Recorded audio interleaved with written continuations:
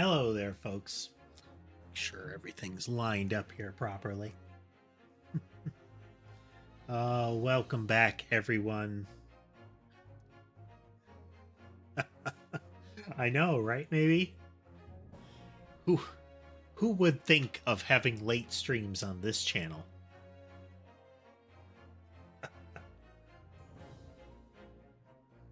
Oh.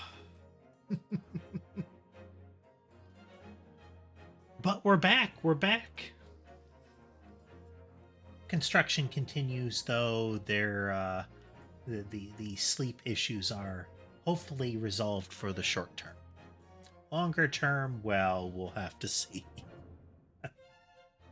We have some short-term solutions for that, if nothing else.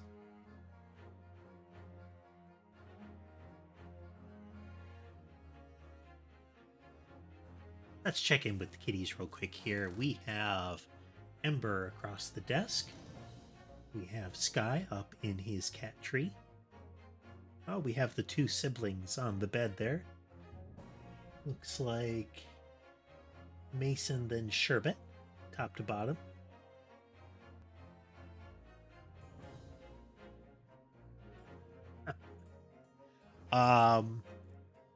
Generally, we're going to be aiming to stop at the 5-hour mark, which would be, well, in 5 hours. But yeah, if it doesn't look like I'm wrapping up around then it would be appreciated. It does serve two purposes. We get to stop in a timely fashion, so that schedules are not disrupted. But additionally, it prevents YouTube shenanigans.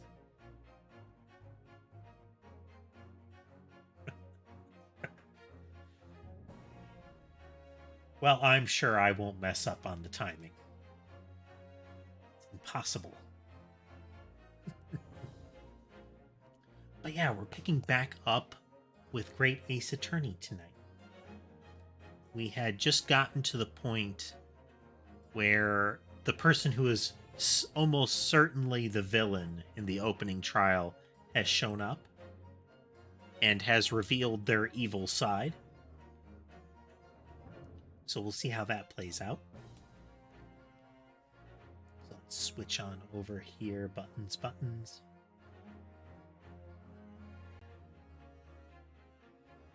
There we go. Rearming CAT scan here. There we are.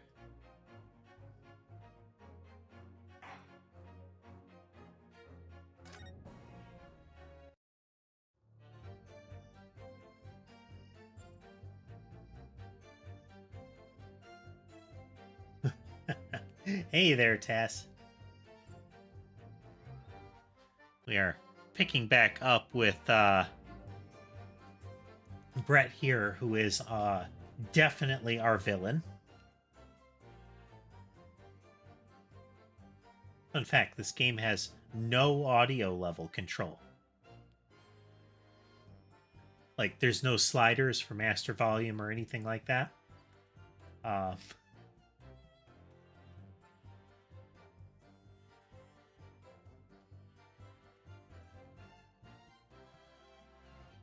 Like, you mean a Switch, Jacob?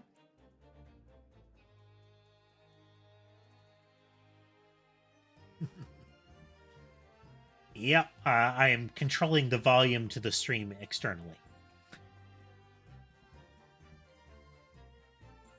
Did you pick one up in order to try the Tears of the Kingdom thing?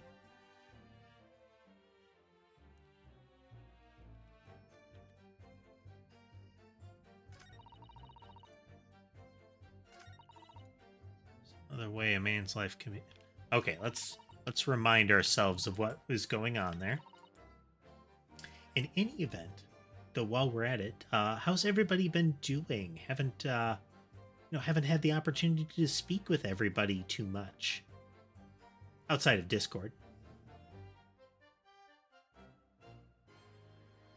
which is a thing. I do have a Discord server. It is linked in the YouTube chat, in the YouTube description of the live stream.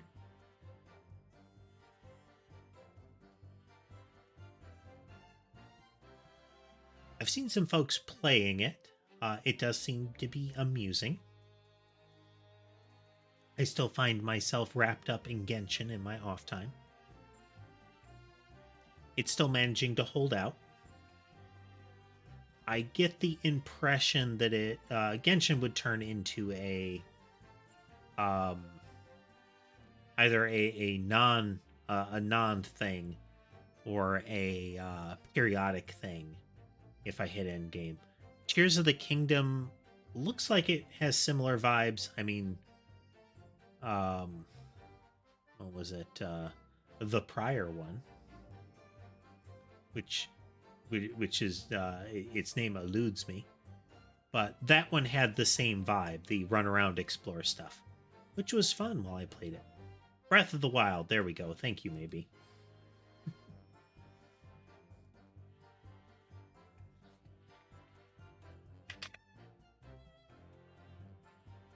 Went from, we went from bow to talk.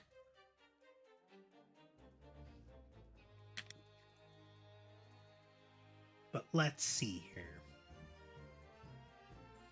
In the game,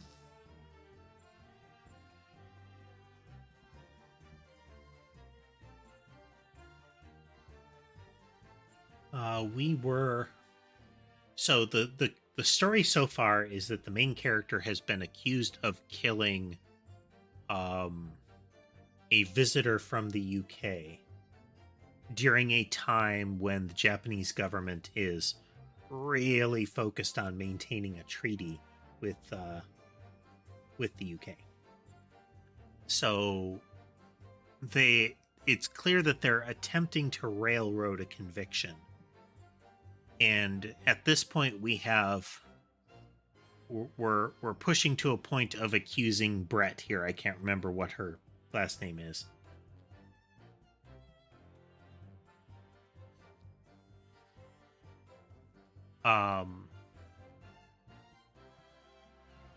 Of doing the killing, and it seems like the person was poisoned because she tried to take the glass with her, one of the glasses with her, to hide that there was a second person at the table, and we have every impression that the guy on the right has been poisoned. And the reason that it seems that he was poisoned is that in kind of the aftermath of this situation, he drank what he thought was carbonated water from the table and likely got poisoned as a result. We had just received the carbonated water bottle that he took to preserve evidence, which is not something the police force normally does there at this time. It is entirely we write down what we saw, maybe make some sketches, and then we walk away. We don't have a motive yet, maybe. We don't have a why, aside from her acting as, as unpleasant and villainy as possible. But we'll have to see.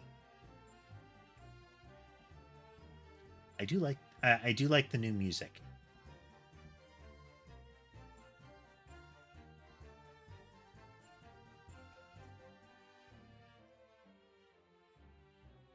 But yeah, I don't have the best impression of late game Genshin.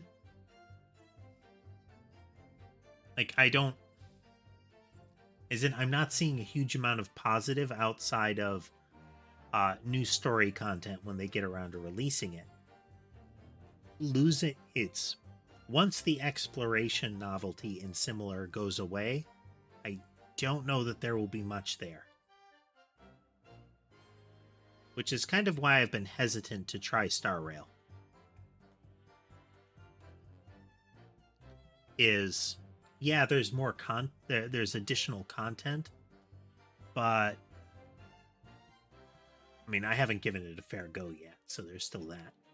But it doesn't have the necessarily have the running, jumping, climbing on trees portion.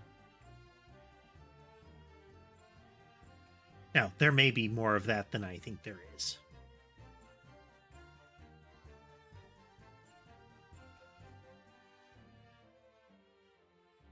Let's see.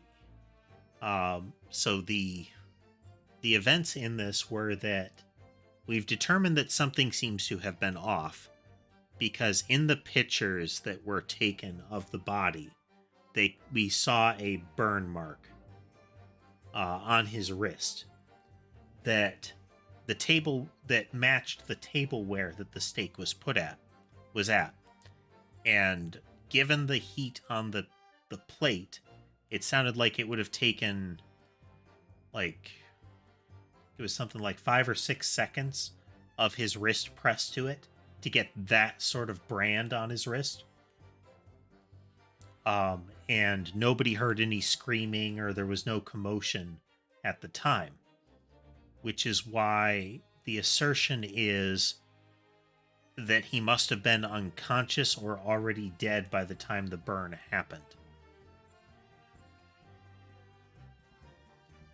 Because otherwise it's like that was a hot enough plate that it should have hurt very badly.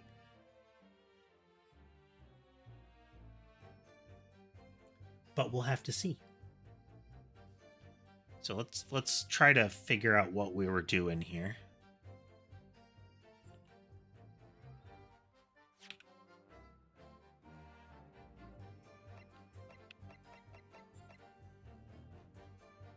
So I think we might be able to present this where she's saying, if you can find another way.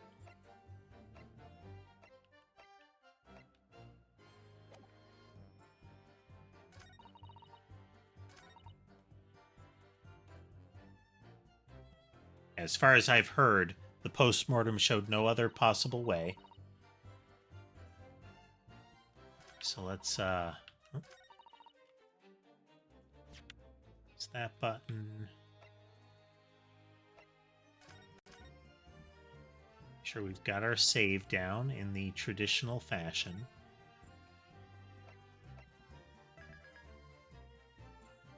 Yeah, I'm wondering how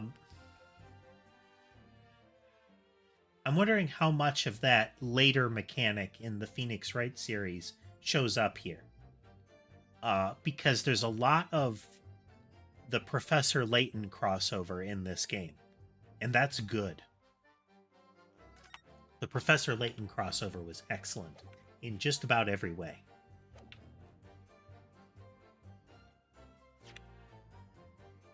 I think we can present the bottle. Yes, we can. What is this? The bottle of water? Actually, there is one method of killing a man without leaving a trace that comes to mind. Silence? Obviously, I'm referring to poison. Poison. On the day of his death, we know that Dr. Wilson drank from this bottle of carbonated water.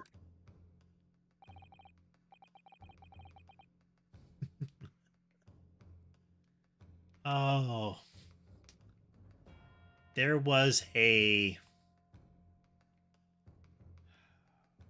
I can't remember exactly how it went, but there was a Discworld narrative that involved somebody being poisoned.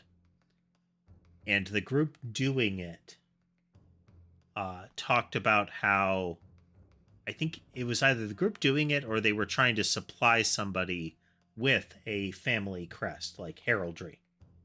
And I think the house involved with it had a fish as their as the animal on the heraldry, and it was a play off the idea of poisson, which is spelled very, very reminiscent of poison.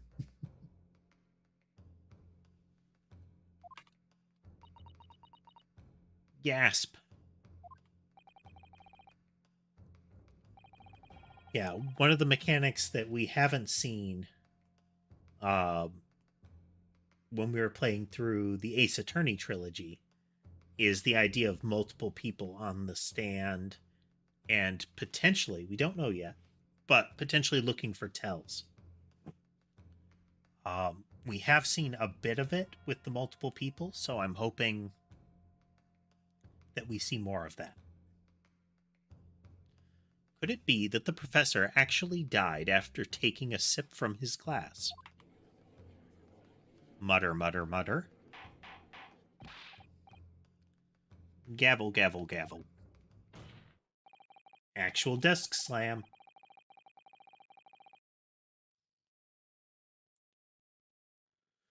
Um, I don't think explicitly, maybe. They've only called out that people have been complicit.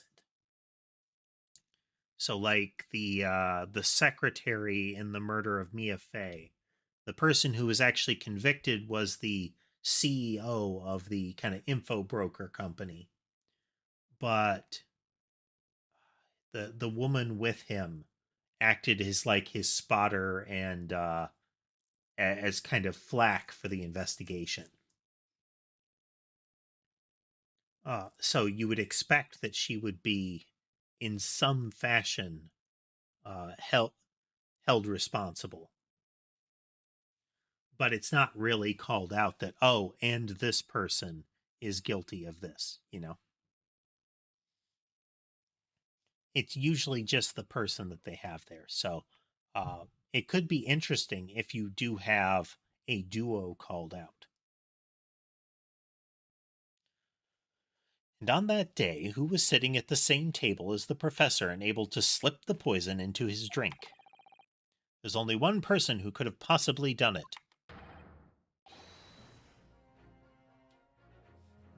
Giselle Brett, it was you. Pause.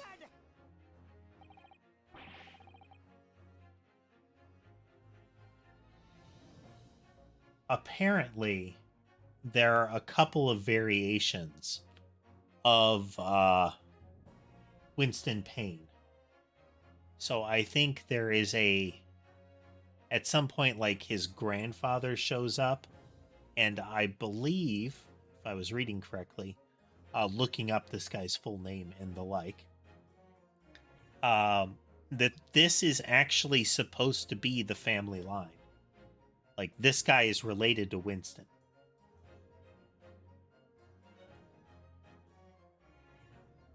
I don't know how that ultimately plays out, but it's an amusing concept.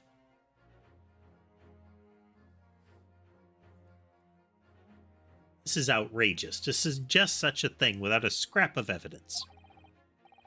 You little rookie imbecile.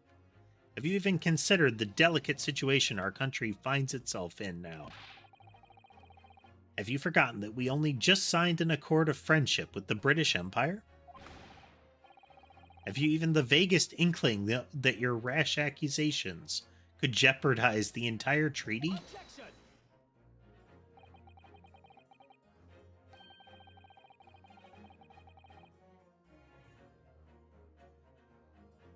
Hey there, Kibo. Joining us for some Ace Attorney. This is not a political arena. This is a trial to determine one individual's guilt with respect to one crime. What? The fact that this woman is British makes no difference. We are here to determine the truth.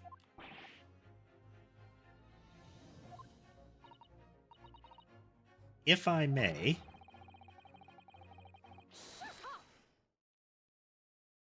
Oh, wow. It is you who should be silent. He has a low bow posture. There are times during this when he's done almost a full, like, forehead to the floor, low, like, super low bow. But this is a bowing posture. This is a severe respect or subservience kind of posture that they're going for. Of course. Oh, there we go. Dear lady. Yep, forehead to the floor. Where did that come from? She just snapped. I'm afraid I may have spoken unfairly before. I offer my most humble apologies. The insult approaches. I'm sorry, my lady, to what are you referring? I described your police force as inferior. But no matter how inferior they may be, you still investigated this particular point thoroughly, I believe. The bottle, I mean, Inspector, and whether it contained poison or not.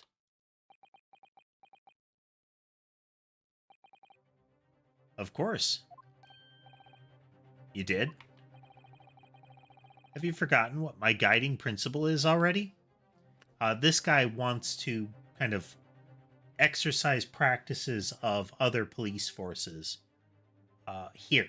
So he's trying to by himself. I strive for a flawless investigation every time. Huh. I mean, it makes sense, since it's the same name, Naruhodo.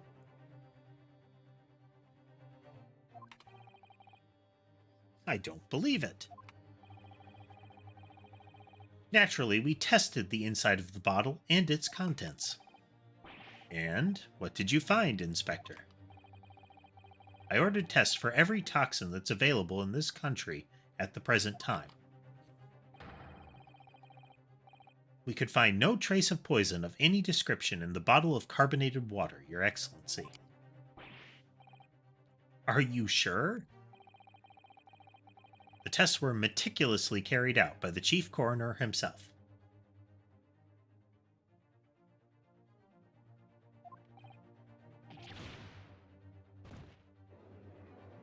No. I'm very grateful to all to all you Japanese. Oh, she is terrible.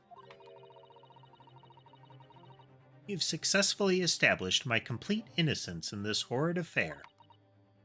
Thank you. But of course, dear lady, the pleasure was all ours. I was so sure. This can't be right. Everything falls into place if he was poisoned. Gavel. Thank you, counsel. I think that cross-examination has clarified everything. As the prosecution has asserted, a shot to the chest from this gun is the only conceivable cause of death. Furthermore, the accused, who by his own admission was holding this weapon, is the only possible culprit. I mean, no, they established there was a second person present whose presence there had been actively concealed, and actions were taken to further conceal her presence. It really feels like there is another possible suspect, but that he is the more probable suspect.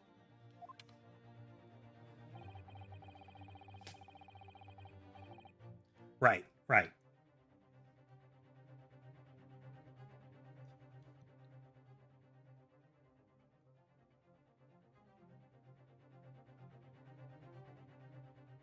The court wishes to apologize for the great inconvenience this has caused you, Miss Brett. Oh no. I'm just glad the matter is resolved. Before proceeding, I must ask the counsel for the defense. Do you have any further new evidence to present to the court at this point? Kazuma? I'm sorry, Ryunosuke. I have nothing more. Well, if you'll excuse me now, I really must be leaving.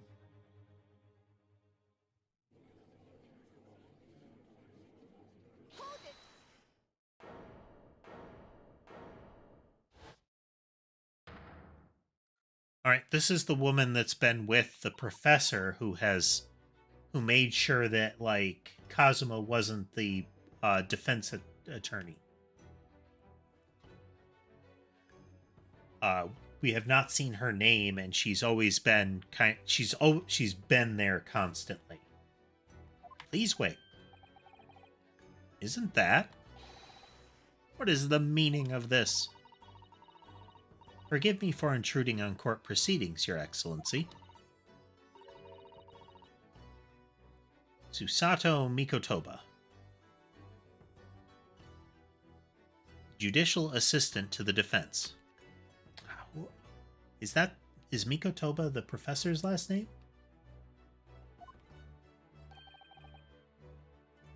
Mikotoba. My darkest hour, with nowhere left to go, she appeared like a bolt of lightning. And in her hand, she carried a small package wrapped in a furoshiki cloth, which I don't know.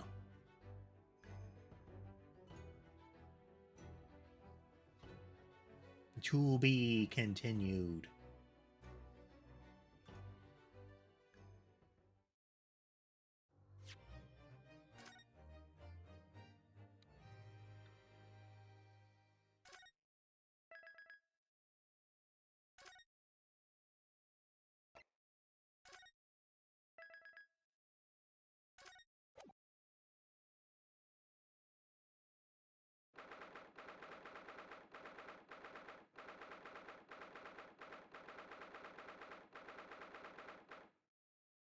I get that they want to do the dramatic courtroom typing out thing. I don't know where that started, but I know that's kind of a trope. But I do wish you could skip it, and you can't.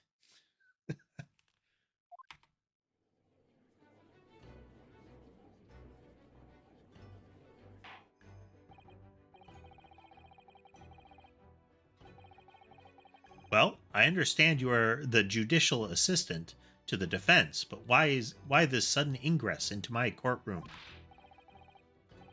A judicial assistant, and a woman no less. The rules state that females are not permitted into this court of law other than to testify. Yes, I fully understand. I ask only for 5 minutes of time. I have some vital evidence that I must hand over to the defense. You're too late, little girl. The trial has already been concluded. 5 minutes. I will not allow a moment more. But, Your Excellency, I am most grateful.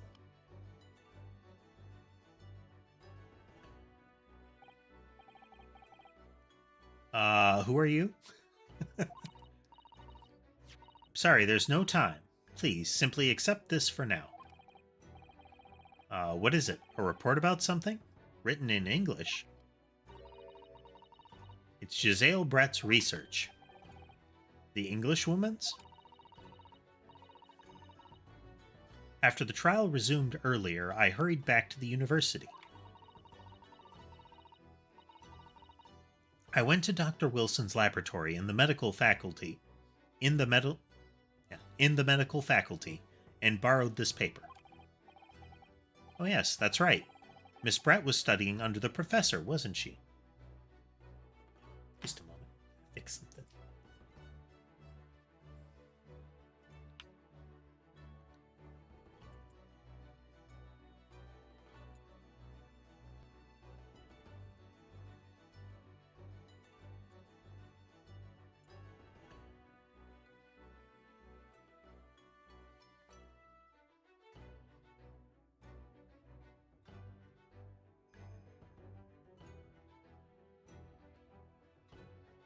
Pressing buttons, pressing buttons.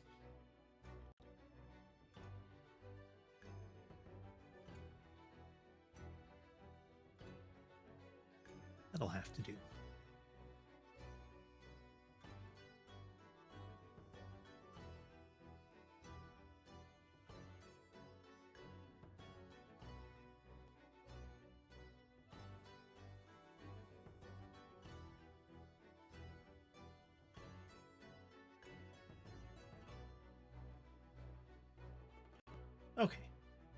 Hopefully that's working better.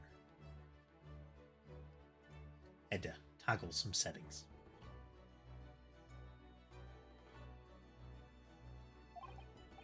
So, does this research, whatever it is, have something to do with the case? I'm afraid I don't know. I haven't been able to listen to the proceedings of the trial myself. Oh, no, of course not. Special characteristics of the curare and its effects on human subjects. Interesting. Curare? What's that? Never heard that word before. Time's up.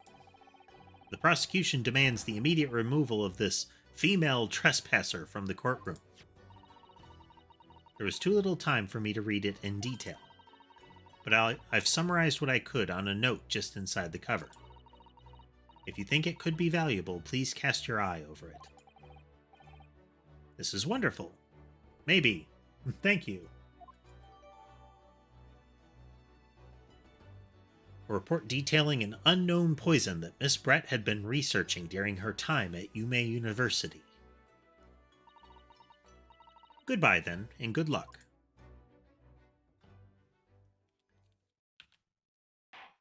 Gavel. You've had long enough, Counsel. We cannot detain our English guest any longer. Just poke that book.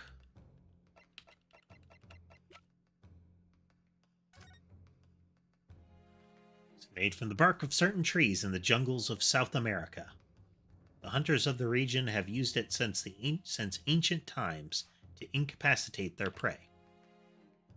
Instant paralysis of the entire body and subsequent death, even in minute doses. Oof. Nasty stuff. The above-mentioned effects occur when the poison enters the body through a wound, such as that inflicted by a blowpipe dart. Due to its ability to render the human body paralytic, it's believed that the toxin could have application as an anesthetic.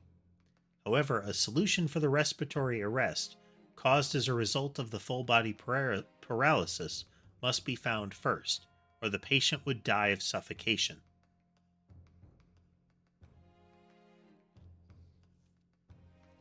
So, is the assertion here that somehow the anesthetic that was used when he was having dental work done, this stuff? You know, like it was swapped out or something?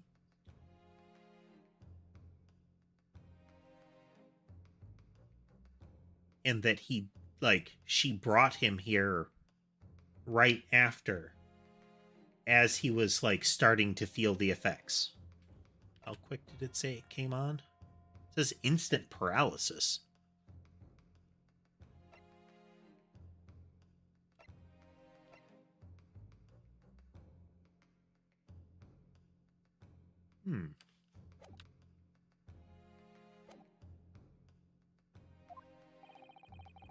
I ask the prosecution and the defense now, one last time.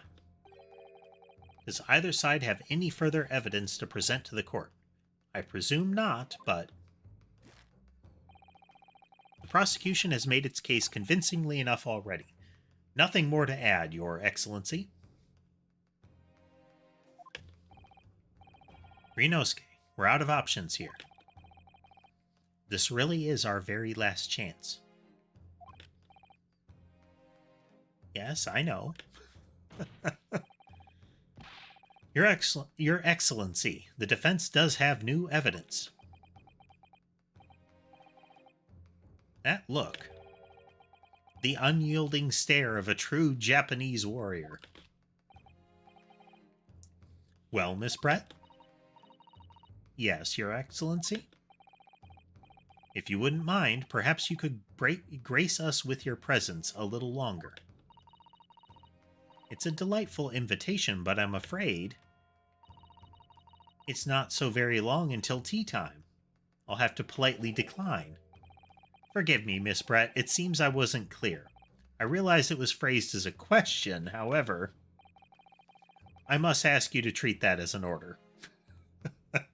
I was trying to be polite.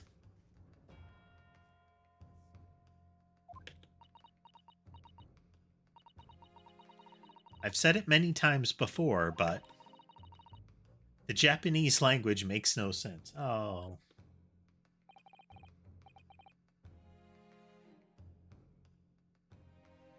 My apologies, dear. Gavel. So, Counsel, what is this new evidence?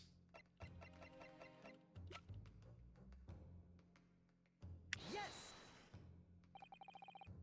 Miss Giselle Brett, we understand you were studying under Dr. Wilson at the Yume University, doing research.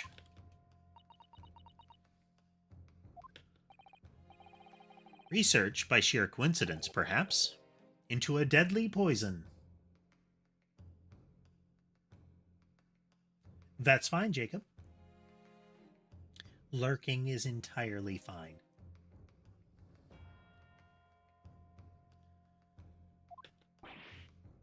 What? Poison? Where are you going with this, Counsel? A toxin known as curare, Your Excellency.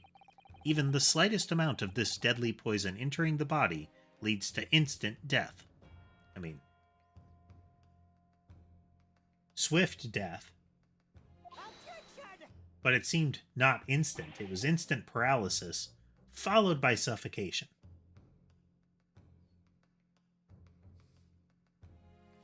What complete and utter nonsense. Curare, you say? I've never even heard of it. You wouldn't have done.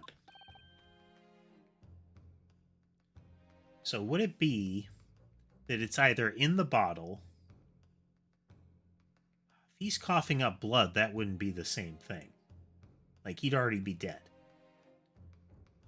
It's either in the bottle or in the glass. Probably the glass that she took. That the poison would have been. And that it was able to get into his bloodstream because of either the wound left by like a tooth extraction or something like that, or just whatever other damage was done as part of the dental procedure.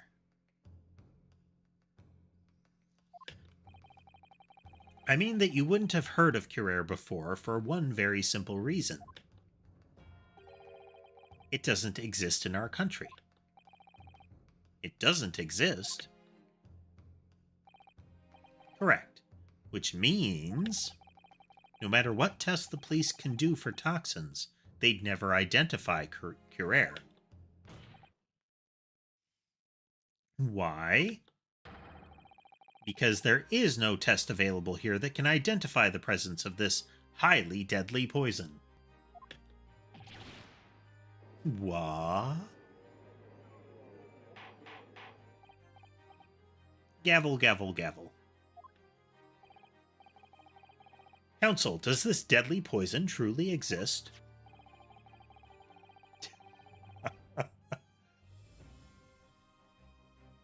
I do like the shuffling through the stack of papers thing. According to this report, authored by the visiting research student from England, curare has long been used by the tribespeople of South America as a poison to lace their arrows. It seems that it's reasonably well known among European doctors and scientists. To lace their arrows? The report states that it is produced from the extract of a tree that grows deep in the Amazonian jungle.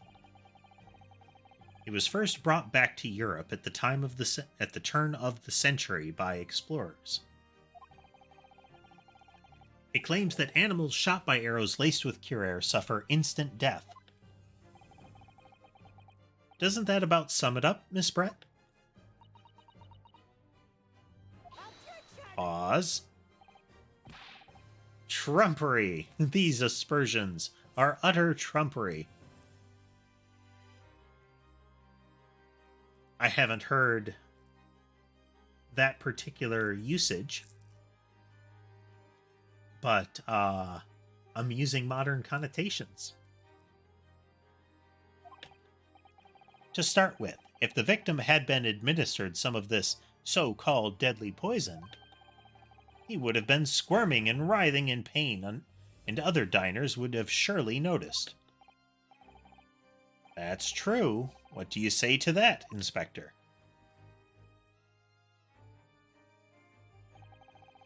Obviously, I would have noticed a disturbance like that. I don't remember anything like that either. I didn't notice the professor being in any kind of pain. According to this, however, it's the other way around. What do you mean, the other way around? The very fact that the victim didn't show any visible signs of distress is evidence that Curer was used. Explain yourself, Counsel. The moment this toxin enters a person's system, it causes instant paralysis. Yeah, it was instant full body paralysis. And that leads to death. As opposed to the minute it enters your system, you just keel over. In other words, afflicted victims lose all strength and are completely unable to move, including breathe. Even if they were in total agony, there would be no visible signs of pain at all.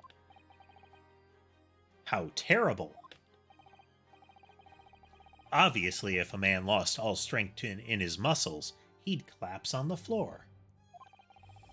But with a chair under him for support, as Dr. Wilson had, the effects could go largely unnoticed. But I don't follow, Kazuma. That's just paralysis. I thought the poison caused instant death. The full explanation is extremely unpleasant. The poison causes immediate paralysis, as I said, leaving the victim unable to move. But after a short time, the paralysis is so severe, it causes the muscles that control respiration to fail. Respiration? In other words, the actual cause of death is suffocation. All the while, the victim is conscious and aware, just unable to move. That's hideous. To the observer, it would almost look like the victim was slipping peacefully into an endless sleep. But for the victim himself, his final moments would be a living hell. That is the true nature of this deadly poison. Dun, dun, dun. And you're suggesting that this bottle, Counsel, actually contains this terrifying poison? This is all very convenient, isn't it? A hitherto unknown poison for which there is no means of testing? What a happy tale for the defense. If I may... All these facts, you think you're so clever. I like how it's the different script. Where it's... That script is supposed to represent that she said it in English, not Japanese. It is you who must be taught. Of course. Bonk.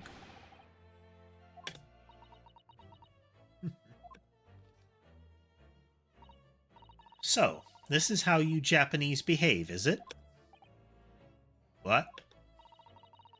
You steal another's honest hard work, and then announce the results as if you discovered them.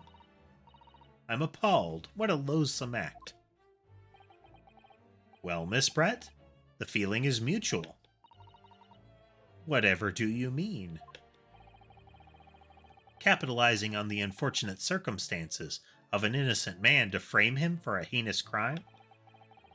That really is a loathsome act. Wouldn't you agree? Enough of this. I, for one, refuse to accept it. The idea of some poison that doesn't even exist in the great empire of Japan is breaking the rules. That's not fair at all.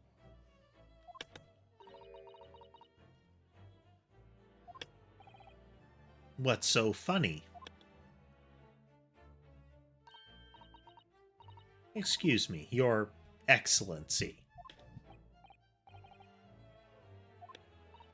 Yes, Miss Brett? May I borrow that bottle for a moment, please? She's gonna drink it. Well, yes, I don't see, why not? Yeah, she's gonna drink it in front of him.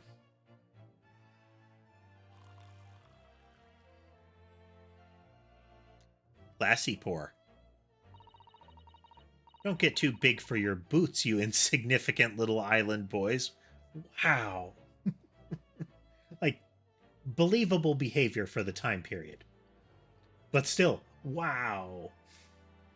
Because she's in the middle of a military tribunal surrounded by officials of the nation that she is just dunking on. Like,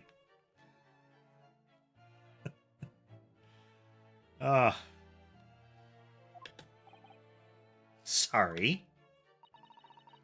To an Englishwoman such as myself, this whole affair is a farcical comedy. Your little police games and these foolish courtroom antics, it's laughable, really. But I'm getting bored of it all now. It's time for the games to end. Cheers.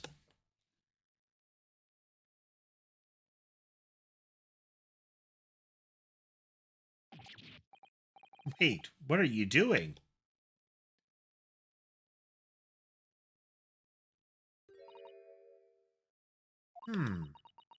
No sparkle left at all. How appropriate for this shabby affair. It was supposed to be carbonated water, but, the fizz has long since expired.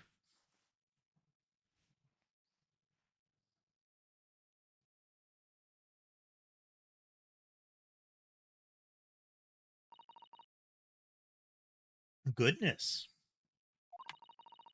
Whatever is the matter? You all look quite stunned.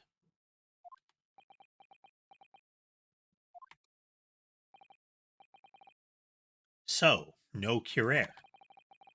The bottle was clean. Is that what you're saying? Laugh. You look quite incredulous, little boy. But of course, that's the simple truth. This is the negative reversal music equivalent. Thank you for presenting the findings of my research so concisely here in this grand venue. Most kind. Grr. Thank you, waiter. Now then, Your Excellency. Yes? I should like to be excused now, please. I think I've given more than enough of my time for the furtherance of friendship between our countries. Yes, dear lady, we are most gratified with all the assistance you have given. This doesn't make sense. There had to have been poison in that bottle. So how did she swallow a whole glass and live to tell the tale? I don't understand it. Well, I suppose if nothing else, this little Far Eastern charade will make for interesting conversation at the next party I attend in London. There has to have been poison in that bottle, doesn't there? But there can't have been, because otherwise she would have keeled over dead.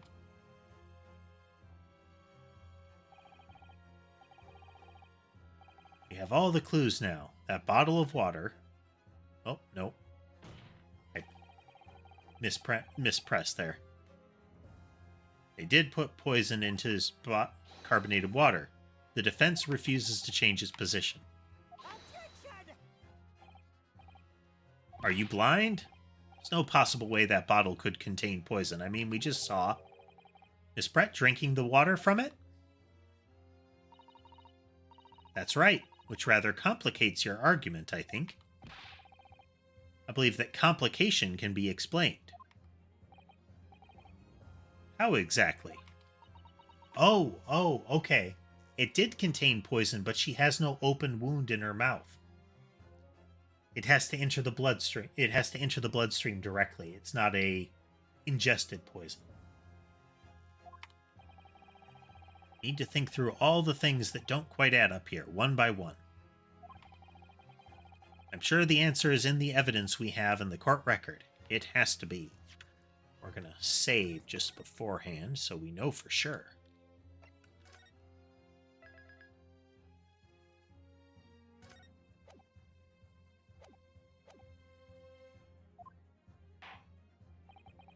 Very well. If the defense truly intends to assert this claim, then I must ask you to support the assertion with evidence. What explains how the witness was able to consume this deadly poisoned water unscathed?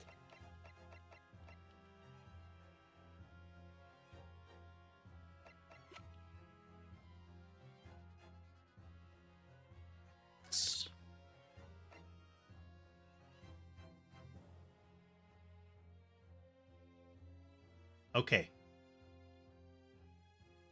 From a practical perspective, we should be able to present the notes here. I do appreciate that we can save in more places. So I'm going to try to present the notes, and if not, the dental card. Yes. The answer to this riddle is right here in Miss Brett's own research report. Objection. That's not a valid explanation. No. After all, we don't speak English. That report is utter gibberish. The impudent young scoundrel is trying to ridicule the court, Your Excellency.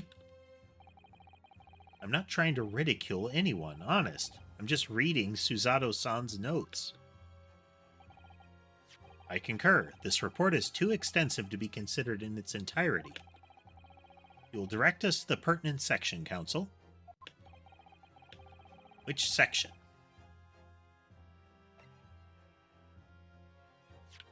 Double check. Synopsis.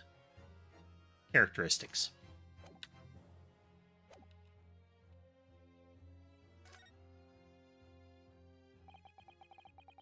We've been hearing a lot about this Curare poison. And it's left me curious about something. Oh? Well, it sounds as though indigenous hunters have been using this poison for years and years. To lace the heads of arrows they shoot at whatever prey they're hunting.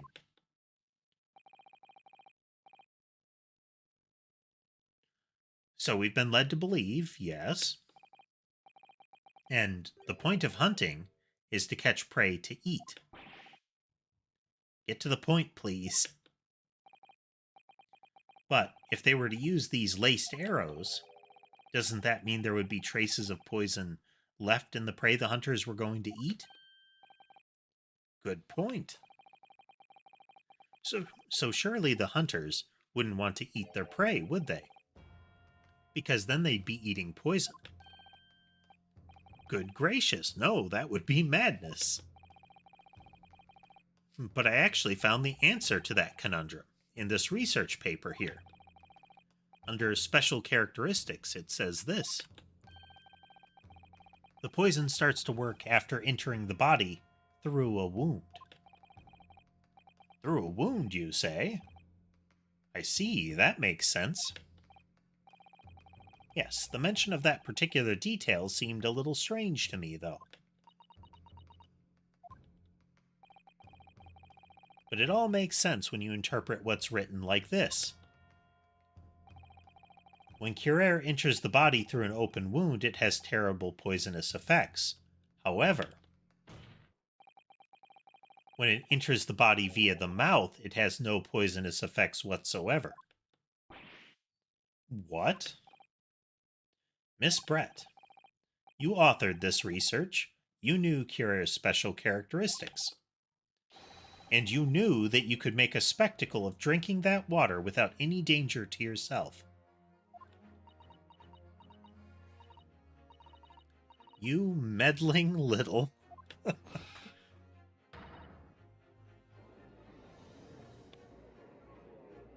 She has a live swan on her head.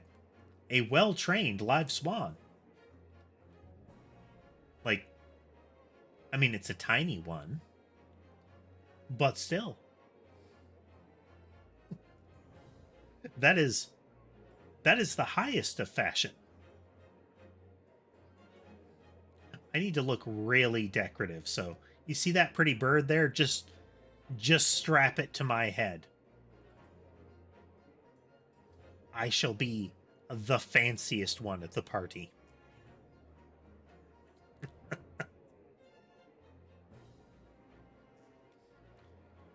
Well, it turns out you're an even better lawyer than I thought you'd be.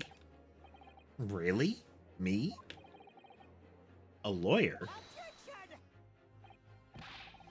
All this poison talk is fascinating, I'm sure, but I fail to see how it possibly... So, the ill-bred little puppy has a new toy to play with. Some facts he read in a book. But I'm afraid knowledge doesn't suit you, little boy. It only makes you look silly. What are you trying to say? Your schoolboyish logic has a fatal flaw. Schoolboyish? Flaw? As even your brain has managed to deduce, Curare is safe to ingest. It seems likely that its effects are neutralized by the acidic nature of the gastric I don't know. Maybe like succuse. I haven't seen that word used in this context. Let alone seen that word. Oh, yes, well, of course. Gastric suckers? So I think maybe like succuse then. What are they? So if this lethal poison is completely harmless when drunk, the professor wouldn't have died when he swallowed it, would he? Ah. That's right. Good gracious. It is amusing that the judge has the same animations, you know? That's basic science. Science that even a schoolboy should be able to understand. No? And with that, we should be able to use the dental card now. Gavel. The logic holds. If the lady and the professor drank the same poison, they would be affected in the same way. Are you trying to suggest? Yes, this Curare poison is completely irrelevant to the case on trial. That's right. Even a little cockroach like you could understand something as simple as that.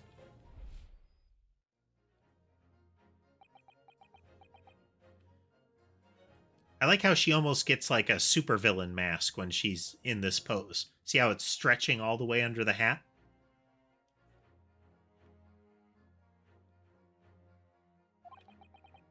What is this welling up inside me? Never felt like this before. It's a sort of conviction to break down all the discrepancies. It's so intense, almost rage-like. More than anything else, it's an animalistic desire to take down my prey. I was kind of waiting. There we go. It's like an animalistic desire to forcefully point. It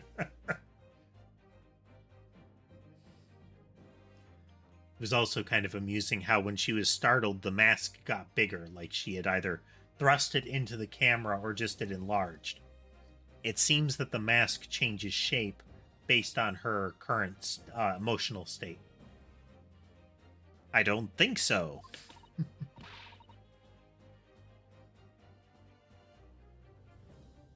How dare you use that tone with me? I'm guessing it's that she's holding it closer to the camera, but it still looks off scale. You know very well that there is no fatal flaw here. You know exactly why, even though both you and the victim swallowed the same poison. You are alive, but Dr. Wilson is dead. Gavel. Counsel, I'm sure I don't need to remind you, you must provide compelling evidence. As we now know, this poison is completely harmless when ingested. Why would Dr. Wilson alone have been killed? It's gonna... Once again, save. We'll perform the Phoenix Rite ritual. We'll present the medical report card. As Miss Brett so readily pointed out, I do like his different voice, too, for his take that. She drank the same water as the professor. However, there was a fundamental and fatal difference between the two diners. A fatal difference? Gasp. The toxic effects of Curare are only felt when the poison enters the body through an open wound.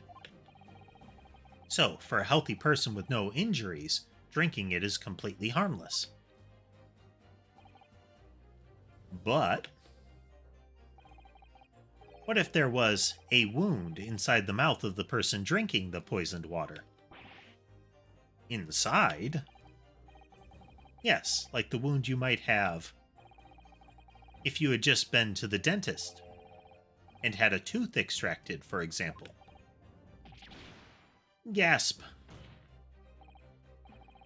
Miss Brett, you've acknowledged many times in your testimony already that you were well aware of Dr. Wilson's dental appointment that day. Arg. So that's it. You used that knowledge to orchestrate this.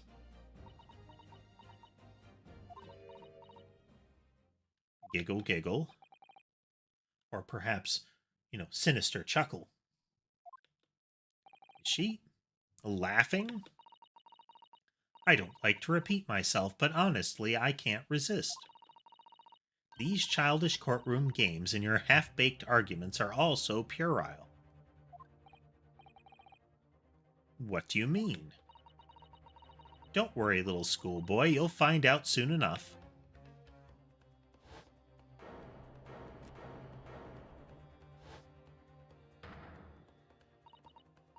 You see, when you leave vital evidence lying around, you never know what might happen to it. No! I mean, it could just slip.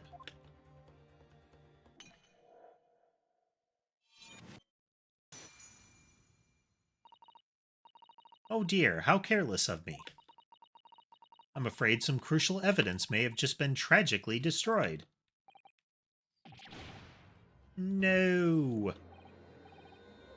What just happened? It's the Englishwoman. She just smashed that bottle in the Supreme Court. What a terrible blunder. Officer, what are you waiting for? Collect up as much of the water from that broken bottle as possible, at once. You're wasting your time. This delightful carpet under my feet here was a gift from the British Empire. I assure you it will soak up the water beautifully. You have neither technology nor the presence of mind to recover it. Yep. Villainous cackle. How could you?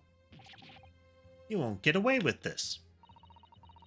You can thump the bench and shout as much as you like, little boy. But I'm afraid we'll never know now, will we? If there really was poison in the bottle, or not. You. And let us not forget, we still have some very compelling evidence left intact. Isn't that right, counsel for the prosecution?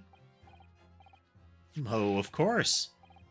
You're referring to this photographic print, I presume, my dear lady? That's right, and really, looking at this photograph, it's as clear as day, isn't it? The poor professor was sitting with his back to me. So, of course, the only person who could have shot him from the front is the little schoolboy. Objection! You killed the victim that day using Curer. And then, in order to frame Ryunosuke for the crime, you waited until he picked up the pistol you'd arranged for him to find on the floor before you shot the professor dead in the chest with your own hidden gun. Then, in the confusion that followed, all you had to do was turn the dead professor and his chair around. You see, you had every opportunity to commit this crime. What a wonderful imagination you have, young man. A hidden gun, you say? And I shot the professor's dead body, did I? Well, I'm terribly sorry, but you don't have a shred of evidence. Exactly. As you have nothing to support your wild claims, the prosecution's stance remains unchanged. The victim, Dr.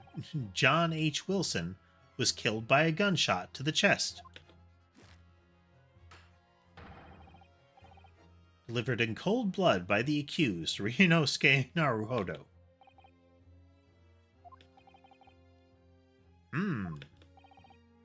This is unbelievable. How can this be happening? We had her, but now, is she really going to get away with it? The way she destroyed that evidence was obscene. Ryunosuke. Yes? We've come this far, but now you're the only one who can finish it. What do you mean? We've lost a vital piece of evidence, it's true. So, if there are any clues left for us to use now, they must be in your head. In my head? You told me before that your powers of observation were the one thing you could really depend upon. Well, yes, that's true, but I didn't manage to notice that this woman was a foreigner with a swan on her head.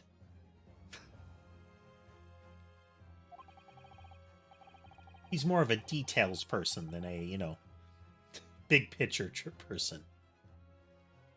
He can see the trees for the forest. Try to remember every last detail about the scene that day. Everything you saw, everything you felt, every color, every smell.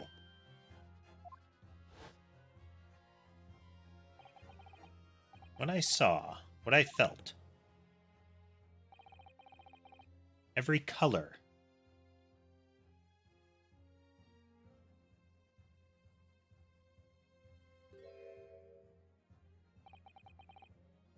Is Kazuma right? Somewhere in the vibrant memory of this scene in my head, could there be another clue to expose the identity of Dr. Wilson's killer? Oh, there's nothing. I'm guilty.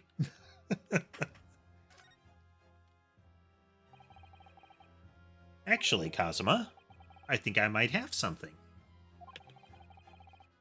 Thinking back over everything I saw, I think I might have uncovered another clue.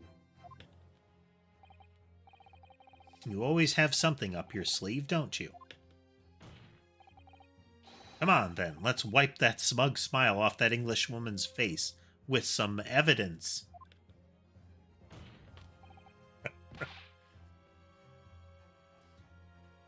It's like you're going to grab a sheaf of paper from the desk, roll it up, and just smack her across the face with it.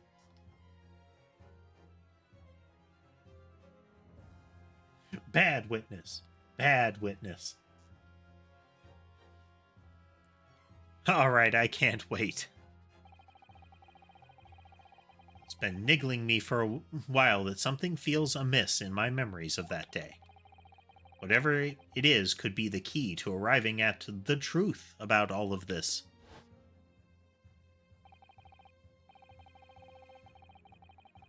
It's here somewhere, the clue that shows who Dr. Wilson's real killer must have been.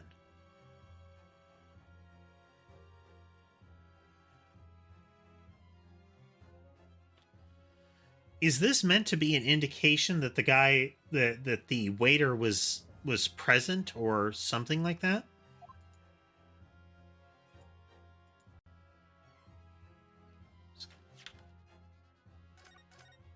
The globule of blood. I mean, perhaps it's just an exceedingly rare steak. Take that! Inspector Hosonaga, answer me this. Yes? He's still miles away, probably thinking about that bottle being smashed. As you've said a number of times now, you strive for perfection in your investigations, don't you? Absolutely. I wonder, therefore, if perhaps you took anything else from the scene of the crime? Like, for instance, the plate of steak that you took to the victim's table that day? Attention! Wait a minute. Where are you going with this little boy? She does have the vibe of Francisca or Manfred, in that she is shutting down the prosecutor. Like, he doesn't get to speak, she's in charge. It's just a memory that's been troubling me. What memory? I saw the scene shown in this photographic print with my own eyes that day. And I saw that on the wooden base of the plate that the steak was served on was a spattering of blood. What? Oh, really? And what of it? Obviously, that must have happened when you shot the professor.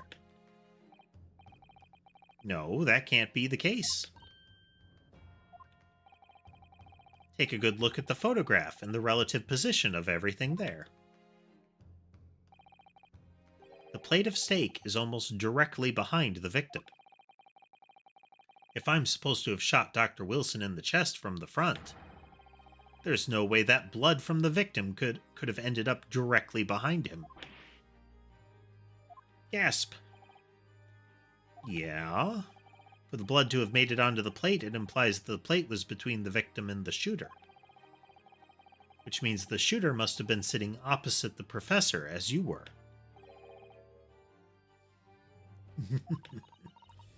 I beg your pardon? This is beyond ridiculous. Fabricated nonsense. Is the court seriously expected to believe something the accused has apparently just remembered seeing?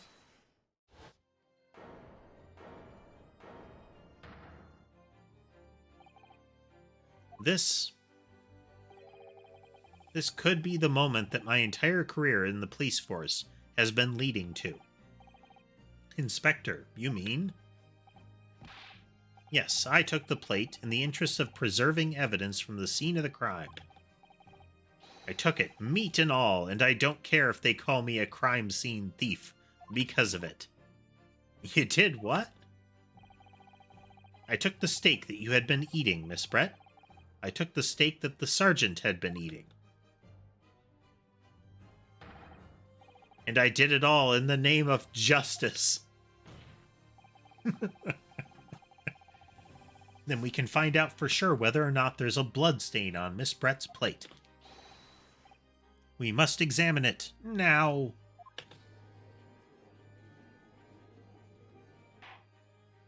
Gavel.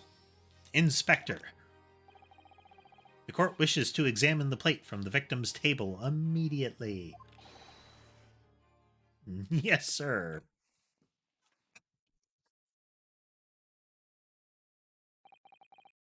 Sorry for the delay. Here's what you ordered. The steak. What about the blood? Is there blood on it? Of course there isn't. Quickly, Inspector, the blood man, show the court.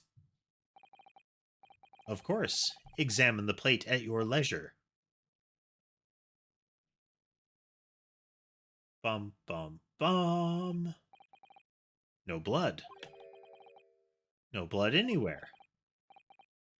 But no, that's impossible.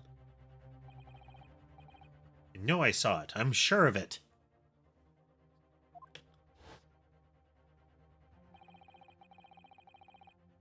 Right there on the table behind the professor, there was blood on the side of the plate.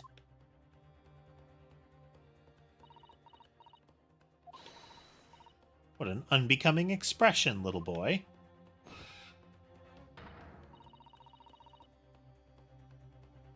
You see, this is why I always say you can't trust what the Japanese tell you. Ah, I couldn't agree more in the case of this disgrace to the Empire. Gavel, I believe we may finally have reached a conclusion in this trial.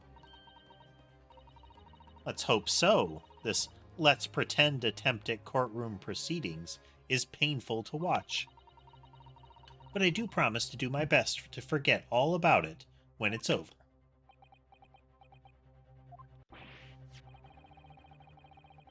Sorry-looking steak reveals the facts all too clearly. If the sorry-looking accused wishes to examine it again, be my guest. Which means, I wonder if the wood tray is flipped over. Is the plate I saw or thought I saw just a figment of my imagination? Do.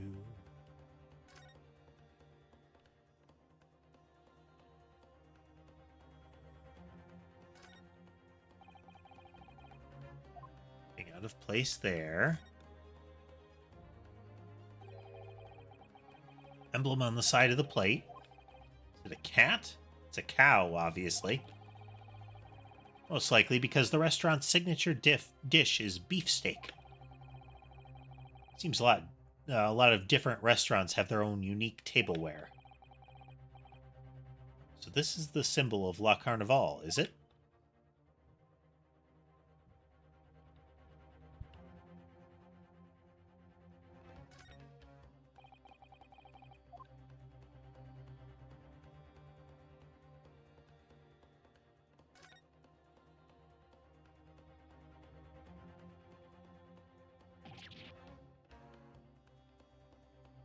That's not the professor's dish. That is the dish of the soldier who took the gold coin from the collector. The collector brought the coin on the off chance that he might find a seller or a buyer at the restaurant, though knowing that the soldier couldn't afford it.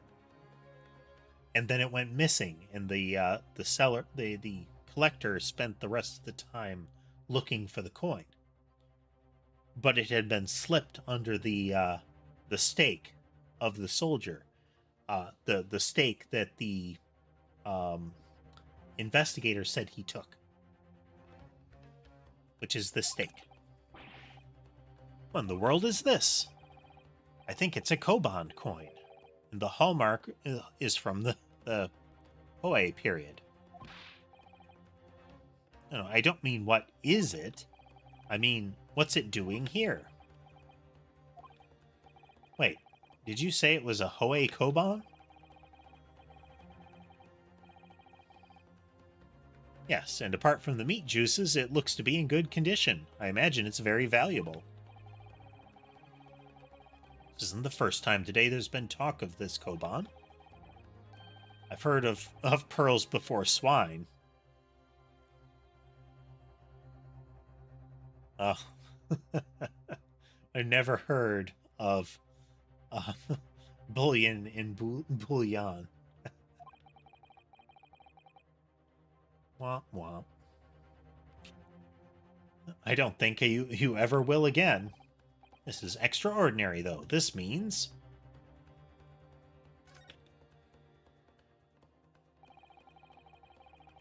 Certainly never expected to find a precious coin underneath this thick cut of meat. Quite valuable. It's well marinated in the juices as well. Look. What, are you thinking of eating it? No, but the next time I order a steak in an expensive restaurant, one thing's for sure. My heart's going to be racing as I lift up the meat to peer underneath for a prize.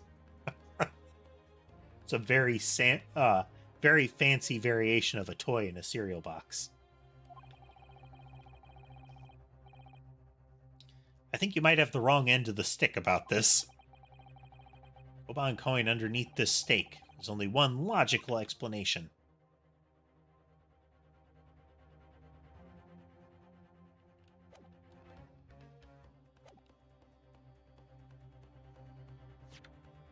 Lock down a save again while we're at it.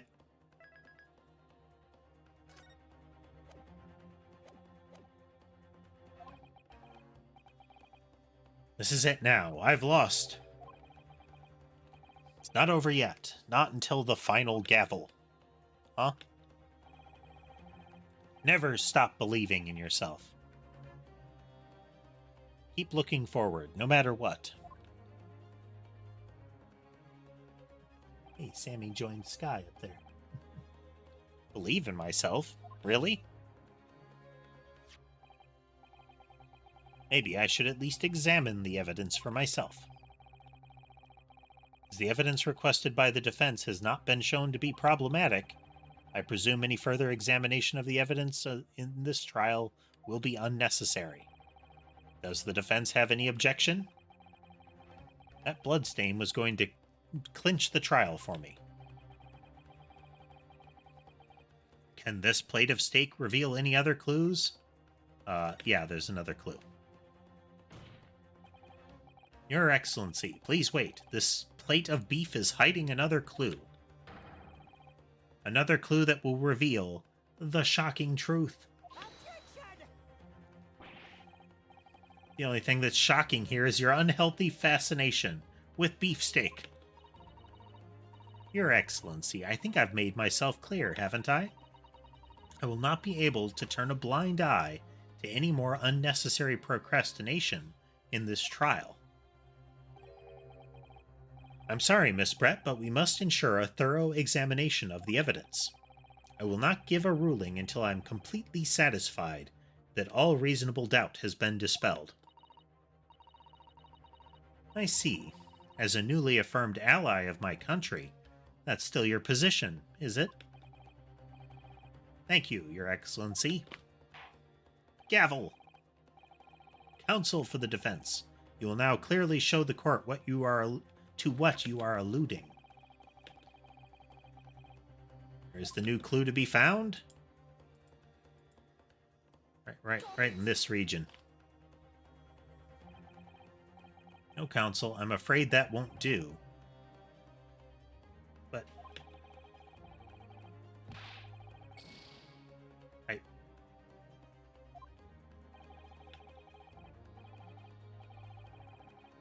do I have to click the edge of it?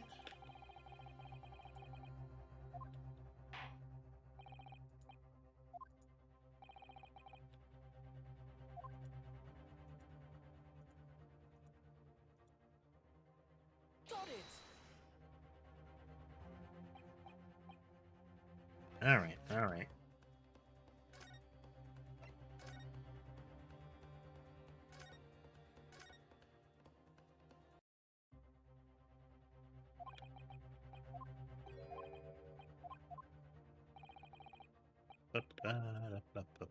Catch back up to where we were.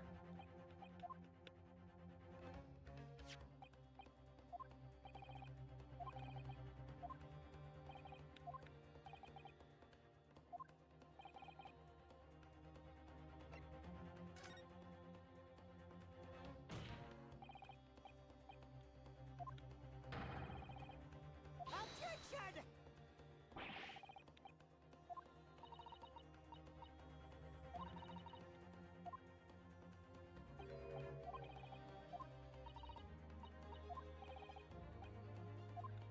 Put a save like we should have before.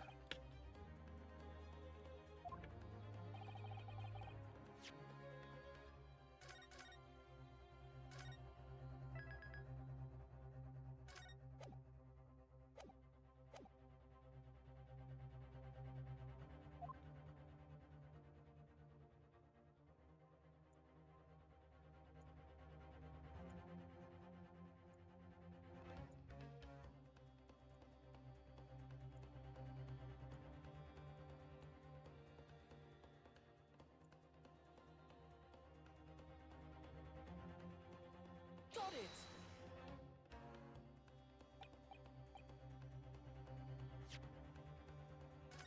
gonna make us look at the steak again? That would be obnoxious if it did, but we're gonna try it.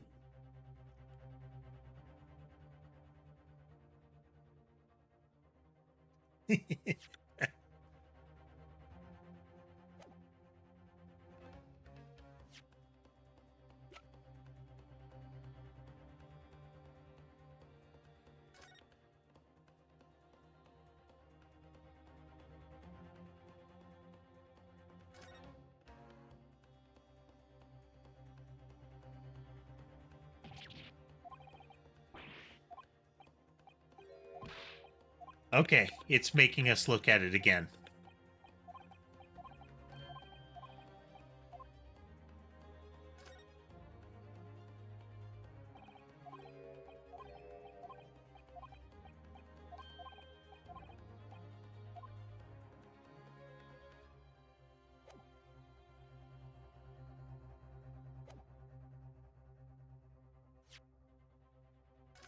We'll see if that was actually what I needed to do.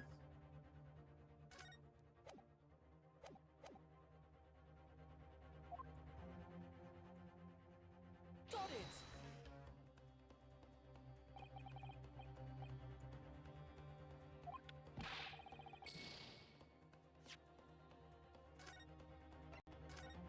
Feel like there's some obnoxious thing I'm missing here.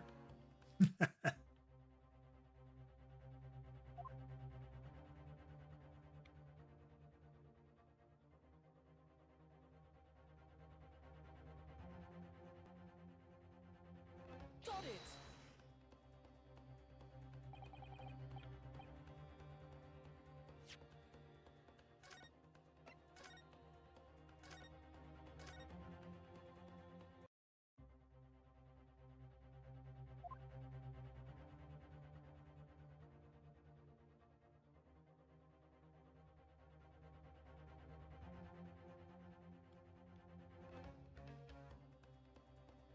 Got it.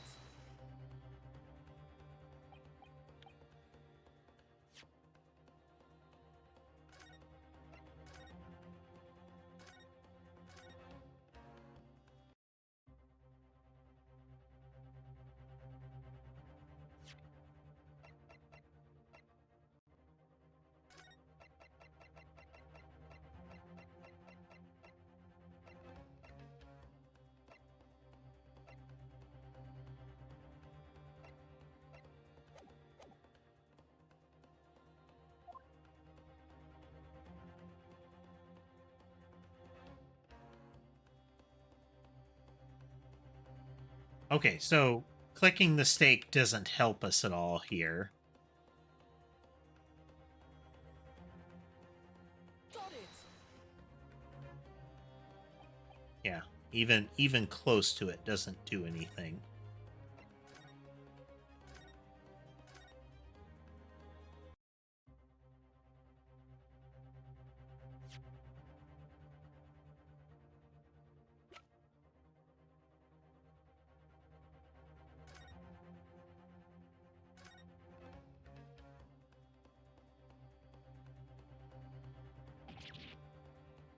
Nothing on the bottom of it.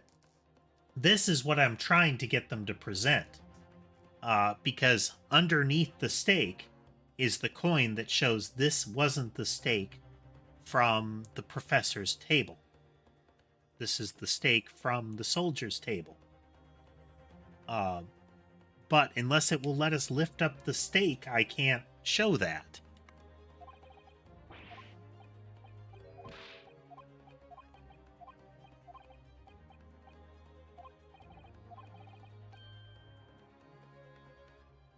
It was supposed to have been dropped, or at least that's what the collector thought. But the collector was suspicious of the soldier. Since the soldier was the one eating the steak, the implication is that the soldier managed to either find it before the collector did, or before the collector noticed it had been lost, or that the soldier just outright managed to steal it and hid it under his steak.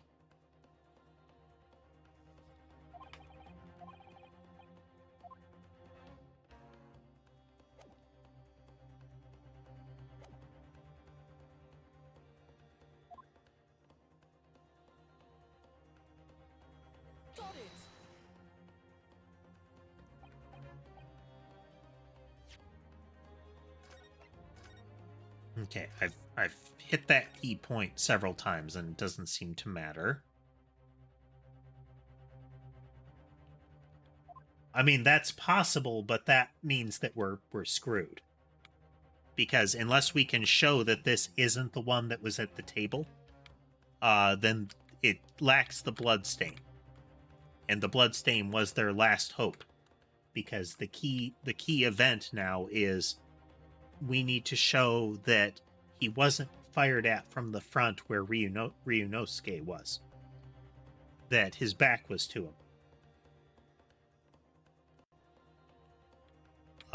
And the one that Ryunosuke remembers had a blood stain here. And I had originally thought maybe it was flipped over, but nothing is clickable on the back of it.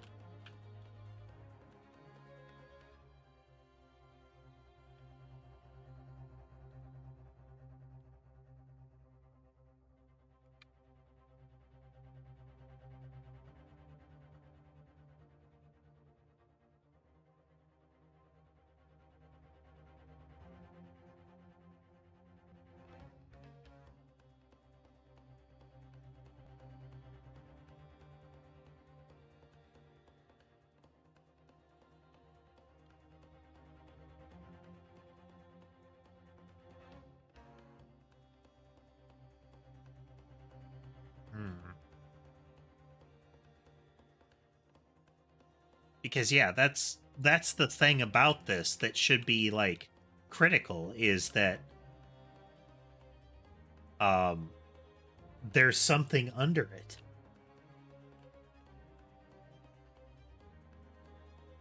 I can't present anything.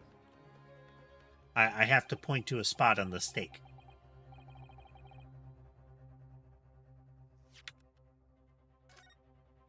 Is there like an interact button that I'm missing?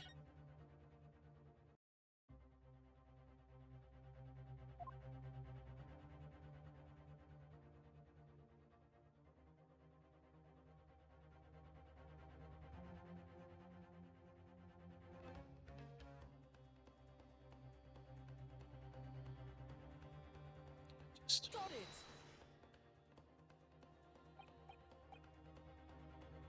Because when I click on it when I'm examining it, it shows the coin. But then when I have to present it, when I have to present the spot, it doesn't work.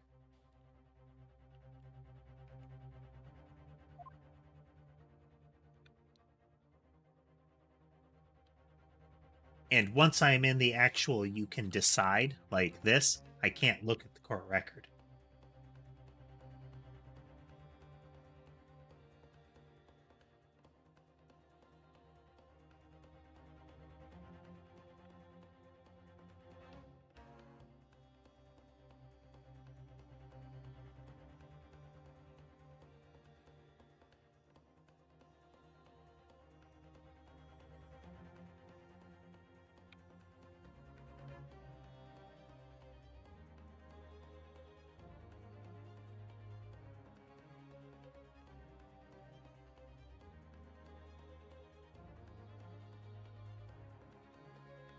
Got it.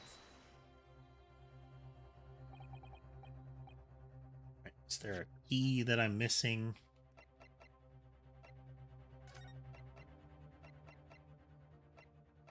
Because these look keys don't do anything, and the rotate keys aren't helping.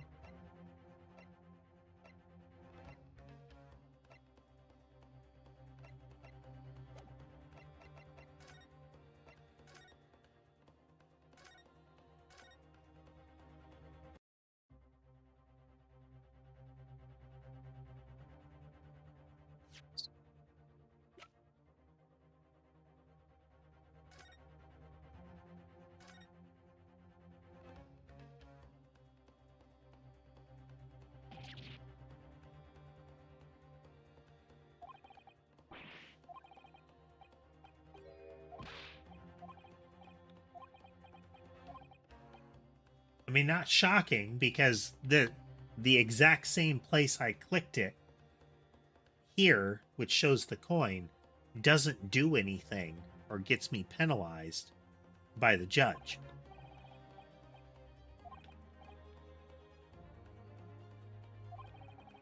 And like clicking on the gravy or the juice didn't do anything. Clicking on the plate didn't do anything, and clicking on the tray didn't do anything.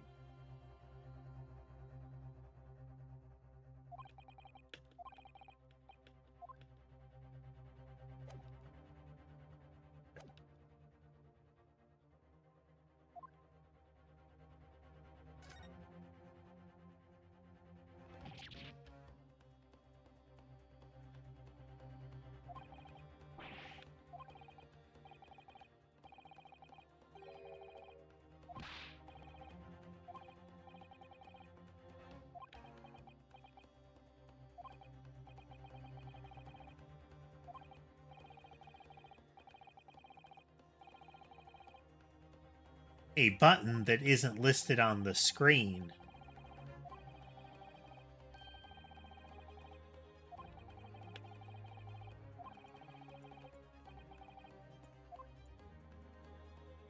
Yeah, that's terrible. Got it. That's terrible. Ah, good gracious, that's a Koban? What on earth? Ahoy Era 1 for that. Miss Brett, this is in fact the beefsteak that you ordered at the restaurant on the day in question, is it? Tell me, why is there an old coin seemingly hidden underneath the meat? What a ridiculous question. How should I know?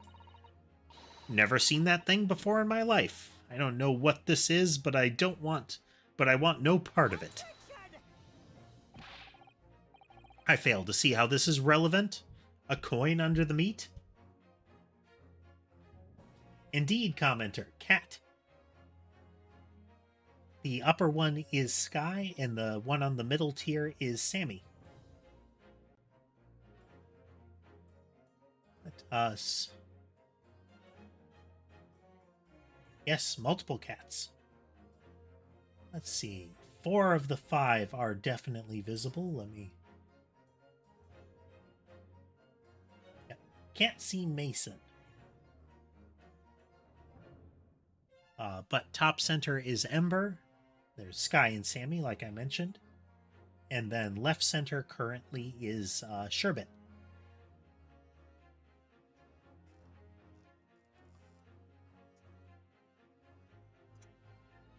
Welcome. I did see some comments from you in the YouTube shorts. I fail to see how this is relevant, a coin under the meat. That could simply have been a careless mistake by the chef in a moment of distraction.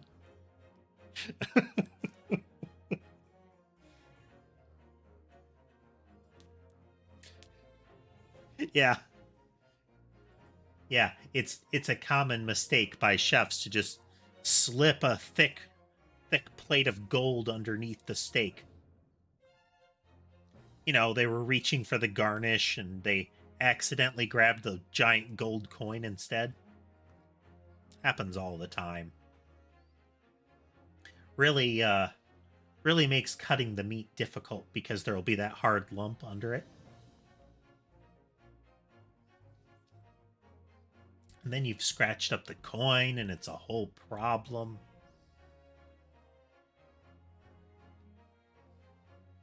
Objection.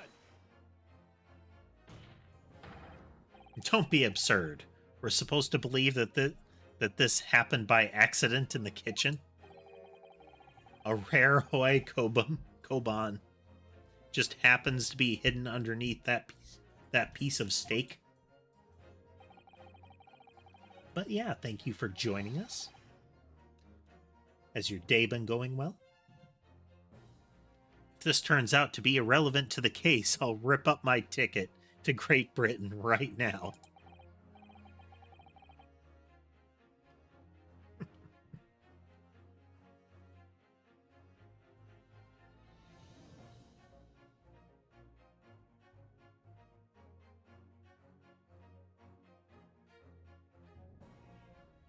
He's right. It can't be a coincidence.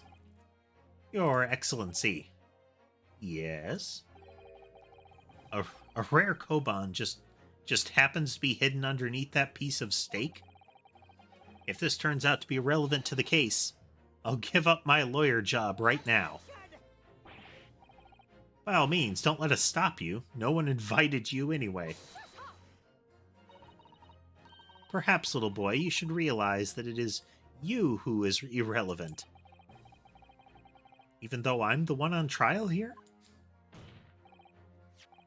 The point is, it's essential that we ask the owner of this coin if he can explain what it's doing under that stake. The owner? It's obvious. There's only one person it can belong to. The owner of the Koban that was found under that plate of steak is hidden behind this save screen. I mean, it should be apparent. After the steak incident...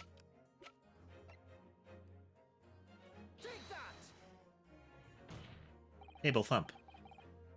Obviously, it can only be the antiques dealer and owner of Rasutai, Curio Korakuta.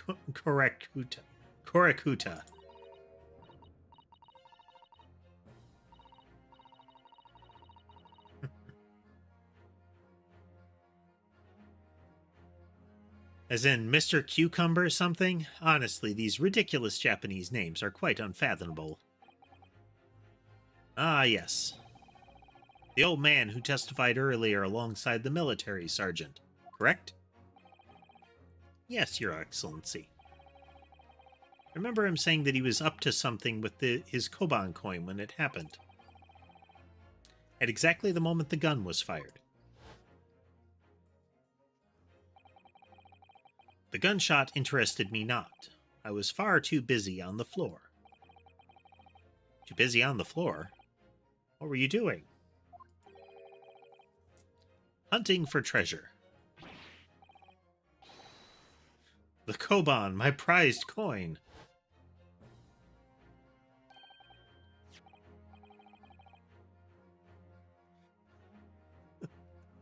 It's like he was about to smash that ceremonial, that decorative-looking bottle and glass somebody up. And this Koban, do you mean to tell me? Clack. No, please. Why would Korakuta-san's Koban be sandwiched between the victim's beefsteak and its plate? It makes no sense. Sure. So this is the beginning trial of the Great Ace Attorney Chronicles. The main character is Ryunosuke Naruhodo, and they are accused of murder, with the initial claim being that they shot a visiting English professor. Through the twists and turns that have followed, it has been revealed that there was a dinner guest with him when everybody professed that there wasn't, and she has now been accused of poisoning the professor using a poison that is not known to Japan at the time. But she snatched and damaged the evidence that they could have analyzed to find the poison in. So now it's back to the only probable cause of his death was Ryunosuke, who found a pistol and picked it up just before the guy was shot. So then Ryunosuke says, but there was a blood stain on the plate. But the plate that they present as the one that we're looking at where we found the coin, the plate that they presented had no blood stain. By finding the coin under it, what this indicates is that it is actually the plate of the soldier who tried to steal the gold coin. This is a Phoenix Wright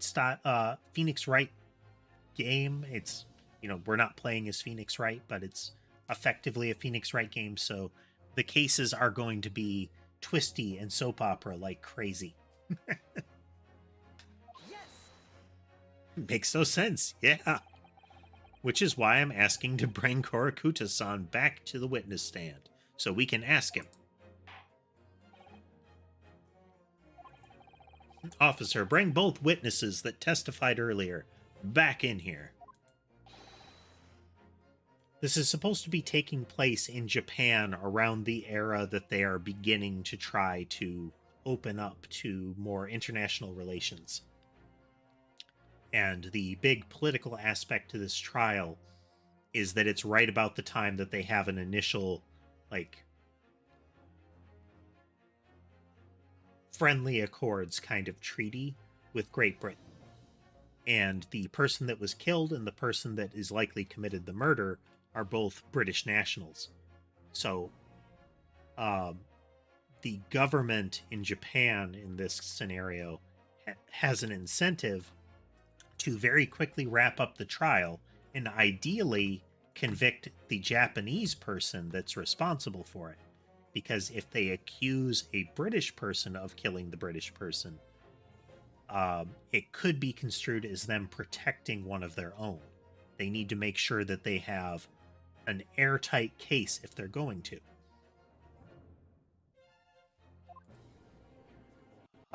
With luck, the judge seems to be about finding the actual events. Because this is a closed, like, military trial. Oh, yes, absolutely. It's still silly as all get out. Phoenix Wright style trials are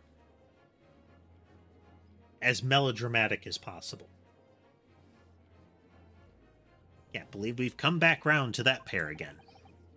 But I have a hunch, a strong hunch, that if we chase down the real significance of this Koban, we will find it's a key element in the case.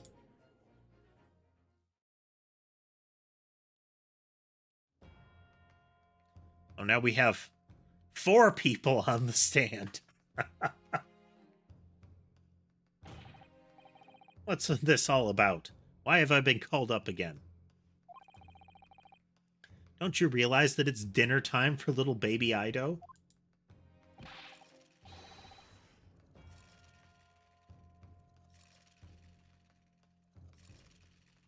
So this is Sergeant Yesa Nosa.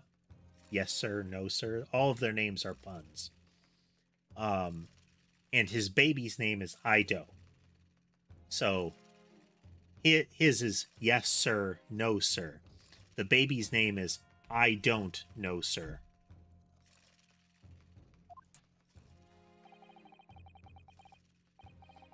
And his name is Curio Collector. Exploited by the police, we were, like miserable dogs forced to bear false witness. And when cast from the courtroom, myself, I became a ruined man in a trice, a worthless, withered antique. Nothing more have I to say. The sun has set on this Rasutai shop owner's existence. Be that as may, Korakuta, something has come to light that requires your clarification. As far as your Rasutai memory serves.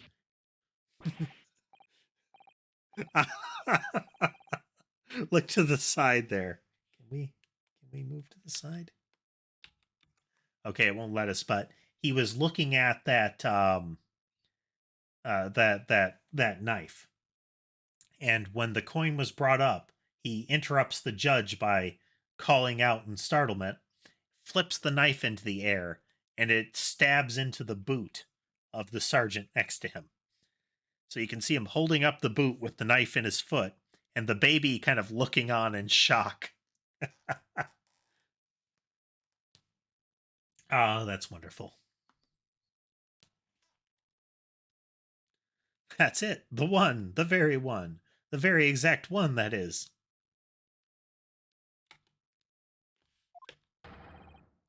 The resplendent, splendiferous Oe treasure that my rusty bones managed to misplace that fateful day.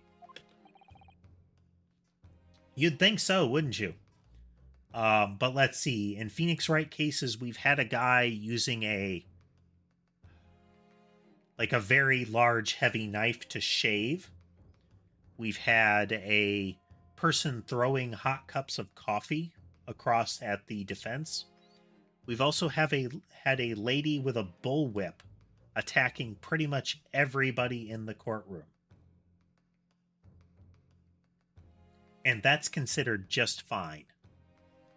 So him accidentally stabbing a witness doesn't seem so far out of the question.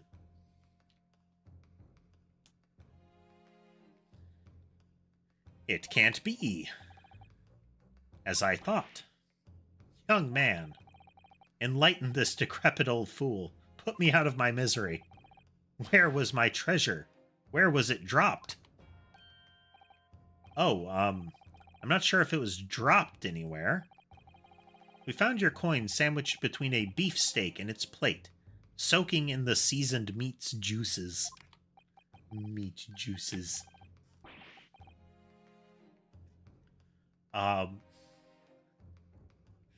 jus dishes always kind of make me giggle because they end up just being essentially meat with juice.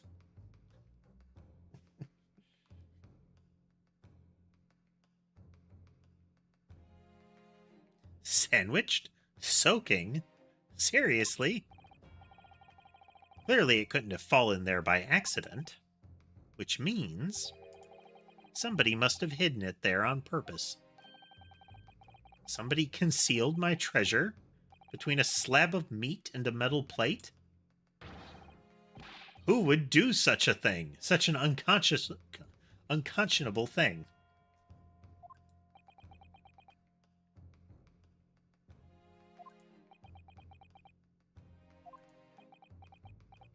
Long pause. Excuse me. Could I say something?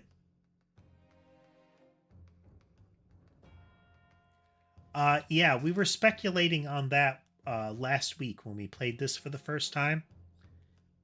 He has a anime hero's capability to summon a breeze. Because unless he is at a loss, there is always a breeze to blow his bandana.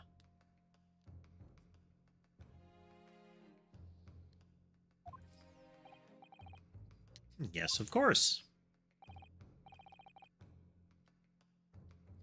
I believe we settled on the explanation that his bandana is kind of like one of those inflatable tube men that you see in front of used car dealerships. And it's just it's like a really tiny version with a motor. Tiny enough that you can't really hear it, but it's just going to town behind his head, flailing those bandana cords around.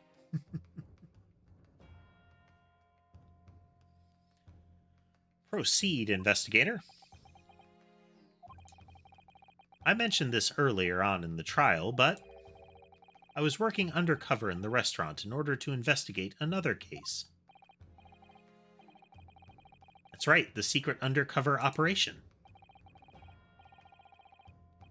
Okay, can I look to the side here?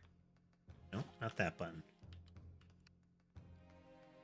Okay, it's only during cross-examination that I can look around. But watch the sergeant's eyes there on the right. It's one, he's sweating.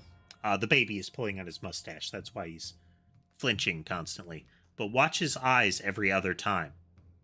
They go really like... the pupils go down to pinpoints and he's looking at the investigator. He is...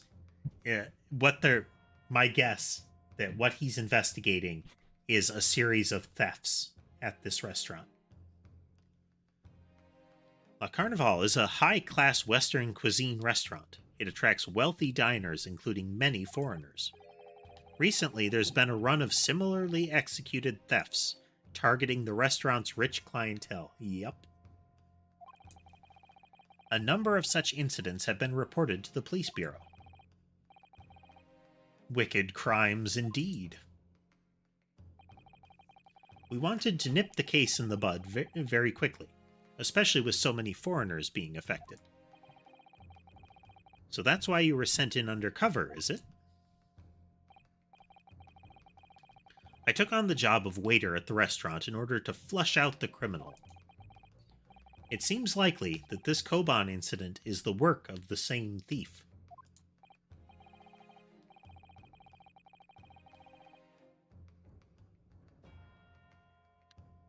So unbeknownst to us, there was a master thief at work in the restaurant on a regular basis. The place was already the scene of several crimes, it seems. I don't know about the master thief part, but the identity of the person who stole and hid Korakuda-san's Koban is all too clear. What? What? Gavel. I think the court would like to hear the defense's view on this matter. Who is this scoundrel? Tune in after we save the game.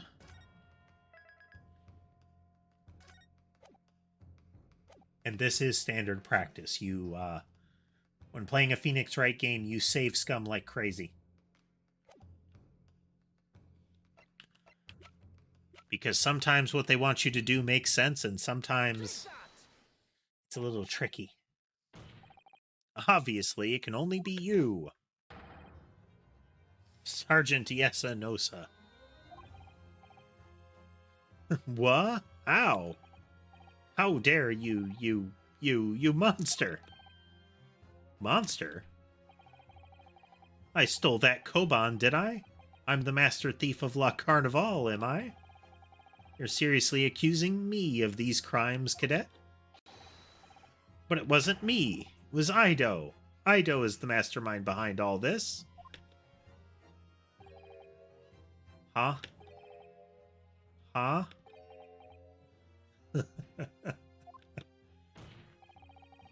You would push the blame of your crimes onto your own son? An innocent little baby? It's you who is the monster, Sergeant Nosa.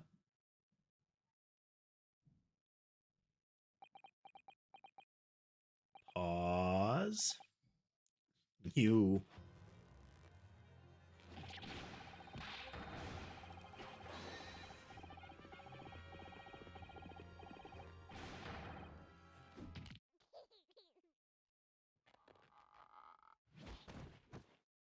That was an awful cracking sound.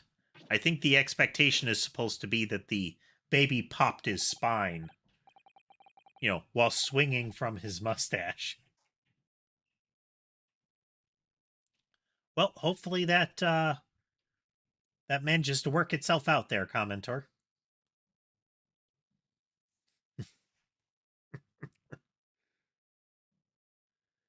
Nihon Imperial Army Sergeant Yasanosa, preparing to stand down in the Supreme Court, sir.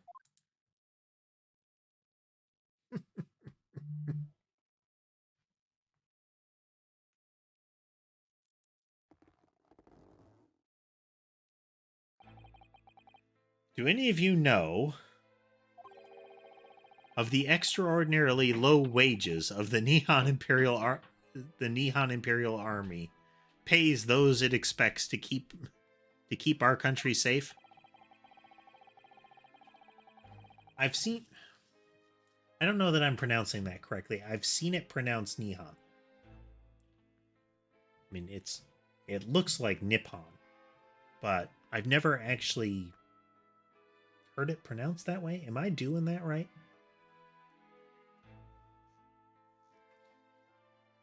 Tell me, Internet.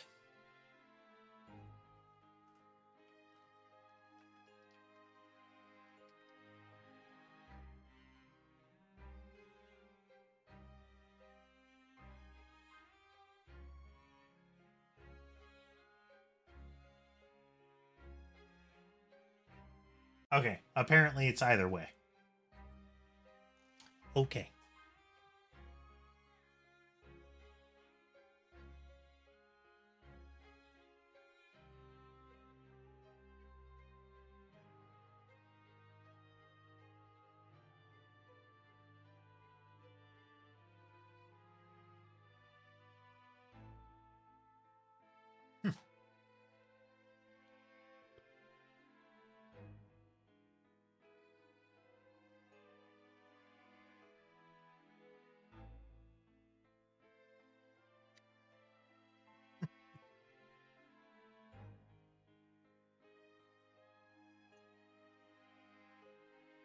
I understand that the temporary increase in taxation owing to the recently ended conflicts remains in place.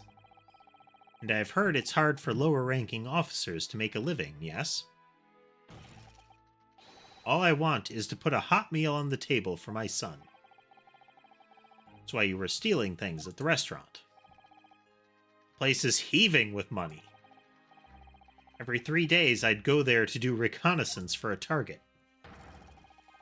I'd enjoy chomping my way through a good steak at the same time. Sounds like he doesn't bother with a knife or fork even, which is worryingly believable.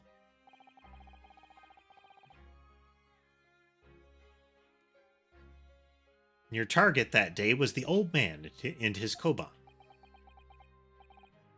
Yes, sir. He was an easy mark. I slipped the coin into my pocket without any trouble at all. A veritable phantom thief you are. I was all set to leave the steak I was halfway through devouring when it happened.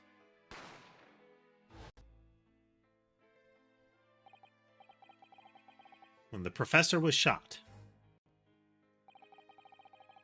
I knew that if the police conducted a search and found the coin in my pocket, I'd be finished. Ido, too. So I hid the incriminating evidence as fast as I could, on the double.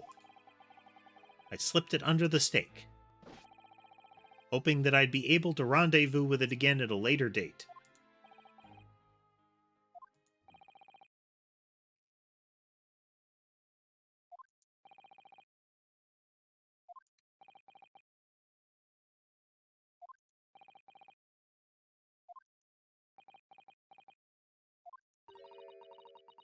This is ridiculous. Perhaps you could carry on with this absurd prattling in your own time? Well, Miss Brett. Oh, of course, dear lady, of course. How rude of us. I'm quite sure there's no need to detain you any longer at all.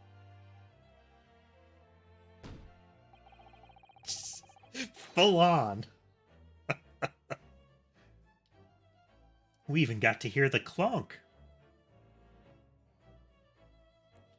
May the esteemed gentlewoman please be excused, Your Excellency. Indeed. The theft of the koban was clearly perpetrated by this baby-saddled gentleman. Would certainly appear to be unrelated to Dr. Wilson's murder. I like how oblivious everyone is to the implications of this. They brought out the tray and are like, this is the tray that was at her table. And then when they show, like, oh, I slipped this under the beefsteak at the other table with the dead guy.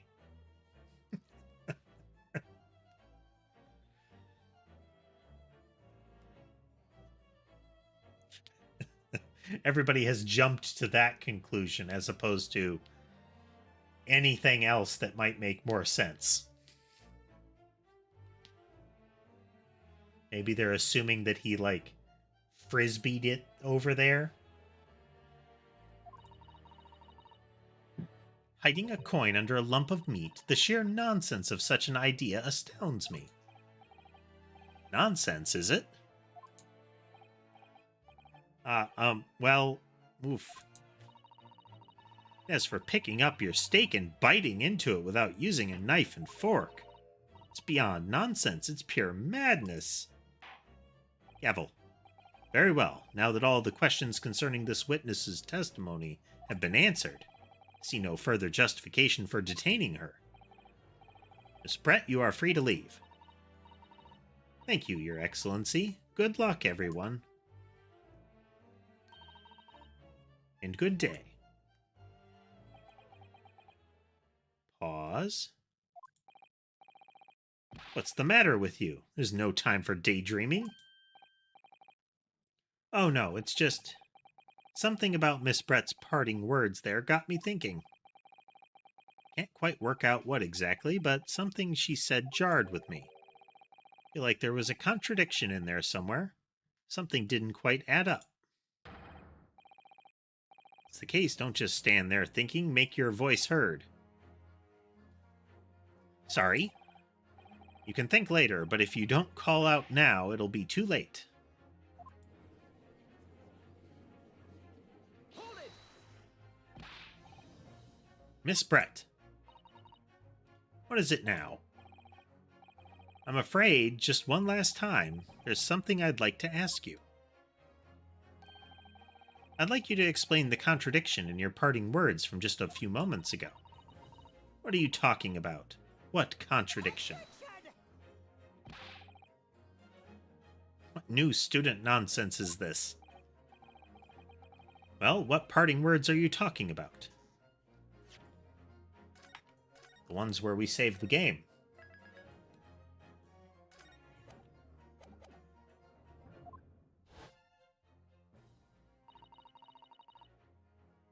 Point under a lump of meat? The sheer nonsense of such an idea astounds me. As for picking up your steak and biting into it without using a knife and fork, it's beyond nonsense. It's pure madness. Oh, okay. You remember maybe how you said, did you just take a giant bite out of the steak? It's the steak that they... So here, let's see if we can demonstrate here. So this is the steak that we have. Giant toothy bite marks. Then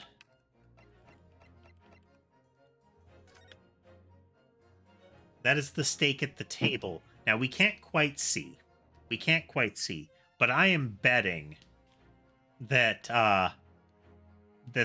that it doesn't have giant toothy bite marks. But the fact that this one does alone, I think, is enough to say that's his steak, not hers.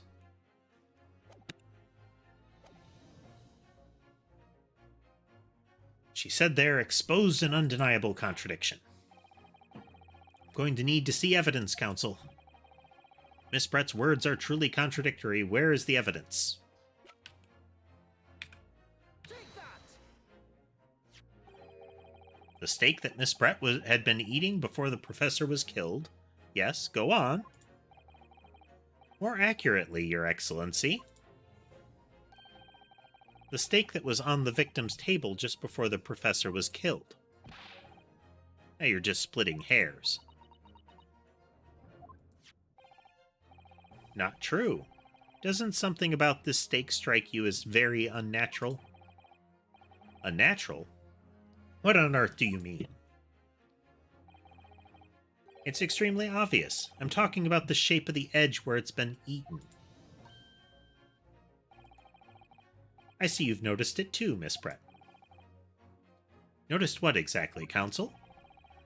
Just a few moments ago, Miss Brett claimed, no Englishman would ever contemplate picking up a steak and biting into it without using a knife and fork. Of course she did. She's a refined English gentlewoman herself. Then take a good look at this steak, in particular, the edge where it's been eaten. Like, you can even see the tooth marks. Yep. As you can see, there are clearly defined barbaric teeth marks here. Oh. Yeah. Looks like Miss Brett has realized something. So, if the witness, as she claims, wouldn't contemplate eating anything without using a knife and fork, there shouldn't be teeth marks in the steak at all. But what is your actual point? Perhaps the delightful Miss Brett was ravenously hungry. Oh, whatever you say, dear lady. As I said, I really must be leaving now. Afternoon tea with the Minister of Justice cannot possibly wait any longer. Of course, this will all be over in the blink of an eye. Rest assured, I'm about to put this rookie in his place. I've heard enough, you irritating little spectacled samurai relic. Of course. What's the matter, Miss Brett? Have we ruffled your feathers? Clearly the witness knows what this means. She's realized the catastrophic implications these teeth marks in her steak have for her. Inosuke, do you know where you're going with this? Dramatic fade-out background. Background.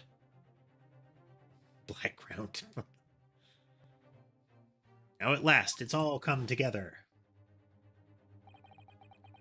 The mysterious teeth marks in the steak that had allegedly been eaten without cutlery.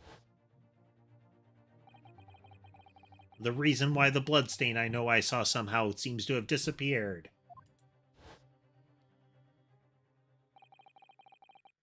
And most importantly, the evidence that proves once and for all who shot Dr. Wilson that day. Except that these teeth marks in the steak are a little unnatural, as you put it, Counsel. But what exactly are you suggesting that tells us? Everything, Your Excellency. Everything? I believe these barbaric teeth marks in the steak here amount to conclusive evidence in this case. Evidence that will prove beyond any doubt who shot Dr. Wilson.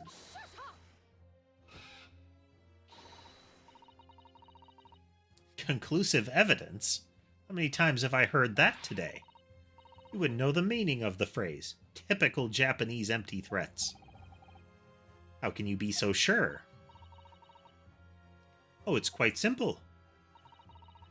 If you really had such conclusive evidence, you would have presented it to the court long ago. Actually, the evidence I'm talking about hasn't been brought before the court yet.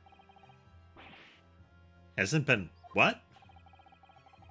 Just because it hasn't been shown yet doesn't mean that the evidence does not exist. This is absurd. The trial has run several hours already. You say there's evidence yet to be brought forward? There can't be. I don't believe you have it. I don't, but there is someone who does. Someone in this very courtroom. If that person is willing to submit the piece of evidence I'm referring to, it will solve every remaining mystery about this case. Gavel. Very well. I have a feeling this will be my last request of the defense in this trial. Who possesses the conclusive evidence? The answer is obvious. It's Inspector Hosonaga. What? I have it. Yes. I still always like it when there's this very dramatic moment. An assertion is made, and they look to the defense and say, "Are you suggesting this ridiculous thing?" Pause. Yes. Just the yes, nothing else. No explanation. It's only after some time, they always have to follow up and ask, okay, can you explain yourself? Think I've been withholding conclusive evidence? That's ridiculous. No, I'm not saying that. Everyone's attention has been focused on this steak with the teeth marks. Yes. Now, earlier this afternoon, Sergeant Nosa told the court the following. I'd enjoy chomping my way through a good steak. And as well as admitted into stealing the coin, he told us that he slipped it under the steak. You watch it, Cadet. I'm a superior officer. Sergeant Nosa, could you please confirm something for me? Was the steak that you put the coin under, in fact, your own steak? Affirmative, of course. I might be a soldier in the Imperial Nippon Army, but still. I'm not brave enough to ask a foreign gentle lady if she'd mind. She'd mind me manhandling her meal to hide something in it. In other words, the steak that the detective submitted as evidence earlier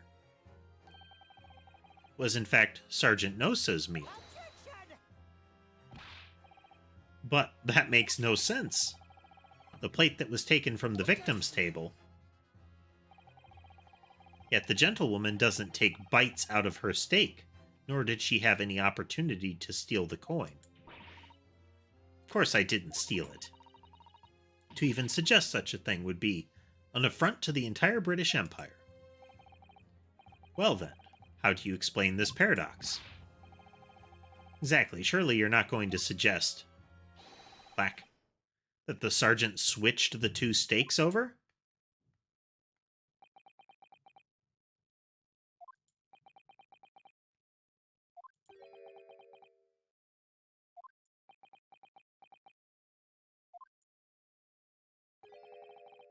You did switch the plates.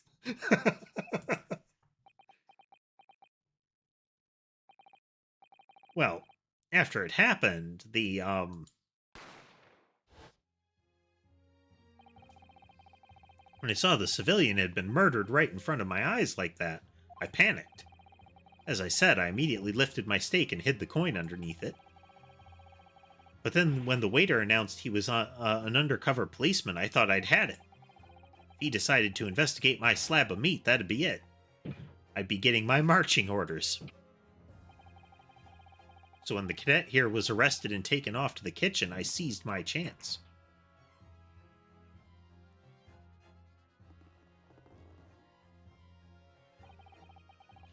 With military precision and timing, I switched my steak with the one on the foreign ladies' table. What? You can't have. I never saw you do such a thing. It was called Operation Lightning Bolt.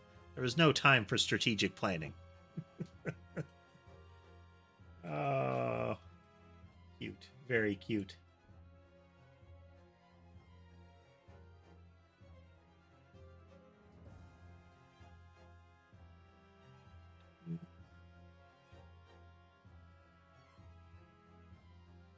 Pressing some buttons. Sorry.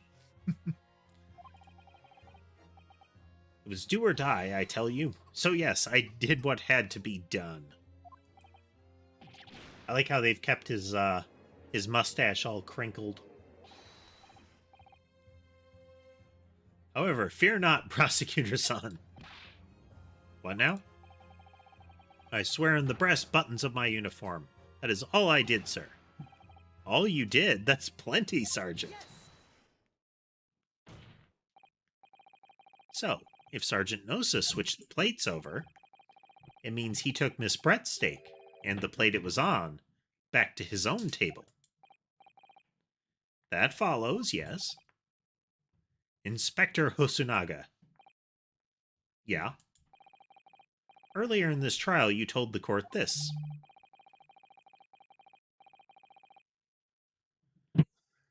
You said that you had not only taken Miss Brett's steak after the incident, but also the sergeant's. That to preserve evidence, you had taken both. She's chewing on her mask. That's correct. Then please present it to the court now. Thump. Oh, man. Extra dramatic pointing. He put his whole body into that one. It was a table thump, full body point combo. The plate that was actually on the victim's table at the precise moment he was shot. What can that possibly tell us now? I mean, a cold slab of tough meat? You can't have the slightest bearing on the case. You're not wriggling your way out of it this time, lady. Beg your pardon? Surely you're not that forgetful. Surely you remember the reason why this steak pan promises to prove such a problem for you, no? And pan promises to prove a problem. A little bit of a tongue twister in that one. Makes you wonder if that was artistic license in the translation group, or if there is a comparable Japanese tongue twister in the original text. You're the ones who decided it was a problem, not me. The reason the defense asked to see the plate was to confirm something the defendant remembers seeing. Thinks he remembers. I'm quite sure of what I saw, Miss Brett. On the side of the plate that was on the table directly behind Dr. Wilson, there was a clear spattering of blood from the gunshot wound to the victim's chest. I believe the defendant's memory serves him well. Gasp. Shock. And now we have the evidence to prove it. The plate you were eating from, Miss Brett. Gavel. Let us not prolong this any further. Inspector, you will show the evidence to the court. Present the beefsteak and plate that was originally on the victim's table at the time of the incident. Show us the meat.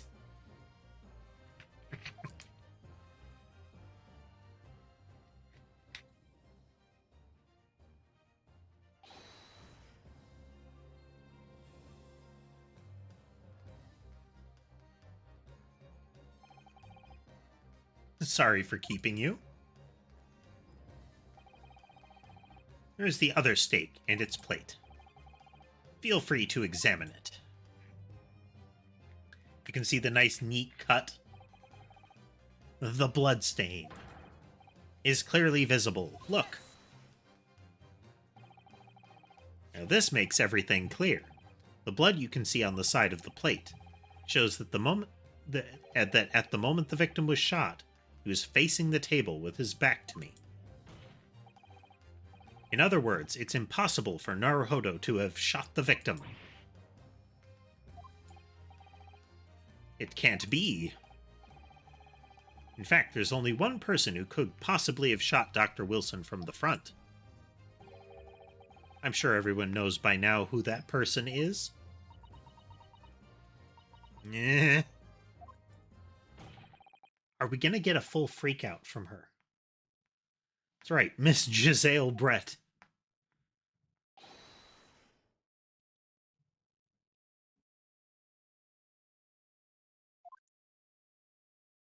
We should be getting some game audio. That's weird. Is it not coming through?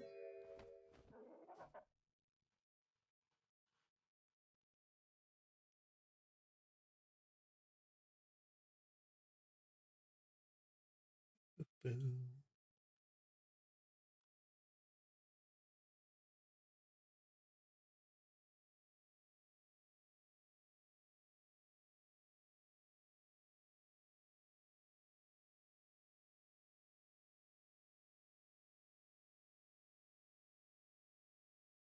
Here, let me bump that up a little bit then.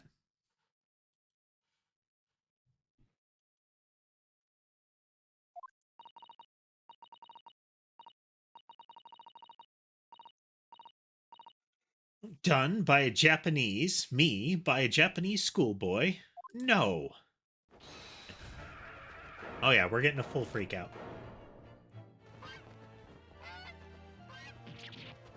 Told you. Live Swan.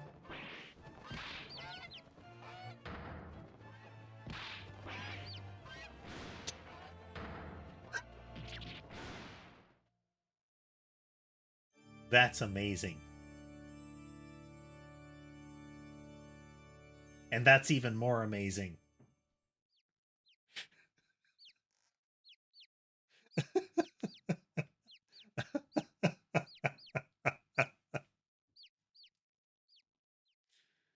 Oh.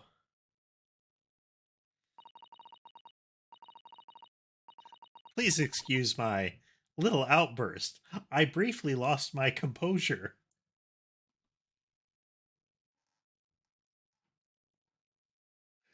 Oh. That is a way you could describe what just happened. A grossly inaccurate way, but a way.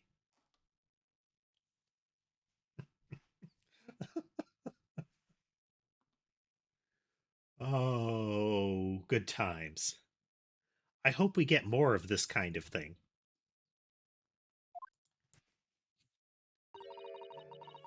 Most unbecoming behavior for an English gentlewoman.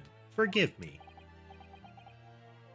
Well, Miss Brett, I think it's time you told the court what actually happened that day.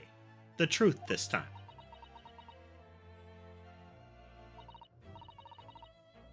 Gladly, Your Excellency.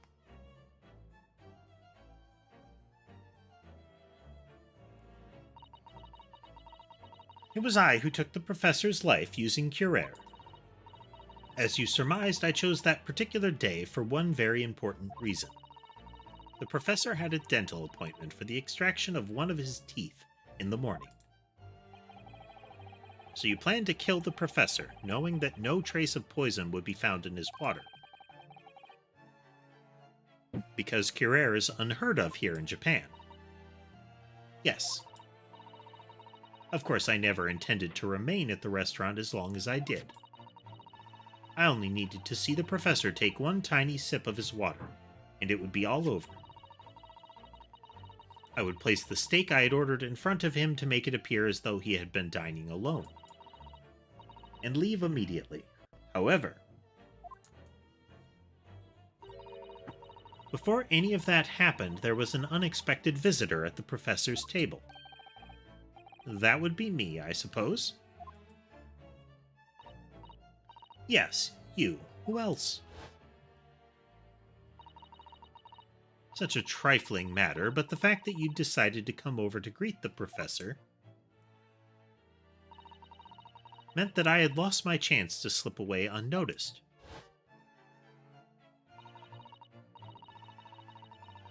In due course, the professor took a sip of his water and was paralyzed. I made sure he was sitting in his chair such that he wouldn't fall. There was no going back at that point, so I concocted a plan on the spur of the moment. Planned to pin Dr. Wilson's murder on this innocent man. I think a big part of the upgrade to the animations is how much they can make them move around. Since they're not limited to trying to, keep the sprite animated on frame, it's a lot more practical to have them like running around the stage kind of thing. The way they've got it set up, they even could have panned out while that was happening. Planned to pin Dr. Wilson's murder on this innocent man. I happened to know that the professor always carried a gun. I decided to use that fact to my advantage. I had the bottle of Curer in my handbag, and my own pistol concealed under my skirt. Under your skirt? So I was right. There were two guns. Yes. And when I finished my coffee and got up to leave, that's when I noticed the professor's gun, which you had presumably placed on the floor. Place where you're sure I would notice it.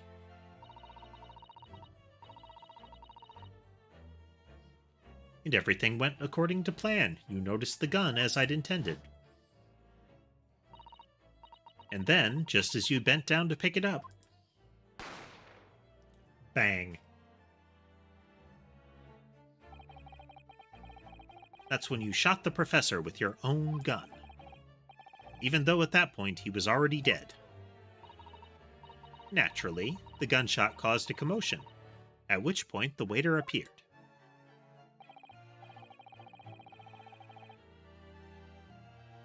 Obviously, I assumed Naruhodo was the culprit, and apprehended him. I took him to the pantry that adjoined the kitchen and locked him inside.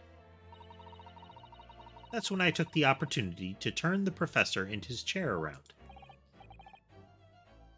Because, of course, you needed to make it look like the defendant had shot Dr. Wilson from where he picked up the gun.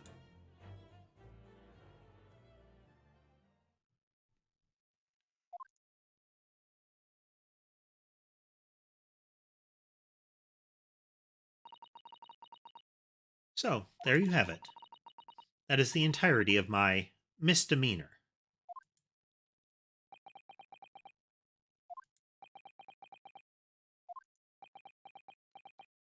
Long pause. Your Excellency? Yes? I wonder. Might I speak with you in private later? I shall call on you. Thank you. Good day then, everyone. I hope you can forgive me.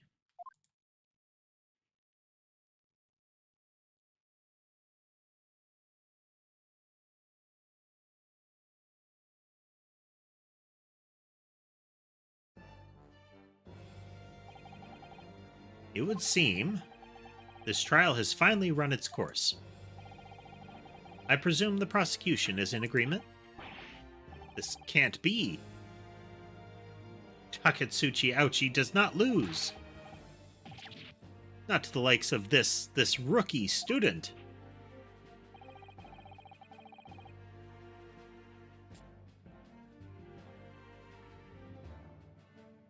Now, apparently, it's meant to be a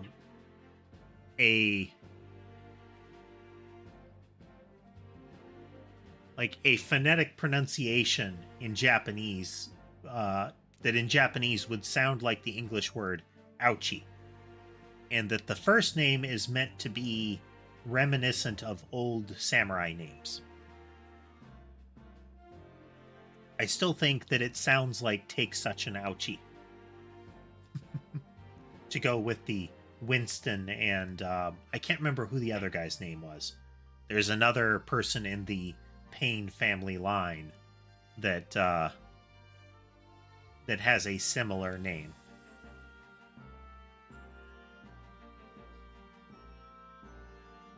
You better start getting used to tough opposition. Inosuke Naruhodo. Huh? Yes? Quack. This insult to the Ouchi family name will never be forgotten. You've become conceited with age, Council, but the old have to stand aside and make way for the new.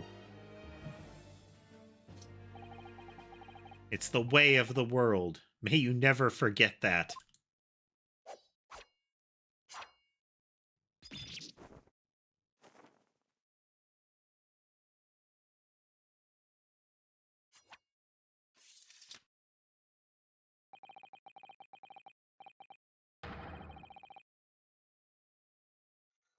So, couple of things happen there. This is akin to when Mia Fey's convictions during a trial blew the little mini pompadour off the top of Winston Payne's head, leaving him bald on top.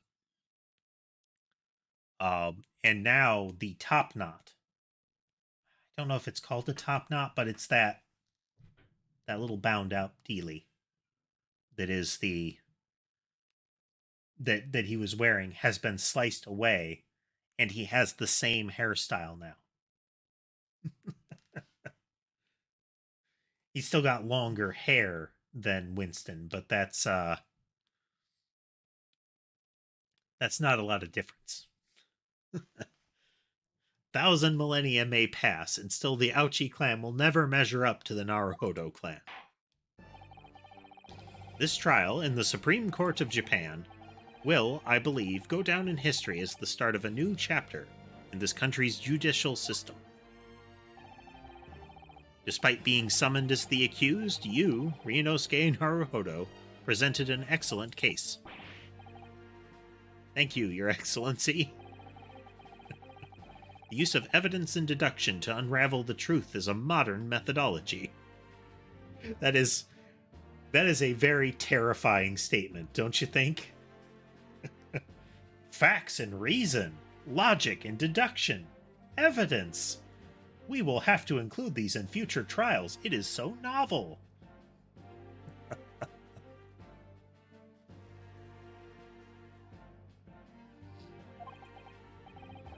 After all, it has only been a few short decades since our country opened its doors to the wider world. But the Western ideas of science are rapidly gaining acceptance here. I feel sure that science will soon bring new methods of investigation and new procedures of justice. A new future of law awaits, but what it will look like I cannot begin to imagine. That is for the young to pursue. Kazuma Sogi. Yeah? After this trial, you are set to embark on a journey of discovery to the illustrious British Empire. Learn all you can, absorb everything of the wider world that you are able to. And do not forget to fulfill the mission imposed upon you.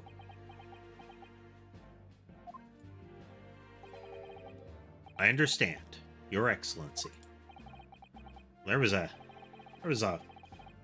weighty silence there, wasn't there? What was that about? Why do you look so grave all of a sudden? Ah, never mind. It's nothing. Don't worry about it. Well, that only makes me more suspicious now.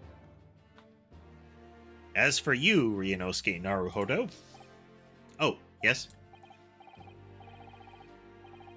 In you I sense, how can I put it, unusual potential. I very much look forward to seeing how you carry that onwards. Thank you, Your Excellency.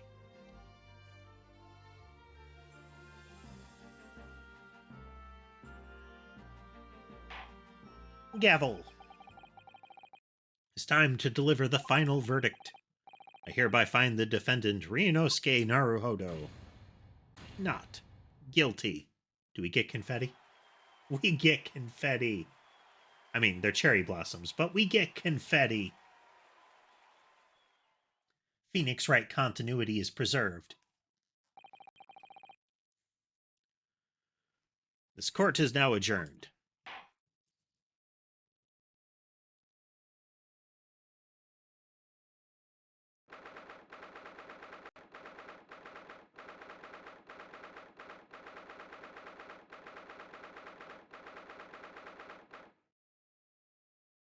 Naruhodo kicks out the door and backs out, giving the two-finger salute to the bailiff that called him guilty on his way in.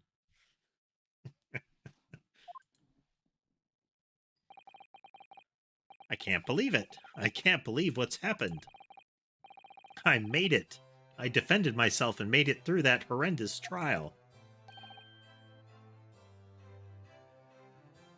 Ryunosuke, you finally pulled it off. Congratulations. Well, I couldn't have done it without you. Thank you, Kazuma. That man's got a belly laugh. A very emphatic ha ha ha ha. No, it was a pleasure to watch you at work. So you owe me an extra large sukiyaki from the place on Yume University Street. Don't forget. Good afternoon. All your hard work has certainly paid off. Congratulations to both of you for proving Naruhodo's innocence. Our trusty judicial assistant. He worked hard for that result, too, you know. Oh no, I didn't do anything. Thank you so much. If we hadn't had that research report of Miss Brett's, I don't know how things would have turned out. Your kind words should really be for my father. Simply doing as he asked. It was his idea for me to go to the university and investigate. Father? Ah, yes, of course.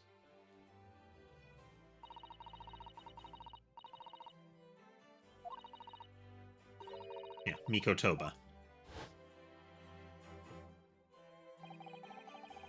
Speaking of Mikotoba...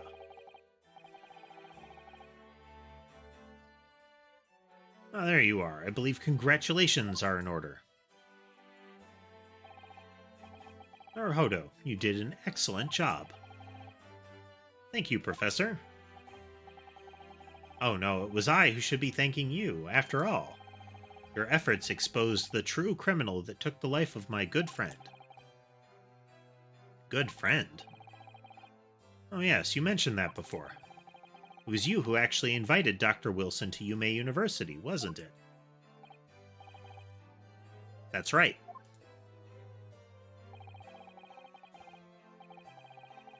Professor Miko Toba studied overseas himself. He went to study forensic medicine in Great Britain.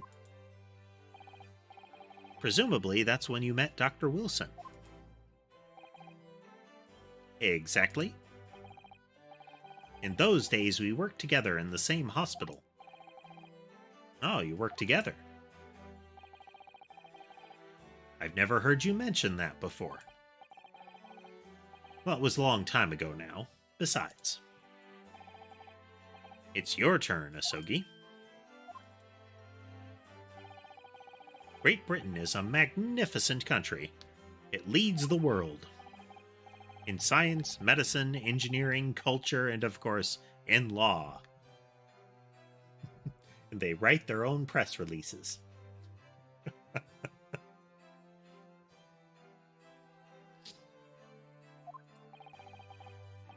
Watch and learn, my boy. See what's happening in the world's largest melting pot. I'll learn all that I can. I swear on this, the spirit of the Asogi clan. You're not taking that sword to Great Britain, are you? Of course I am. The Japanese man's katana is his soul. His blade shows me where I need to go.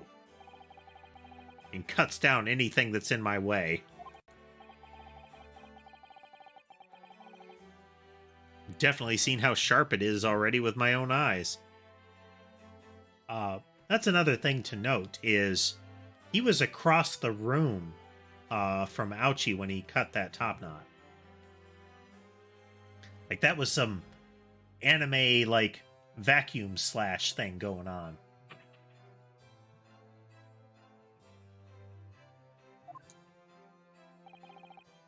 That reminds me, what's happening to the woman? To Giselle Brett, I mean. After all, she's guilty of murder. Ah, yes, her. It's not easy to tell you this, but... What do you mean? Surely she's going to face trial herself now. She's the true culprit, after all. She will be leaving Japan in the very near future. For Shanghai. What? Shanghai? Giselle Brett will not appear in court again in this country. I'm certain of that. But why not? It's a matter of consular jurisdiction. Inspector Hosonaga. It was a hard-fought battle in the courtroom today. Very impressive to watch. I must congratulate, but what's all this about consular jurisdiction? We cannot try this particular foreigner for her crimes here in Japan. We can't try her. But then who's going to bring her to justice? A British consular court will hear her case, somewhere far away, where our voices can't be heard. But why a consular court? Professor, I simply don't understand. I thought consular courts were a thing of the past, now that we've signed a friendship treaty. In normal circumstances, you're right. Then, so long as this is not a serious incident of a highly political nature to our respective governments, they can't invoke consular court just like that. Oh, can't they? Yes, she's a student, but it doesn't justify our governments making secret agreements about her fate, does it? Something strange is going on. So Miss Brett can't be held accountable for her actions here in Japan. I'm afraid that for the young student, today's trial was nothing more than a game all along. There was never any danger of comeuppance for her. I don't believe it. The British government's Foreign Affairs Ministry has demanded that we hand over custody of Miss Brett. They're obviously taking this case of a foreign student committing murder very seriously.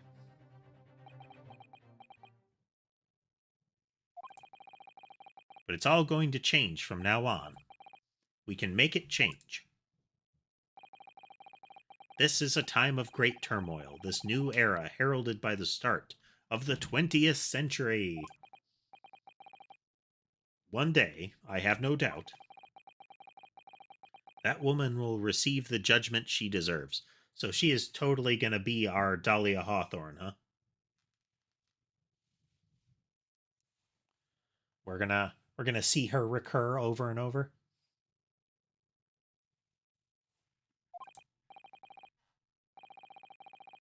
Change is coming. We're the ones driving it. Well, I think that's enough seriousness for now.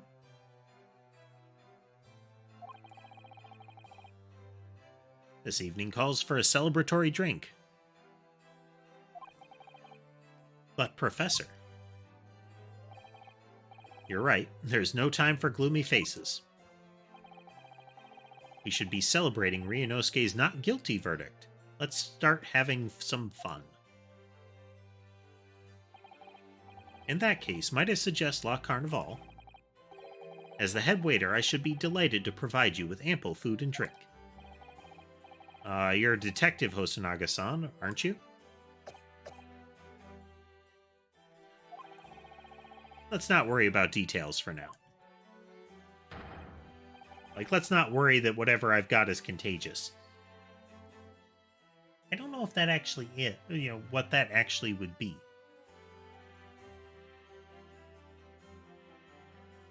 Because I know that's, wouldn't want to say it, but wouldn't want to say it is a classic illness, but it's one that for kind of a period piece, it's not uncommon to have the, coughing blood into the handkerchief kind of thing. Was that meant to be like tuberculosis, or was it something else?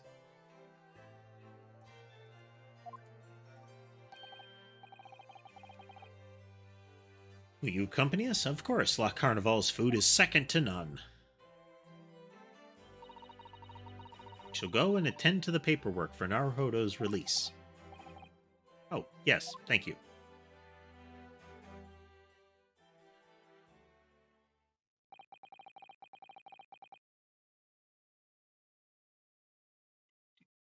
Buttons. Giselle Brett won't be tried here. I suppose that means I'll never know. I'll never find out why she killed Dr. Wilson. Kazuma. Yes, Ryunosuke? I just wanted to say thanks again, that's all. You really saved my skin today. Didn't do a thing. You were the lawyer in there, weren't you? That defense was all your own work. Your skills made the difference, though. One day I'll bet you'll be the best lawyer in the whole world. I'm not so sure about that. Huh? To be honest, something keeps occurring to me over and over again. Something kept occurring to me over and over again during that trial. I couldn't help thinking that maybe you're the one destined to become a great lawyer, not me. What? Come on, be serious. If I helped you today, it was only right at the very start of the trial.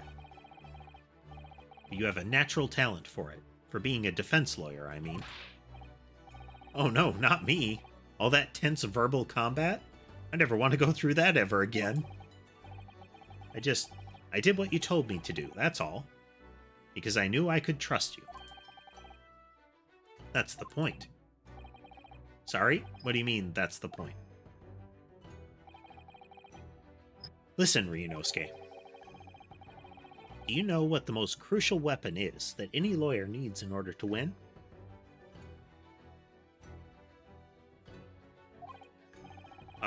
Knowledge of the law? No. The ability to believe. To believe? To believe in what? A defense lawyer has to fight for his clients. He has to believe in them at all times. Like you believed in me when I said I didn't do it. I'm human, just like you. I don't have some superhuman ability to know the truth.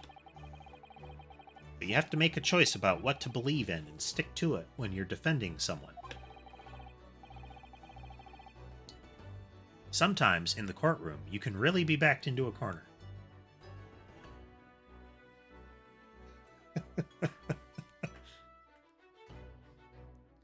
Like, yeah, you have to admit that it's a non-trivial percent knowledge of the law, though, right? Like, it's useful. Because if not, I feel like the sovereign citizen movement has a lot going for it, you know? Because they have a great deal of conviction and belief in the complete nonsense that they say.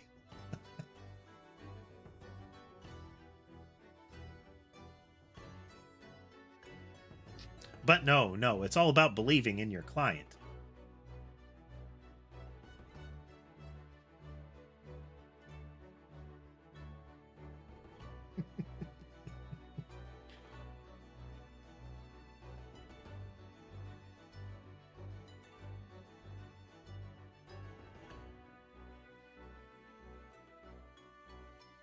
Sometimes in the courtroom, you can really be backed into a corner.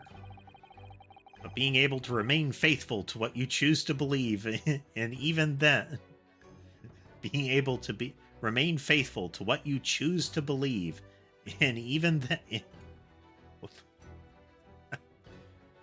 but being able to remain faithful to what you chose to believe in, even then,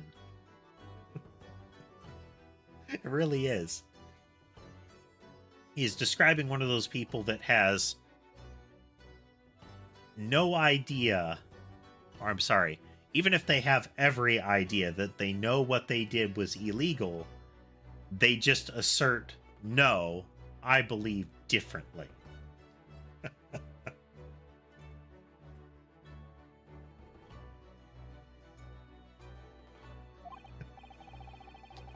That's not something that anyone can do. It takes a special kind of person.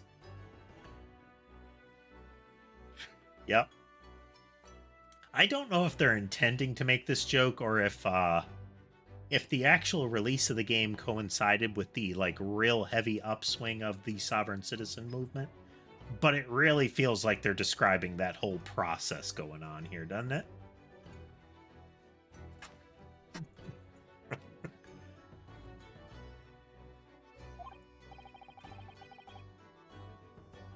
Believing in your client. Now, in the game's defense, it is the defense lawyer believing what their client says as far as did they do it or not. The fact that they decry knowledge of the law is also aligning well with the Phoenix Wright world, given that, again, Phoenix Wright did not get a law degree as his primary or original degree. He got an art degree and studied law on the side. The assumption being that, he actually did become a defense attorney, but,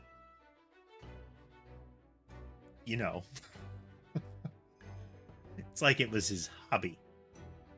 And he repeatedly proclaims that he overlooks details of how the law works.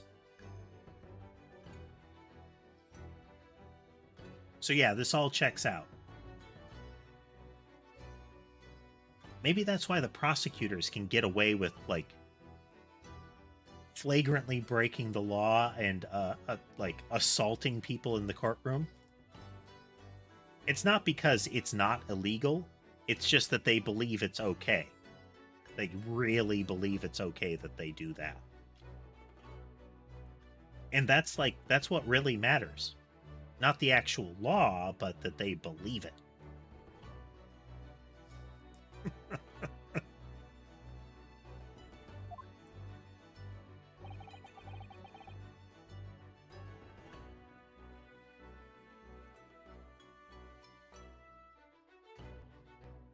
Just look at today's trial. I'm a student lawyer with precious little real experience, but you never stopped believing in me.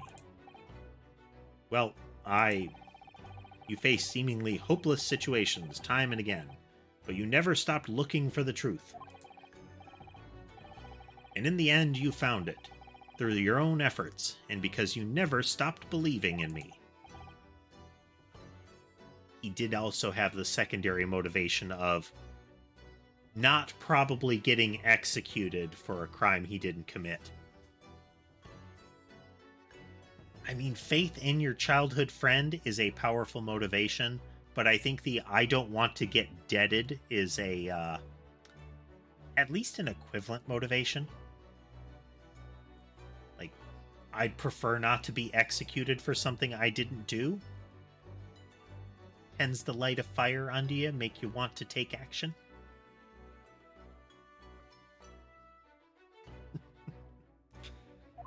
Thanks, Kazuma.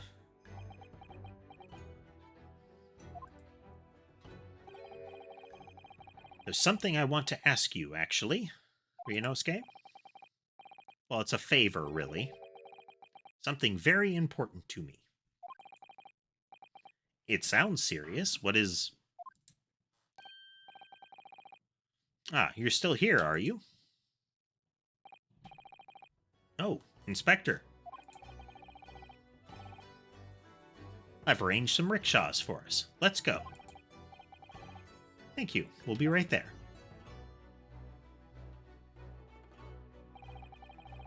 Let's pick up this conversation again later. We should be celebrating right now. Your first court victory. And your study tour in Great Britain, don't forget. Ah yes, that too.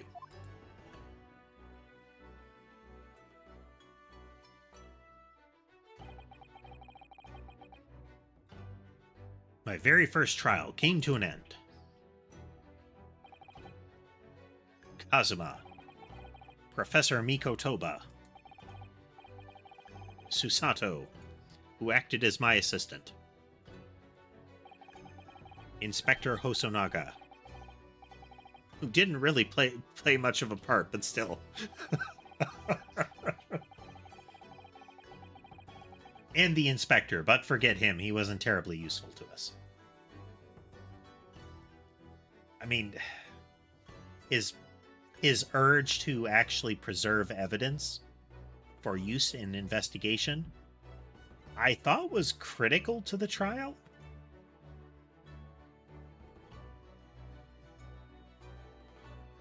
But then again, we did just have that long conversation about how belief is more important than things like, law and evidence. So maybe that lesson almost immediately sank into Naruhodo's head.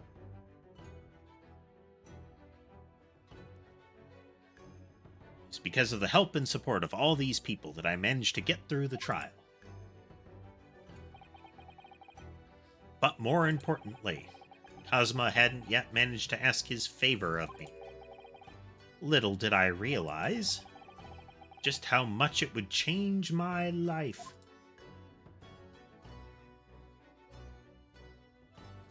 And in a very plain font.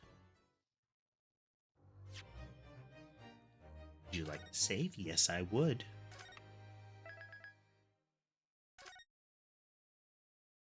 Save right here. Okay, folks, we are going to take a quick break, and then we're going to be right back. We'll get the next case started. Still got a couple hours of stream left to go.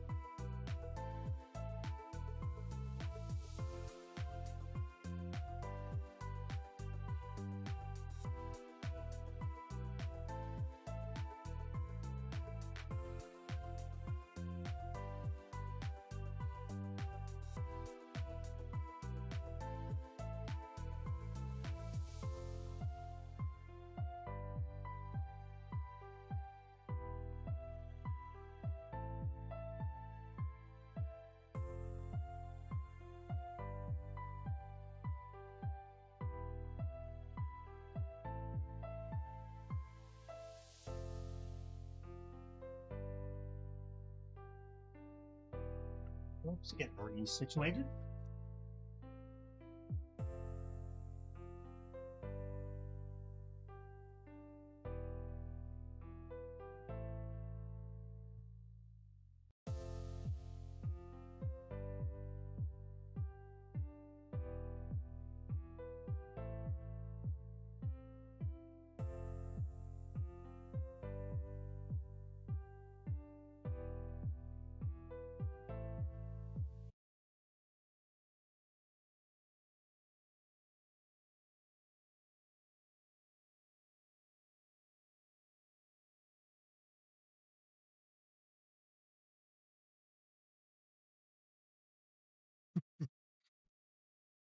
The food has been laid out, so there is they have swarmed.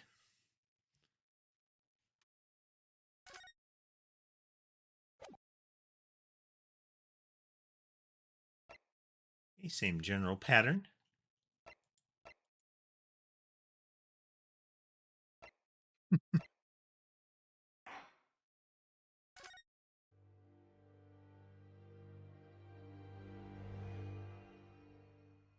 Adventure of the Unbreakable Speckled Band. That small, dark room, Sholmes and I waited with bated breath. In time, there came from the ventilator a hiss and a soft, almost growl-like sound. Suddenly, Sholmes sprang into action, lashing furiously with his cane at a point in the darkness. Sholmes. "You see it, Wilson?" he yelled, his tense voice reverberating through the air. And Dr. Wilson. I raised my dark lantern shutter, and the room slowly came into view. Sholmes was staring intently at one particular corner when he started whispering to me. The victim's most perplexing final words. The speckled band. I believe this is the terrible coil to which you referred, Wilson. In front of us was an enormous adder, its fangs bared as it threatened to strike. It truly was the most terrible speckled band I had ever seen.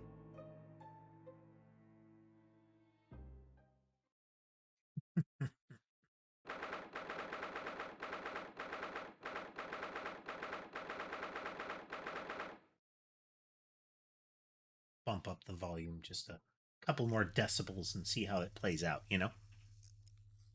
So then, let us unravel this mystery and discover what events led to this curious murder. Pray, do excuse me. The cabin door was bolted from the inside when the man was killed. No marks to suggest the bolt was tampered with in any way. So, this would appear to be a locked room mystery. In his final moments, the victim scrawled a message on the floor. Almost certainly with the ink from this upset bottle. A Russian word. So the victim was a Russian man then. And the letters are well formed, suggesting he was compos mentis at the time. This is a most extraordinary script. And evidently not penned by the same hand as this message. In fact, I deduce it was written by someone of a different nationality.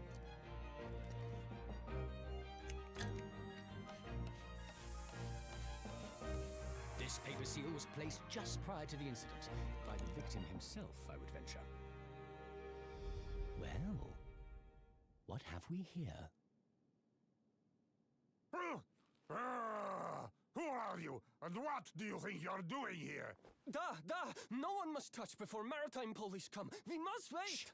That won't be necessary.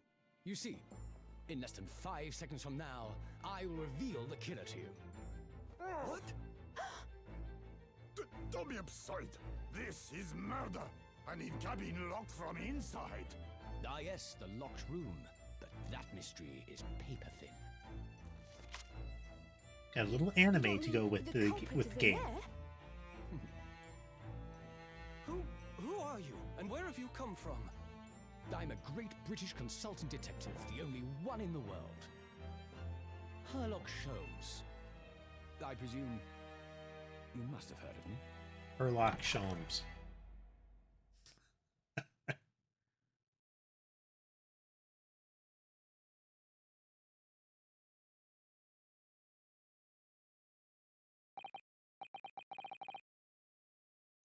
Now I wonder what is the name. I can't remember Dr. Watson's first name. And what did they do to it to change his last name to Wilson? Amusingly, I don't think they. I think they're explicitly trying to make this a parody character as opposed to an incarnation of. Not because they can't. I believe there are. I can't remember. I think you can use Sherlock Holmes as a character outside of copyright trickiness, because his first appearance, I thought, was prior to the cutoffs. But there is a body of Sherlock Holmes related work that was after copyright shenanigans began. I can't recall exactly, but my head is throbbing. What's going on? Something's not right here. There's trouble in the air.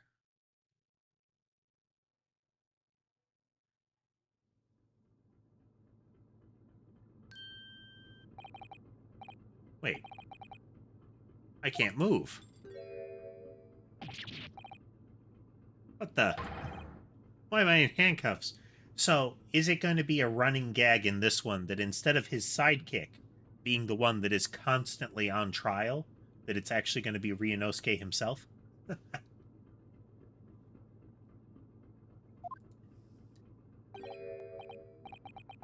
So, you wake up now,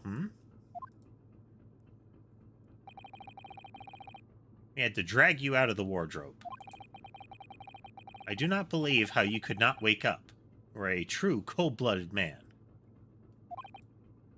You... Huh. You found me, then. We found you, and now you pay. Criminal. How long are you hiding in that tiny wardrobe, Sorry.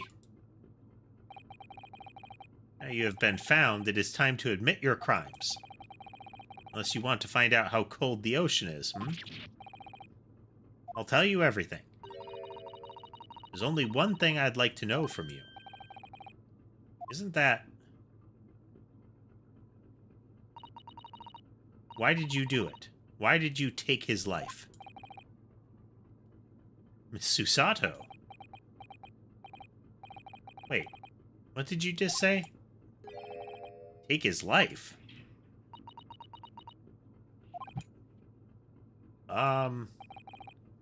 Where is he? Where's Kazuma?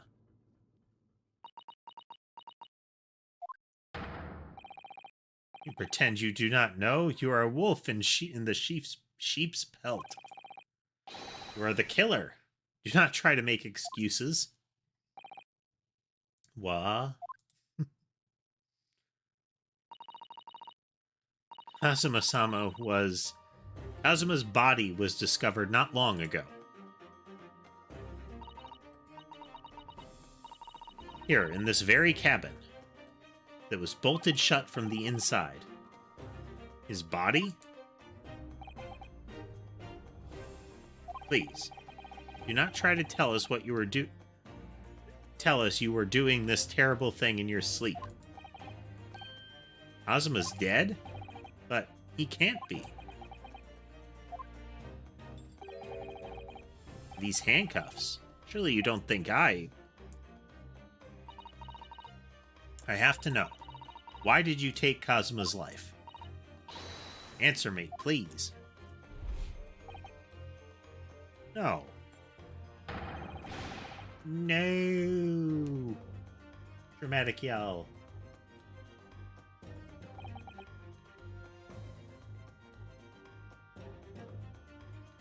Kazuma. It's just 2 short weeks ago. You sure about this? Won't we get in trouble? Ha ha ha. Don't you find it fun being a stowaway? Besides, how else could you come to England with me to study? There's really something else when they brought your luggage in here earlier, though. The way that Russian crewman just tossed your traveling case onto the floor. I thought I was gonna die. I still can't quite believe that. I really didn't think you'd be able to fit inside my trunk. You must be even less of a man than you look. Dang. Hey, honestly, I thought I'd broken every bone in my body. Well, it's about 50 days until we dock in Great Britain, but if you confine yourself to my cabin here, I don't expect anyone will discover you. I hope not. Get the feeling those Russians wouldn't be very forgiving of a stowaway. They're a sturdy bunch, that's for sure. What I want to know is, why do we need to keep it a secret from the young lady?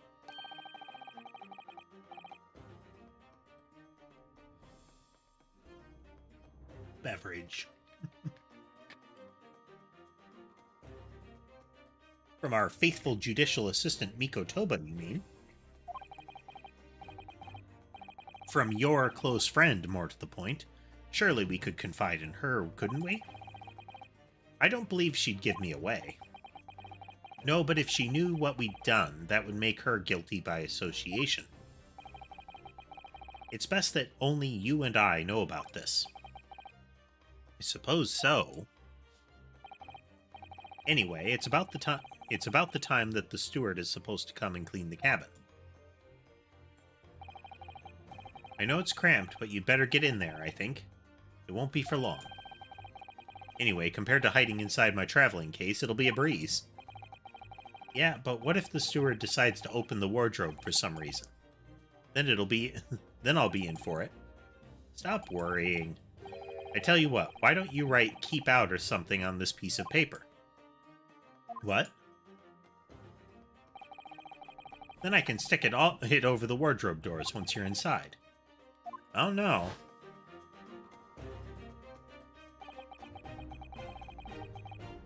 We've only been at sea for about 15 days. How can this have happened?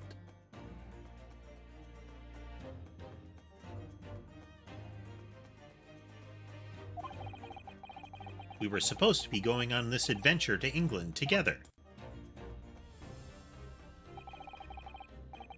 Leave you at the next port. Stay quiet until then. Don't make any more trouble for yourself.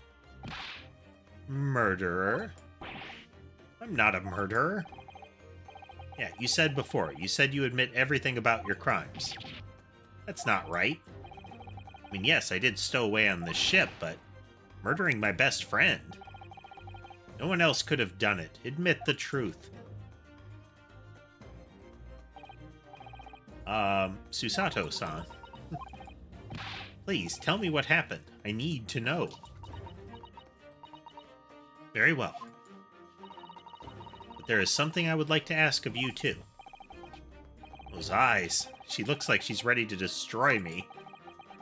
This nightmare is getting worse by the minute. Suppose all I can do is try to find out what really happened.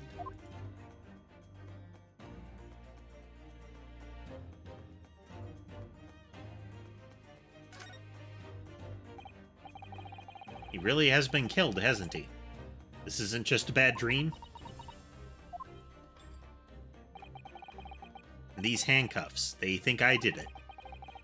They think I'm Kazuma's killer. When they found him, the cabin was locked from the inside. What do you mean? There's no access to the cabin via a porthole window, and the bolt on the door can't be operated from the outside.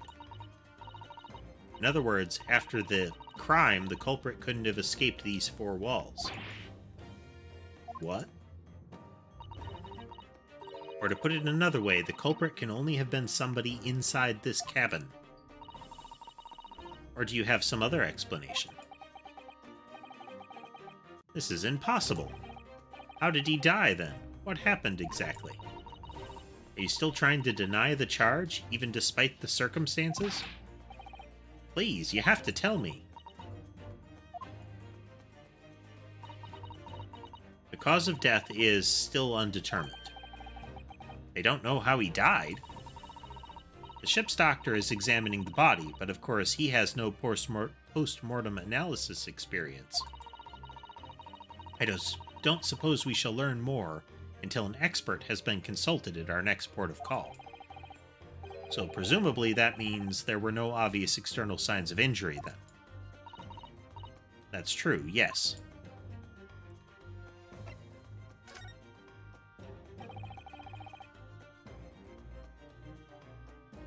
Can't anyone tell me what exactly happened here in this cabin? I don't understand it. Why would anyone want to kill Kazuma? Presumably, that's something you know the answer to better than anyone else. Please. Whatever you say, you were here in the cabin, after all. Well, yes, I was, but... We would always wake before dawn and do his training first thing in the morning.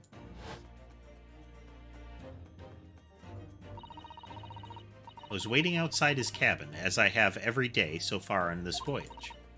But this morning he did not come. I would sense that he wouldn't. I could sense that he wouldn't. Hello, Sherbet. Oh, buddy.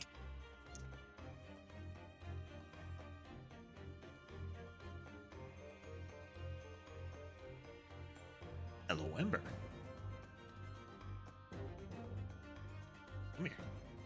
Come here.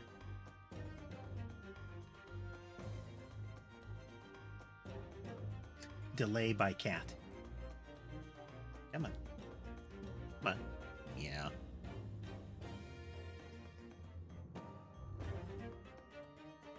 Does that mean he was already dead when Susato arrived at his cabin door? I wonder. I knocked, but there was no reply. Then I started to become worried, so I went to find a member of the crew. The crewman forced the cabin door open, and when we managed to get inside, there was Kazuma, collapsed on the floor.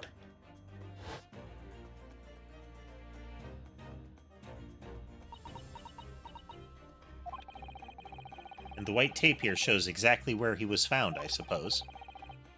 I had no idea anything had happened. I must have been asleep in the wardrobe somehow.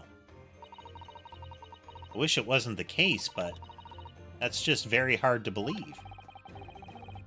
This is all very hard for me to believe, too, trust me. Now, I've told you everything that I know, so it's my turn to ask you a question. Alright. Head feels so heavy, so throbbing like anything.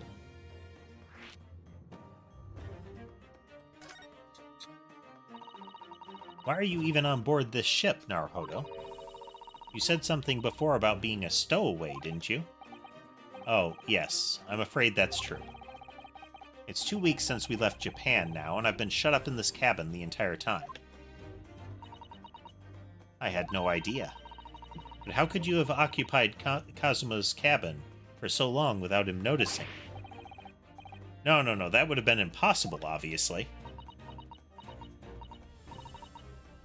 Yes, of course. Kazuma invited me. He wanted us to go to England together. You could see she was, as much upset that she wasn't informed. He actually asked you. But why? I'm afraid I don't really know the reason myself. I don't understand.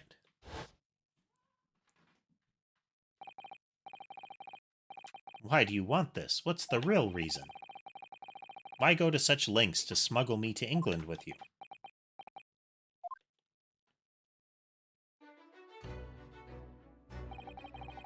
It's an idea that's been on my mind ever since the end of that incredible trial. I think I told you then, didn't I? That you ought to become a lawyer yourself. Well, yes, you did say that, but I didn't think you were serious. You have a talent for it. I can assure you of that. I've never really thought about becoming a lawyer.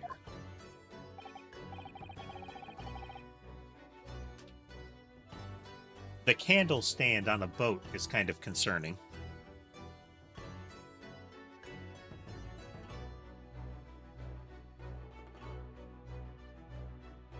Like, not that you couldn't, but that is a relatively narrow-based stand. In a circumstance that you could have, like, wobbly floors. Well, that's something you can decide for yourself. London is at the spearhead of cultural development, the center of the world in many ways. There can't be any harm in seeing such an important place with your own eyes, can there? Well, no, definitely not. But on a personal level, if you were to become a lawyer, then what? Nothing. Forget it. Huh?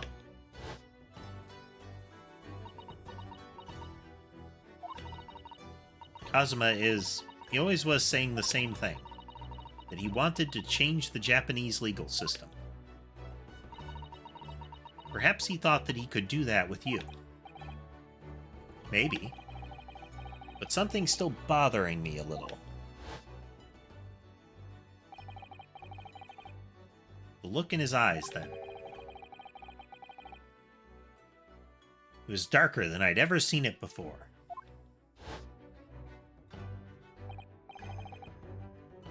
Susato. I'm sorry that we kept it secret from you, my stowing away on this ship, I mean.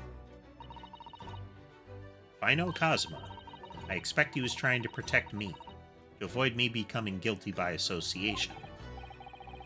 That's exactly right, yes. Word perfect, in fact.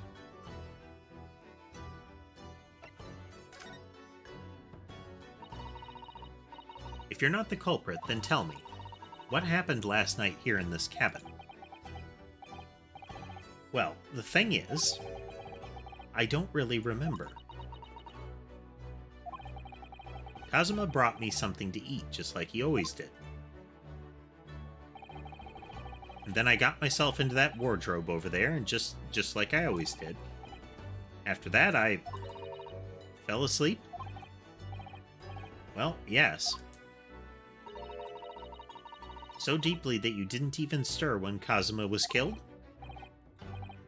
Well, yes.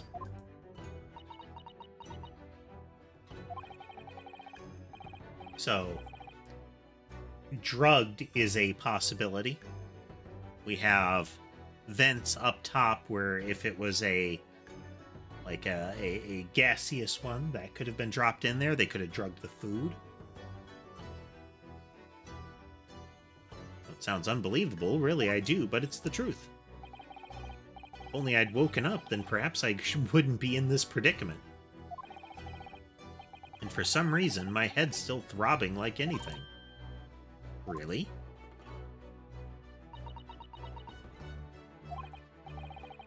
Is something wrong? No, it's... Please, forget it. You have to believe me, I didn't do it.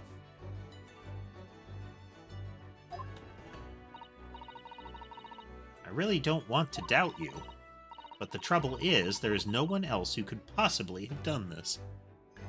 Hello, Sherbet. Hello again.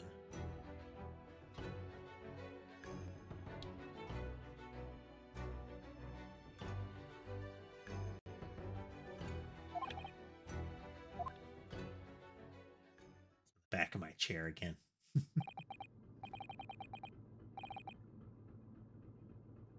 Kazuma, I don't understand. Why? Why did this have to happen? I can't take this. Don't try to go anywhere.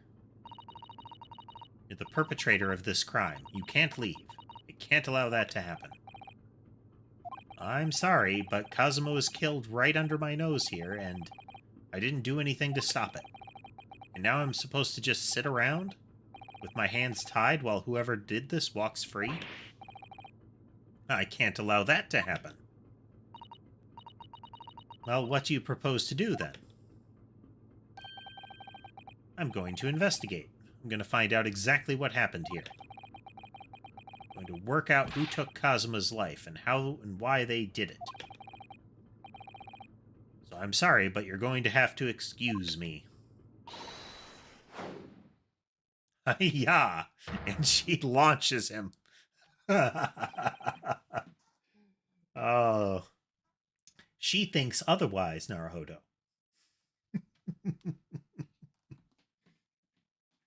What the? It was a Susato takedown. Okay. So, I get that she launched him through the air, like she did a throw on him. But let's look at his point of view right here. He's still, like, we're still effectively looking her in the eyes. But upside down.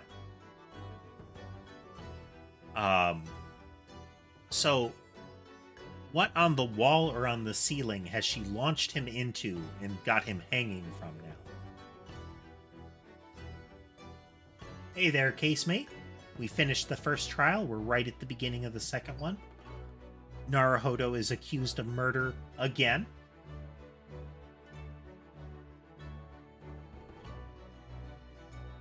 And we've discovered, as we kind of guessed, that Dr. Wilson is the Dr. Watson parallel, and there is a Herlock Sholmes that we were introduced to in sort of like a little anime video at the beginning of this case. This is going to be another locked room mystery. Martial art form is that? I'm going to need you to prove it. Sorry, prove it? Yes, your innocence. I need evidence. But how am I supposed to... Have you forgotten already what you achieved just a few weeks ago? How about you, casemate? How's your day been? Largely, how's your week been? You successfully defended yourself in a court of law. Ah, I see. She's expecting me to present some conclusive evidence. I have to get Susato to believe me. I'll show her some evidence right now that proves I'm not guilty. So this is the paper seal that was on the wardrobe that was, that Naruhodo was in. And the pattern of behavior was that it would be stuck on the doorway. On the wardrobe door, so that anybody cleaning the room was not supposed to go into.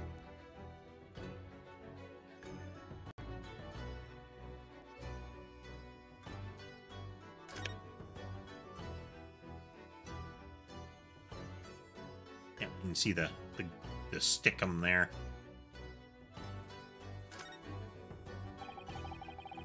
Paper seal I wrote for the wardrobe. I remember really working hard to make it, but I'll never forget how Kazuma reacted. You expect the Russian crew to be able to read that, he said? Still, I was sure people would get the idea, even if they couldn't read it, so we used it anyway. And it worked. I don't know if the crew thought it was creepy or what, but no one opened the door.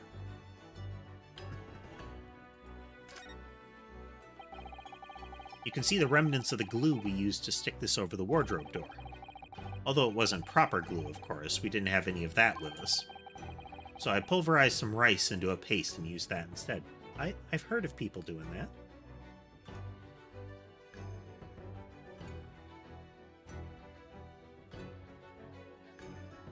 Oof. So what, did it like fragment when it landed? You know, it smashed your toe and then like one of the rods popped loose? But to a stowaway like me, every single grain of rice represents precious rations. That's why I spread it as thinly as I possibly could. I couldn't bear to waste any. Yes! Tell me, when I was discovered in the wardrobe before, was this piece of paper stuck over the doors? I think the implication is supposed to be that she's leaning down over us, but the perspective is such that no, we are standing on the ceiling.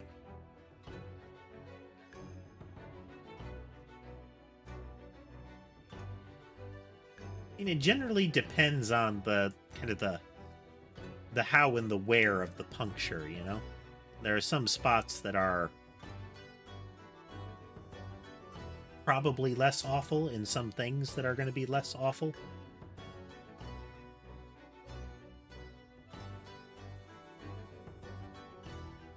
Even like toe injuries can be... Toe and finger injuries can be pretty variable too.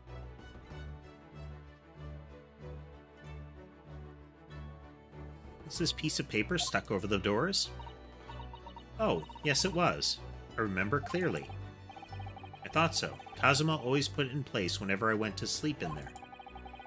Just in case the cabin steward or another crew member decided to look inside. So naturally, he did the same thing last night as well. Ah! Of course.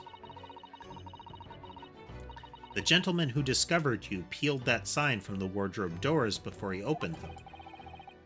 But if I were truly the culprit, I couldn't have climbed back inside the wardrobe and stuck this on the outside of the doors on my own. That's quite true. In other words, it's impossible that I killed Kazuma.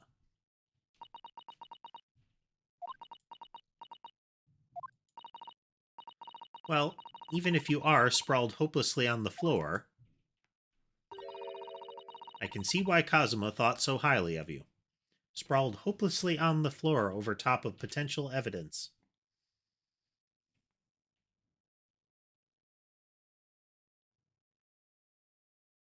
Yeah.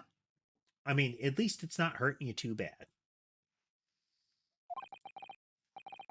Thank you, Susato. Now, do you think perhaps you could help me up? In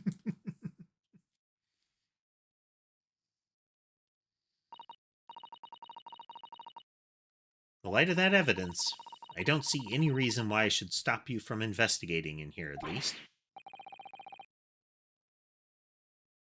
So you finally believe me? I'm sorry, no. What? I'm not sure yet. I can't rule out the possibility that you use some sort of conjuring trick to pull the sign back into position. Does she think I am a magician? For now, I suggest you investigate as thoroughly as possible in here. I'll do the same thing. Alright, let's get to work. Please don't misunderstand me. I still have my doubts. Oh. I shall be watching you to make sure you do nothing that might disturb the crime scene. I want you using your conjuring tricks to destroy evidence, for example. Right. Well, anyway, I should make a start on investigating in here. Examine everything I can. Azuma, I swear, I will avenge your death.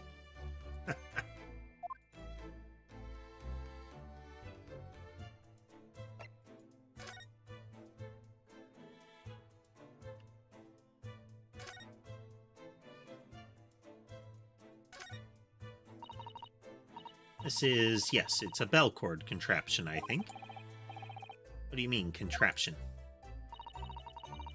I read about it in a book I was studying that talked about life in Great Britain. Large households often had bell cords like this, which you could pull to ring a bell to summon servants. Really? It sounds almost magical.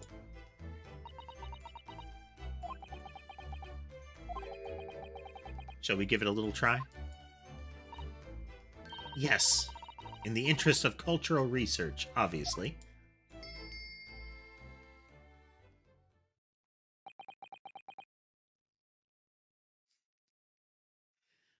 She has a... So far, she's got a smarter Maya vibe. More violent, and seemingly smarter, though we don't know for sure yet. We've only interacted with her a little. But there's a...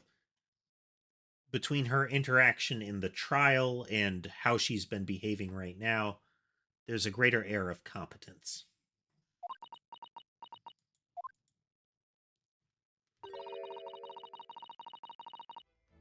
I suppose nobody comes for lowly Japanese people. No, I'm sure it's just that everyone is busy, that's all. Or they're not going to send room service to the murder room. Here, that won't do. What's the matter? Whenever I'm examining things, I always find myself so focused, I forget to look around properly. That's not good. I don't suppose you're as foolish as me in that regard, are you?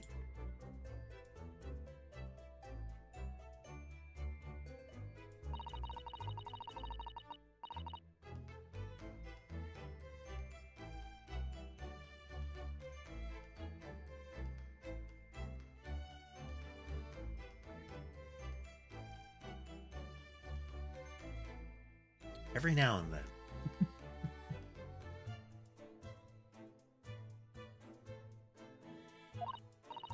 Like, it's one of those things that they should flag. Like, I just did this. Moments ago, I did this.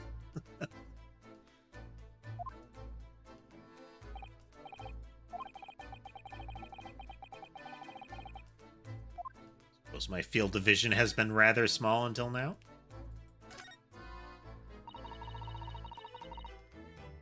Some 2 weeks since we set sail from Japan.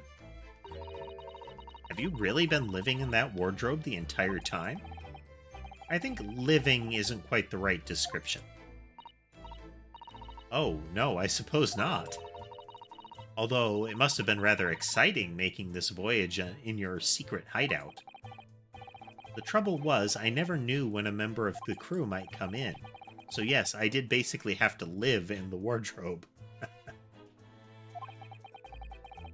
And last night was no exception. But because of that, you had no idea what was happening out here in the cabin.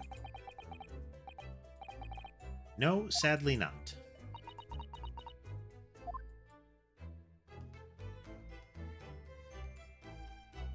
Oh my god. Oh, let's... Let me demonstrate to you the reason for my reaction after having accidentally clicked it and ruined the whole point of what I saw. Okay. I have already checked that item. So there's a red check when my cursor is over it. I've already checked the pull cord and that.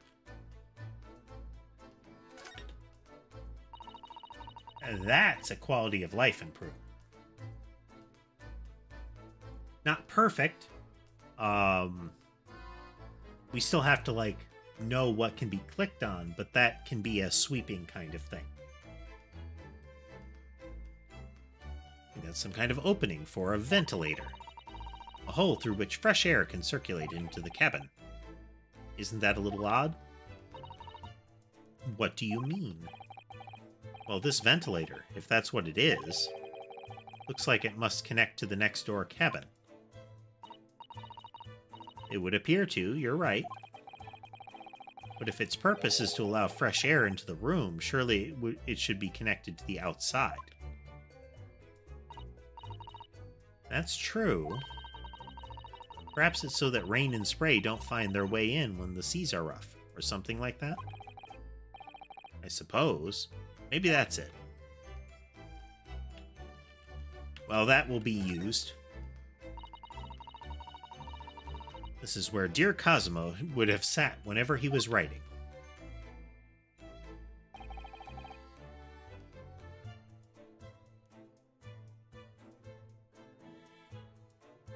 London Diary. Poor Cosima. He didn't even make it to his location. Looks as though the last entry is incomplete. Which means what? He was in the middle of writing it when the incident happened? Let's see what it says. It could be a valuable clue. That's out of the question. What? Cosima may have departed this world, but you must not read his private thoughts. What if there's something important, something relevant to the case? All right, I won't read it. Poor Kazuma. I don't like prying into people's personal matters either, but in this case, isn't the need for clues more important?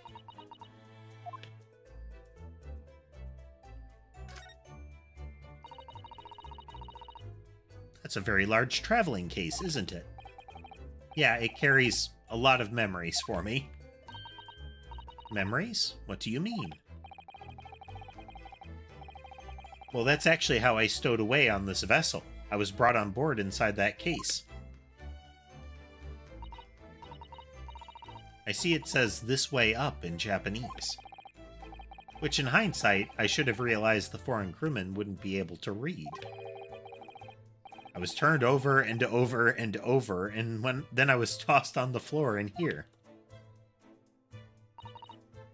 Oh dear, being a stowaway isn't as romantic as it sounds.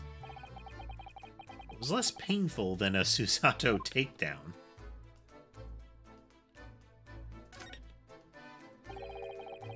The books have fallen over on the shelf. Look, they've all toppled the same way. Is this a statue of some god of the sea? Although he's fallen over as well. It's almost as if the whole shelf has been ransacked, everything mown down at once. I wonder if... perhaps it was Kazuma doing his morning sword training, do you think? I seriously doubt it. Then perhaps it was you, in a fit of rage. I wouldn't have bothered leaving the wardrobe just to mess up a few books and a statue. The way these things have been thrown about have anything to do with the case, I wonder? Well, I'll just set everything straight again. I don't like to see a mess.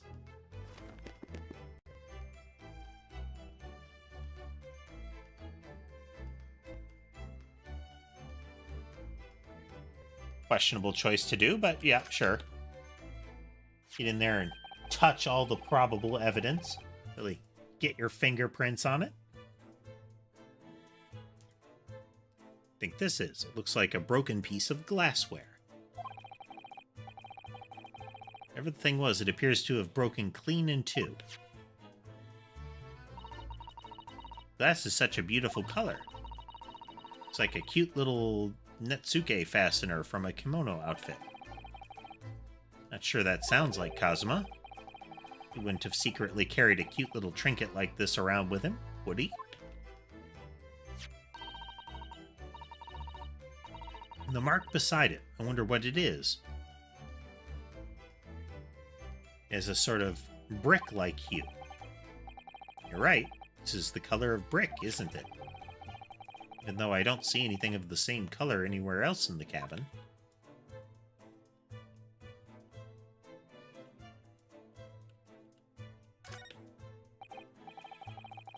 Did Kazuma write that before he died? Looks like it's written in ink. He must have knocked the ink pot over from the desk when he collapsed on the floor.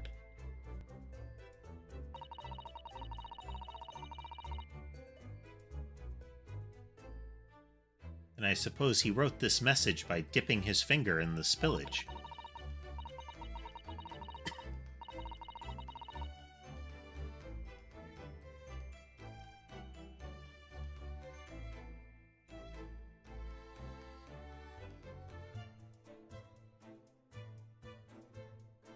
Poor Kazuma. No doubt he was in terrible pain.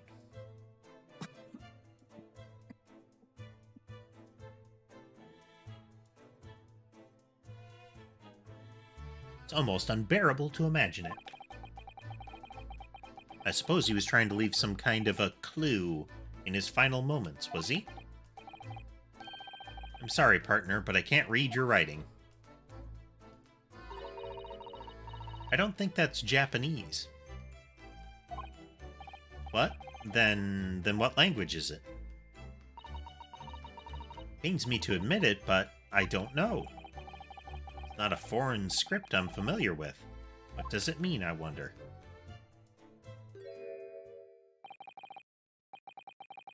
Who's that? He wasn't here a minute ago. There is Sholmes. As far as I can tell, it looks like he might be European. Oh, how did he... You've noticed the man too, have you? No idea who he is or how he got in here, but he looks suspicious and tall. Suspiciously tall. Gasp. Hodo, don't tell me. You really not know who that is? Well, no, I don't have any foreign friends or acquaintances at all. He doesn't look like a member of the crew. There's something very unusual about him. Is he investigating Kazuma's desk? Or is he just playing on it? I can't tell. Well, in that case, we simply must talk to him. Am I just imagining it, or does Susato almost look uncontrollably excited? By the way, I expect you've noticed already, but just in case, if you press space on people when they're in the crosshairs, you can converse with them. That's new. They add a lot to it, don't they, Casemate? The sprites had very good expressions, but the effort in the transitions between them, I think, has elevated it. It adds some more personality to them when you see how they move between them. Like Kazuma's laugh was one of those really emphatic belly laughs.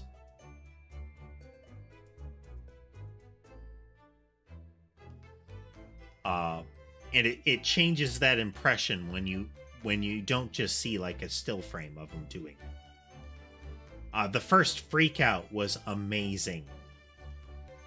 The culprit freak out.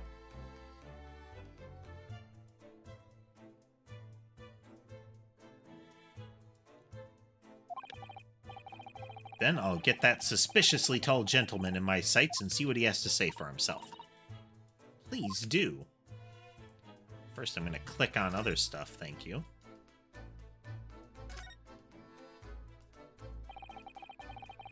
The rules of passage for travel aboard the SS Burya. It's essentially a list of requests from the captain to all passengers on board. Passengers must not keep weapons or other dangerous objects in their cabins. Pets are also strictly forbidden.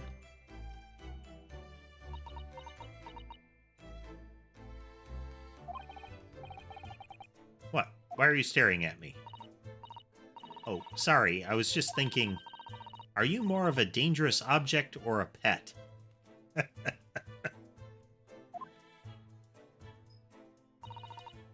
I can't decide.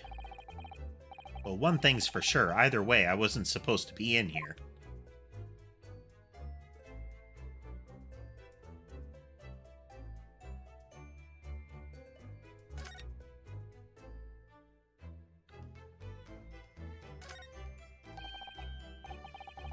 Segi, the Japanese word for justice. The brushstrokes are straight and true, just like Kazuma.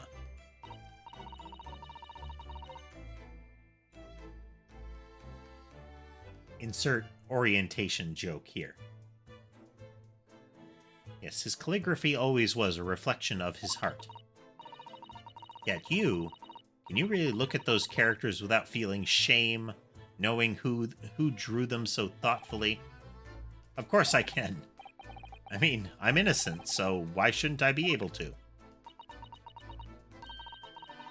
Even though you stowed away on this ship? Now you're gonna bring that up, are you? Can't win.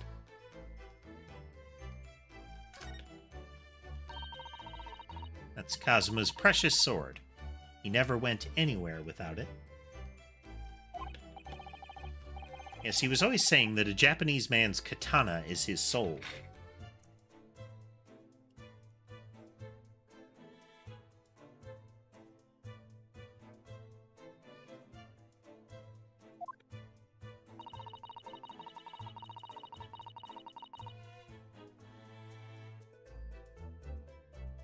believe he had to work very hard to convince the government to allow him to bring it on this trip. I suppose that shows how important it was to him. And now he's gone, but I'm not ready to let his spirit go just yet.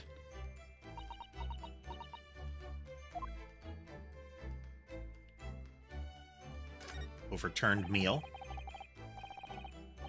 So, I believe that was the food that they had before Kazuma went in, or Ryunosuke went into the wardrobe. Yep, that's my dinner from last night. A roast chicken. It was really tasty.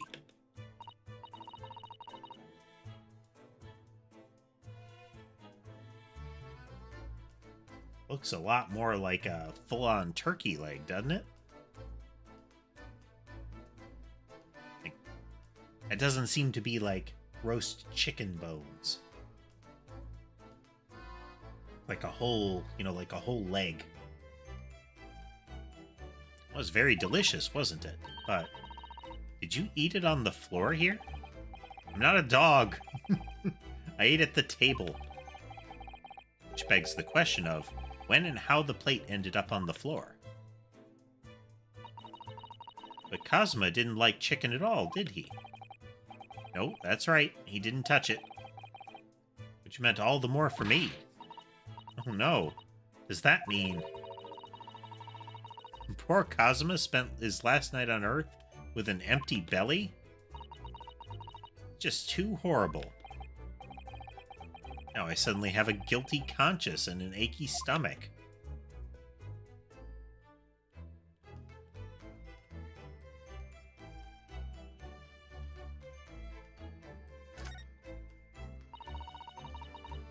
Nothing on this table at all. The plate and cutlery are all over the floor for some reason. Yeah, it's strange. Last night when I went to sleep, I'm sure everything was still... Oh, wait a minute. What is it? That's funny. I can't seem to remember anything about what happened after dinner at all. So then perhaps you are responsible for what happened. No.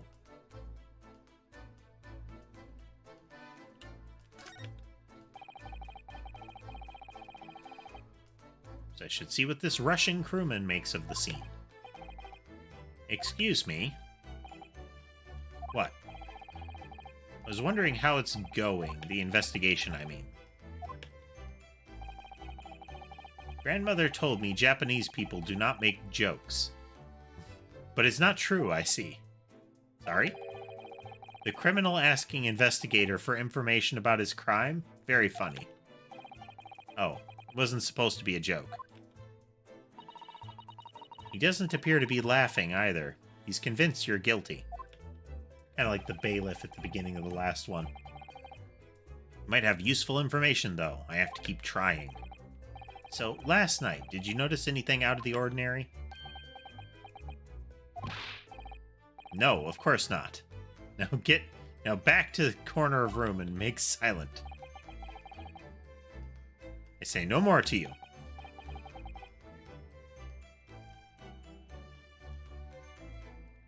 Did I hit a nerve? Just for a minute there, he seemed a little flustered. Implication being that something odd did happen last night. Excuse me. Excuse me, do you have a moment? This is a critical point in my investigation. That is a writing desk with a... without any very apparent bracing on it. He would be on the floor by now. That is the kind that is set up to lower down from the top, like it closes by folding up the desk surface. And while you can put some weight on those, unless there is a really good set of slats that like slide out, like really heavy duty ones that we can't see, he would have snapped those hinges right off by now.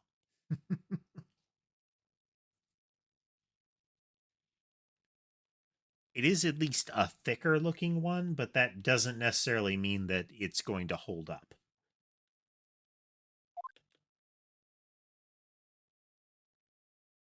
What I'm saying is don't sit on your writing desks. We should leave him alone. He seems a little unfriendly. Perhaps that would be for the best. Greetings! I hope I haven't kept you long.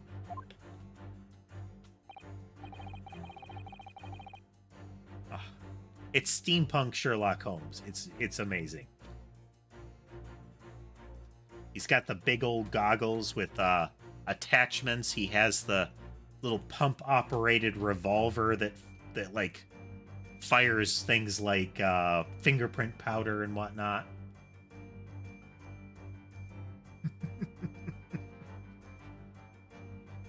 What exactly were you doing on Kazuma's desk just now?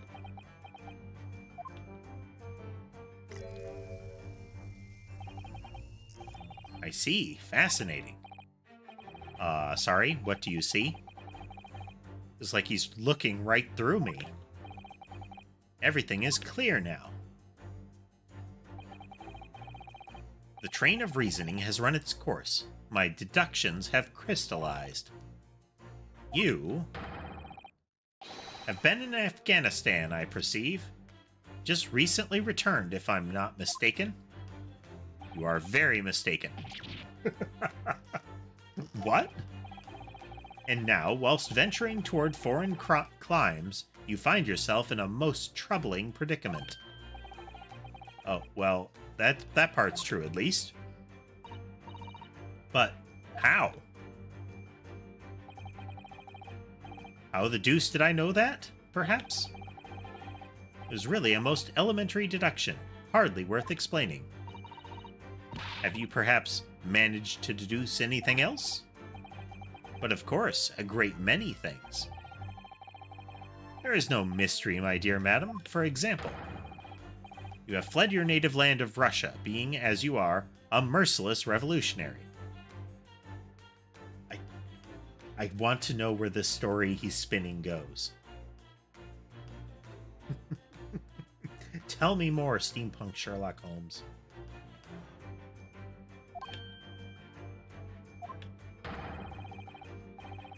You leave 16 victims of assassination in your wake, and now you travel to England to blow up the Crystal Tower.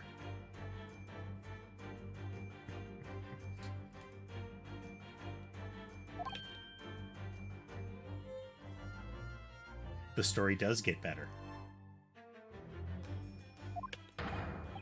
And when the beribboned occupant of this very room discovered your identity, you ended his life too. I like how headband becomes beribboned. I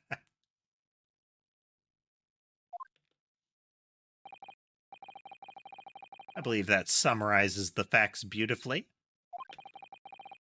No need to hide the truth now. Nothing deceives these eyes.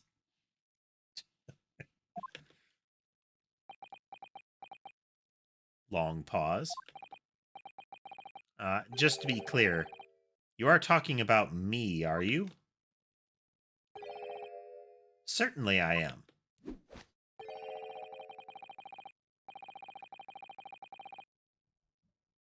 Oh, he poses.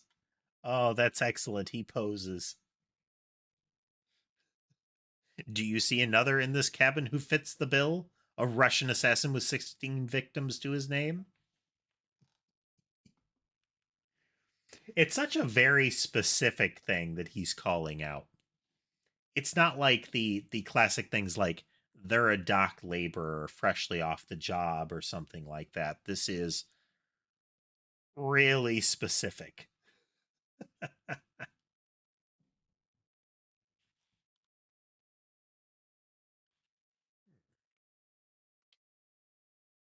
Switch cameras.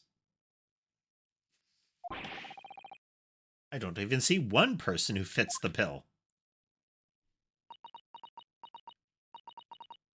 So it's true.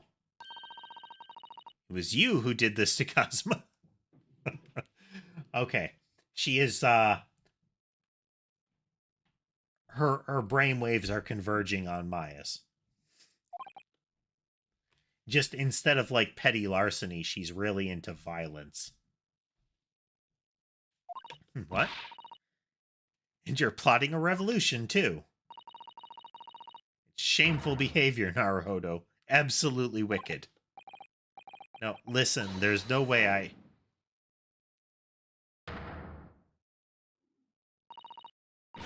Now explain yourself. Tell me everything. This is ridiculous.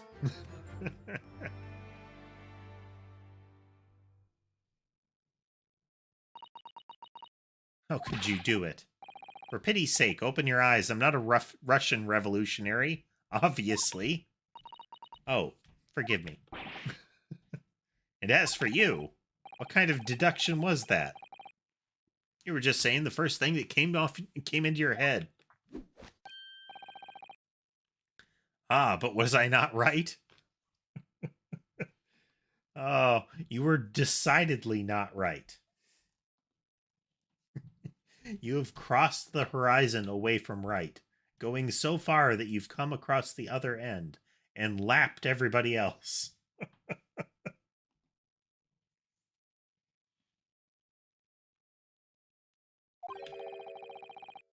Whilst venturing towards foreign climes, you do find yourself in a most troubling predicament, do you not? Well, yes, maybe. Ha! There you have it, you see? What do you make of that, hmm? Well, to be honest, this ship is en route to England, and I'm in handcuffs at the scene of a murder. So, I'm not really sure you could call it deduction.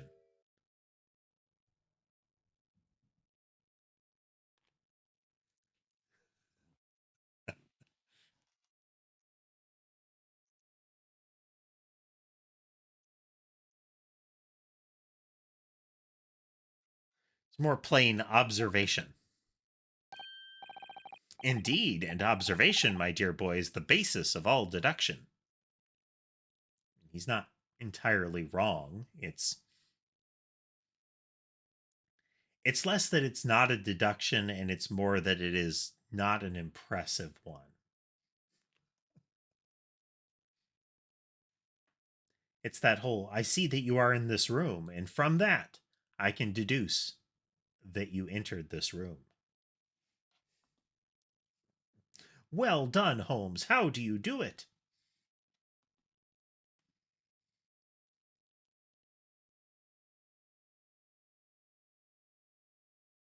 I don't know that he would necessarily crumple casemate, but his behavior is the sort that I feel has had him punched frequently.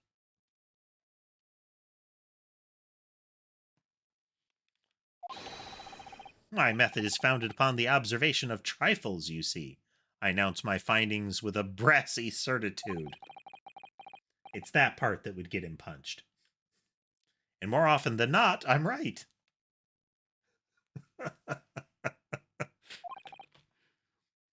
Ah. I don't think you introduced yourself. My apologies. How remiss of me. He's gonna pose. I'm none other than the greatest detective of the century, known to men and women the world over. The inimitable Sherlock Holmes. He has a theme song.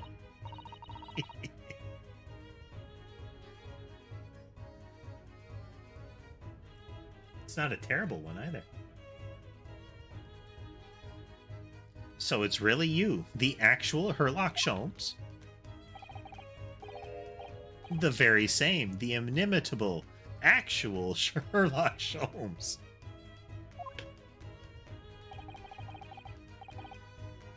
Do you know this man, Susato? The most famous detective in the world? Naruhodo, of course I do. There's nobody who hasn't heard of him. What planet have I been living on, then? We must ask him what he's deduced. He will have worked out the entire case already, I'm sure. Really? Why do I feel uneasy about this?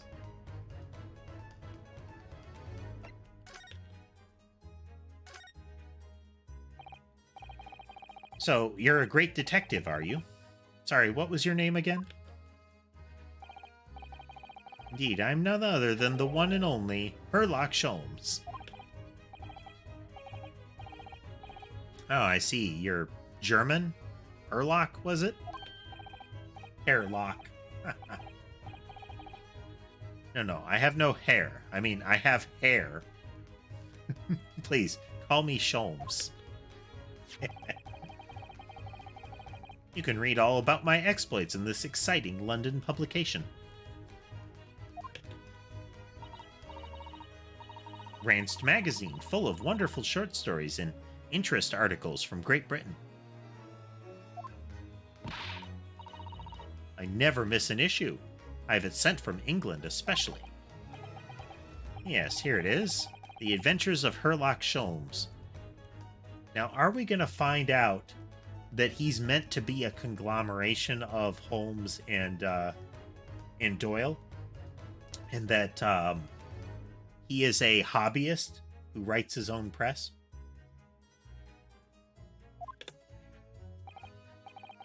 So you're the protagonist in a series of short stories, then? Indeed I am. And you've read so many of your own stories, you've started to think you really are a detective? Ah! Make no mistake, I'm not the poor, deluded fellow you take me for. Your inference is backward. Backward? My trusty biographer records my greatest detecting achievements and chronicles them in the magazine. You have a biographer, do you? Doesn't everyone? Mine goes by the name of Dr. Wilson, presently keeping shop in London. Dr. Wilson. The guy who's dead from the last trial.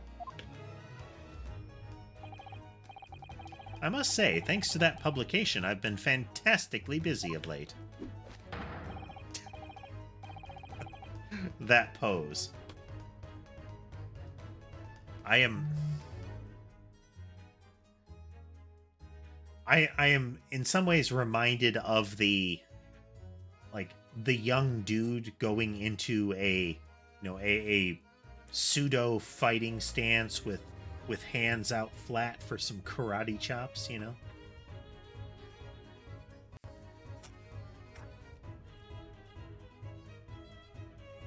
Usually accompanied by something like wata.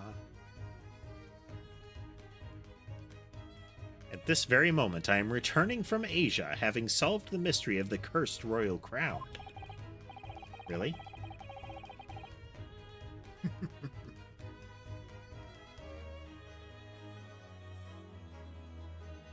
Can't work out whether I should take this man seriously or not.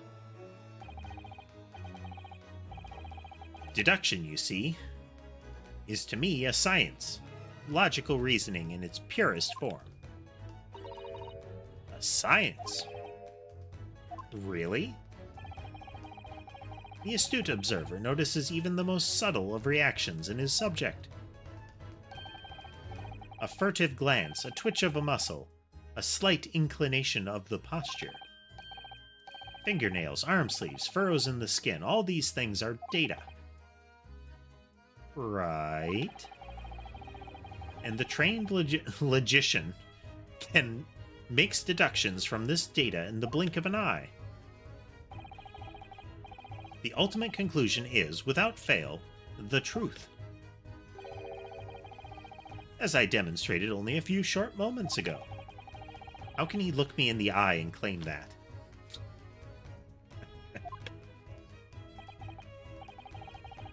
So you see, I have a turn both for observation and for deduction and fame. Is he going to turn out like the last great detective that we encountered? That is what makes me the one and only Herlock Sholmes.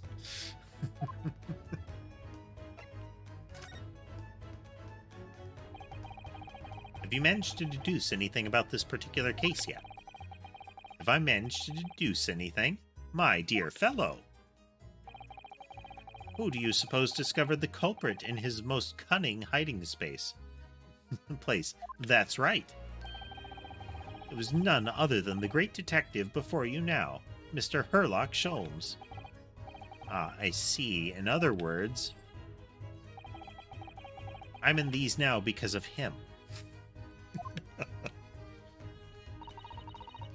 When I became anxious about Kazuma this morning, I summoned all the crew members to force the cabin door open. I concealed myself amongst their number, gaining entry to the scene of the crime.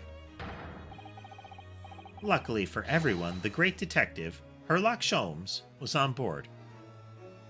At least he doesn't fully refer to himself in third person. It's more that he's proclaiming.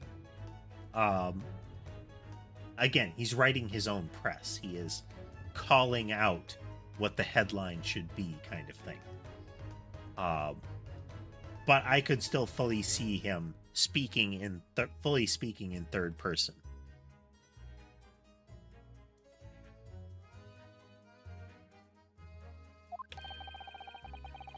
And the handcuffs seem to be an excellent fit, Mr. Naruhodo. The very moment I laid eyes on the scene, two facts were immediately apparent to me. Really? Two facts, you say?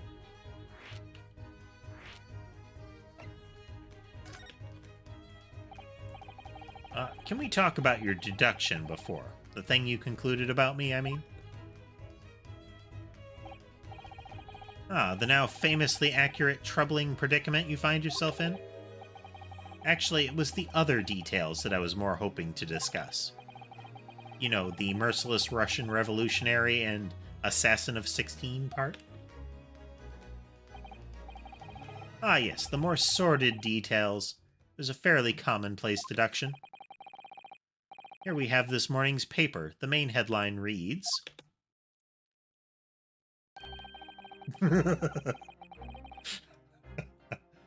A striking resemblance.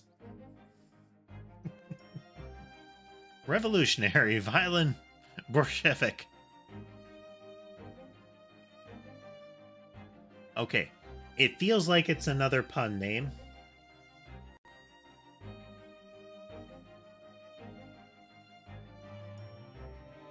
I'm not 100% sure on the given name. But the surname seems to be a play on Bolshevik. Flees Russia via Shanghai. This vessel made a port call at Shanghai yesterday, and last night, the young Russian was murdered. Since when was Kazuma a Russian? Sounds like Mr. Sholmes has concluded he was Russian because of what Kazuma wrote on the floor. It was a simple act of reasoning to realize that the culprit of this crime was the same merciless revolutionary. One who would kill the very man who helped him to escape after his true identity was discovered.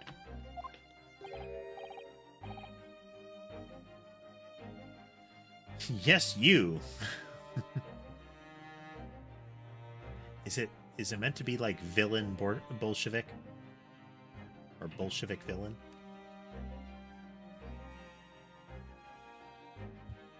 I mean, it could just be vile, but... Villain Bolshevik. No, how could it be me? I don't look anything like this man. Just look at my face. Well, you are a fearsome revolutionary, after all.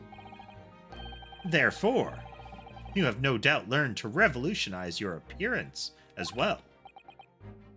Please.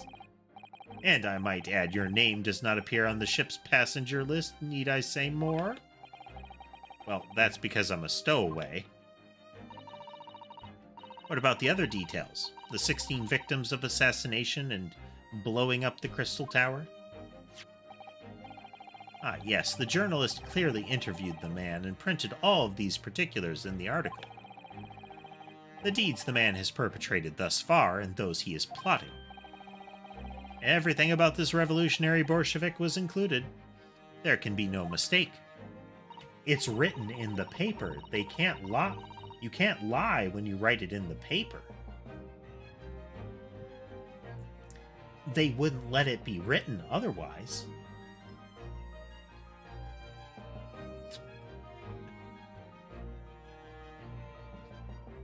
Do revolutionaries usually agree to interviews with newspaper reporters, I wonder? And what about the part where you said I was just returning from Afghanistan? Also quite clearly stated here in the article, Bolshevik has recently returned after a period of subversive activities in a war-torn region of Afghanistan. Where even is it, anyway? This Afghanistan place. Here, take the paper for yourself, as a little memento of this great deduction. Thank you? I've absorbed all that is of interest to me within its pages, but I see no rubbish bin nearby.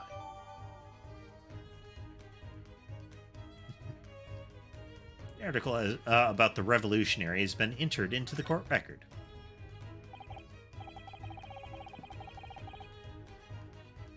You may find the article on the back page of interest as well. Cast your eye over it sometime if the interest takes you, though you may need someone to interpret. It's all written in Russian. I couldn't hope to read it. But I suppose it wouldn't hurt just to glance at the article. Maybe there might be a picture or two.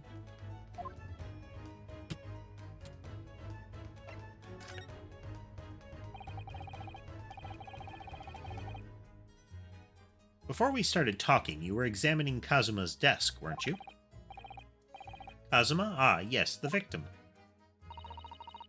Did you notice anything useful? Anything at all? Good. Observe for a moment the desk of the victim.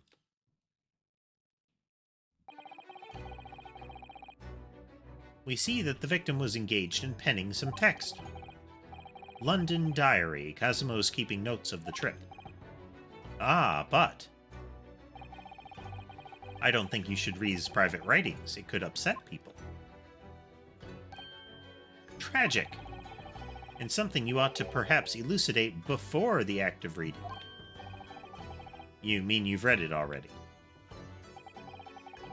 It's my business to know what other people do not. Yes, believe it or not, I know a smattering of Japanese. I see. Well, you're about to know what a Susato takedown is. Susato? Aren't you going to throw the detective with one of your trademark takedowns? I'm sorry, Naruhodo. What on earth do you mean? Life is so unfair. Anyway, to return to the matter at hand, namely this diary belonging to the victim, it would appear the final sentence is incomplete, as if the author were cut short. Hello, Sherbet. Hello.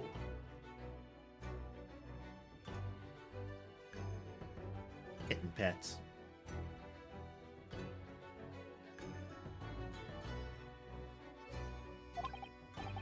Tell me, what is the nature of the writing? Pray be precise as to details. Oh, but I thought you knew Japanese. A smattering, dear boy, a smattering. Sayonara, Banzai, Mikado, Nado Nado. I trust you're suitably impressed. Ah. But this diary is littered with complicated-looking characters, of which I can read precisely none.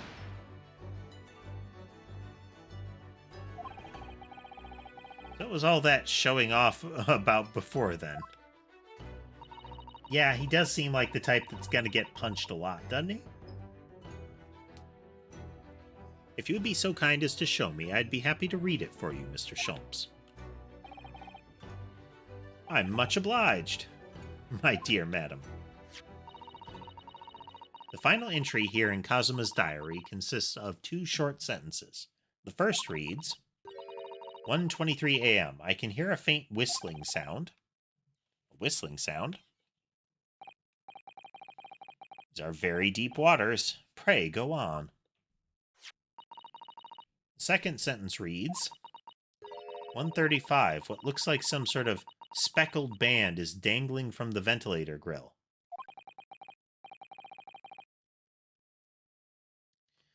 So the opening, part of the opening animation was a bunch of like ink on paper like pulp magazine style illustrations of the time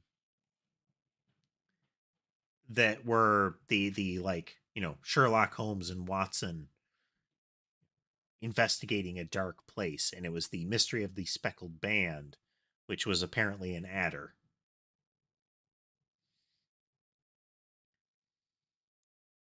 So, are we going to find a snake somewhere?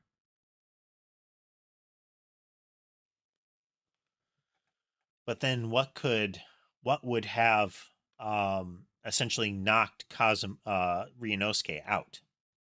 Because after he hid in the wardrobe for the rest of the day again after having dinner, he passed out and doesn't remember anything after that. I have no idea. I've never heard that expression before. The ventilator grill, you say? The man was presumably referring to the lattice there on the wall, which connects to the adjoining cabin. Yeah, I wonder. Because the whistling sound, it's another oddity. The adjoining cabin.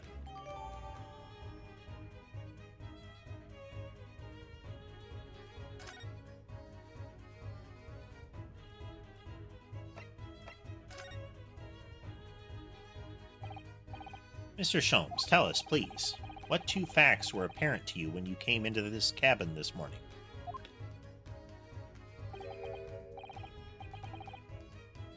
But first, let us be precise. The 2 facts in question were immediately apparent to me. Yes, I understand, but what were they? Allow me to elucidate. He speaks like a person that has a word of the day calendar. No, actually, that's not fair. He consistently uses that kind of a word, like across the board. It's not that, like, one very out of place word used repeatedly kind of vibe. The 2 facts that I deduced from a mere momentary glance at the scene of the crime were as follows. 1. The cabin was locked from within, rendering escape of the culprit out of the question. Number 2. The victim was Russian and killed following a dispute with an acquaintance. Hold on, Mr. Sholmes. What made you think the victim was Russian? Observe the dying message left by the victim on the floor.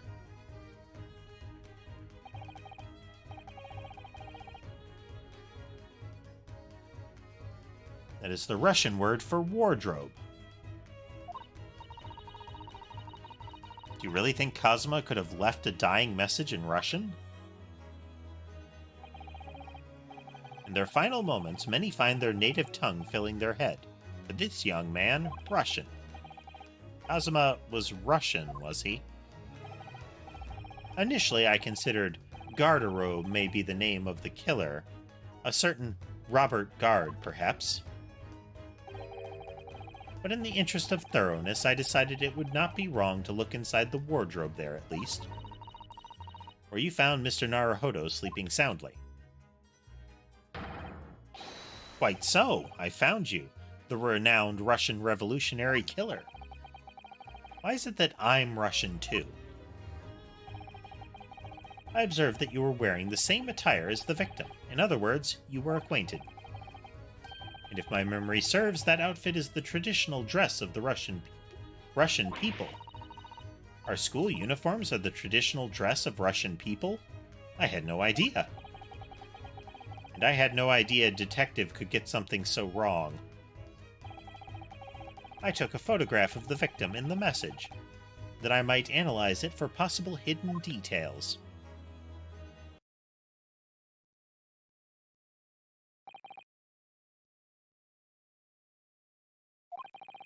This was taken immediately after the young man was discovered, before the body was removed.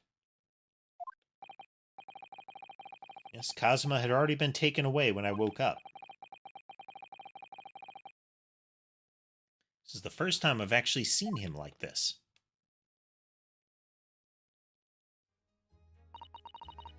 Are you all right, Miss Naruhodo? Mr. Naruhodo? Oh, yes, thank you.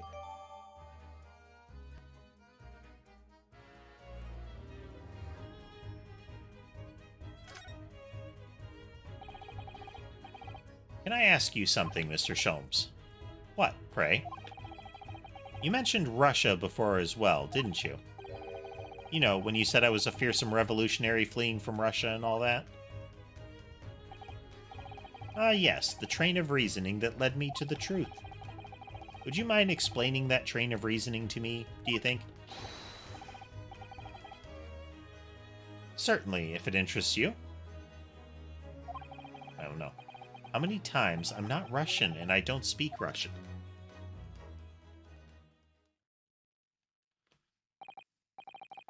So, I believe I've given you enough to consider for the time being, at least. The deductions were the subsequent questions. Do you have somewhere to go? As it happens, the victim's writings in his diary have piqued my interest. The matter warrants further investigation, I believe. And if I am still too long, the seasickness takes hold. Oh, I suppose. You're thinking of investigating the cabin next door, which the ventilator connects to. Great detectives are a curious breed. Our minds rebel at stagnation. We crave mental exaltation. So yes, I intend to investigate. Hence, the truth will become clear soon enough. Do you think, perhaps, that we could go with you? No, that would be somewhat complicated. What? But why? A simple glance at your wrist should reveal the answer. Oh, these. After all, you're the prime suspect in this matter. No? There's no point trying to turn it into a question. You're the one who decided I was the culprit in the first place. Whatever do you mean? I have no recollection of naming you as the culprit at any point. You must be joking. You just said it only a moment ago. Dear me, you are clearly misguided. I would have no cause to say such a thing. Well, actually, Mr. Sholmes, I did hear you say that too. You're quite sure? Well, that's very strange. I wouldn't have said you had the face of a criminal, you know, not really. So, what, were you looking at my knees before? Some great detective you are. Flip. Well, anyway, that was then and this is now. What do you mean? What I mean, sir, is this. If you are the culprit, then you must play the part more convincingly. Roll over and accept your fate. He has a lot of significant screws loose. Now he's just being plain rude.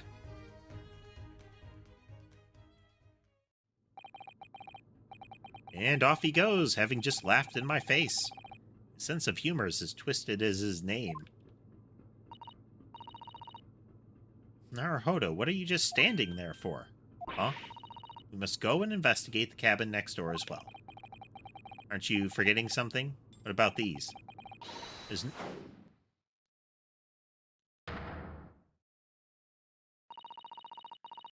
After Kazuma spent his dying moments struggling to leave us a clue, you're willing to give up? You're just going to roll over and accept your fate? As if you gave me any choice in the rolling over part.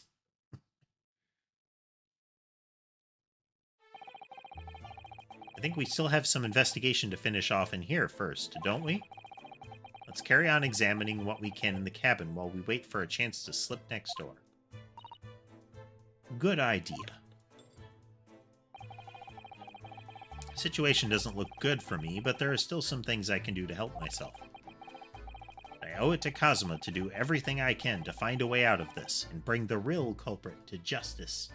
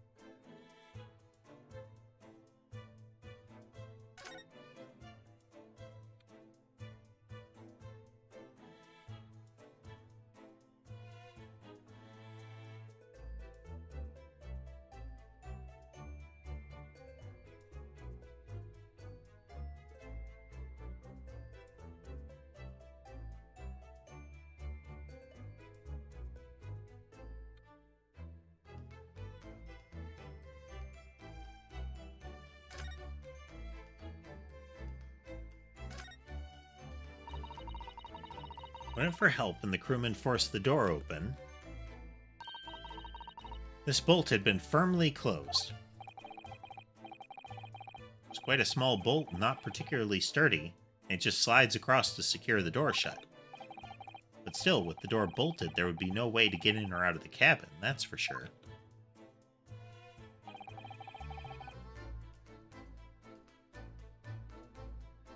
It's no wonder everyone suspects me. When she glares at me like that, I feel tense all up and down my spine. I remember reading once in a detective novel. The culprit used a needle and thread to draw a bolt across from outside the room in a situation like this. Yes, that's a clever trick, isn't it? I'm an avid reader of detective stories myself. But the door of this cabin and its frame are made of metal, and they seal together perfectly. There would be no possibility of using that needle and thread trick here, I'm afraid. When she glares at me like that, I feel pins and needles all up and down my spine. Oh, look over there.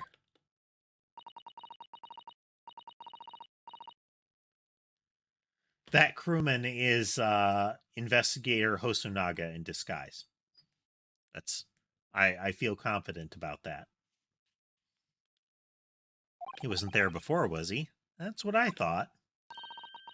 Why don't we try talking to him? Probably because I'm likely to get yelled at again, but I suppose I could try.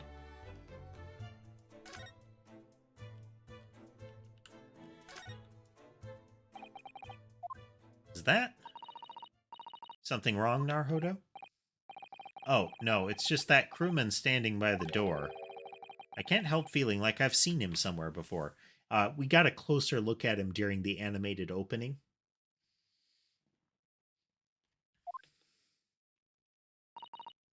Oh, yes, you're right. He does look familiar.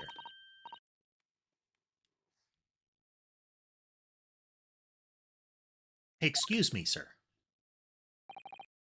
Yes? What can I do for you? Yeah. I recognize that face, but it can't be. Yeah. It is. Recognize those bleeding lungs anywhere.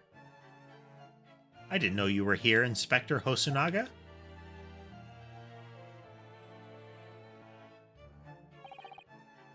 Hello again. What are you doing here? I think that should be my line. I was so stunned when I saw you, my heart stopped. Nearly stopped, I hope. I received some special orders to go undercover as a member of the crew and board this ship. Again? You certainly seem to enjoy undercover work, Inspector.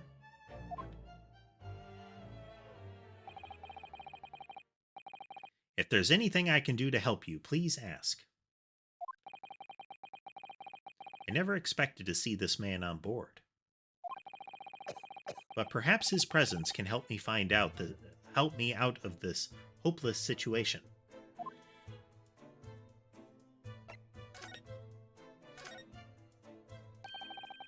So what are your special orders this time, Inspector? Ah, yes, and why are you dressed as a member of the crew?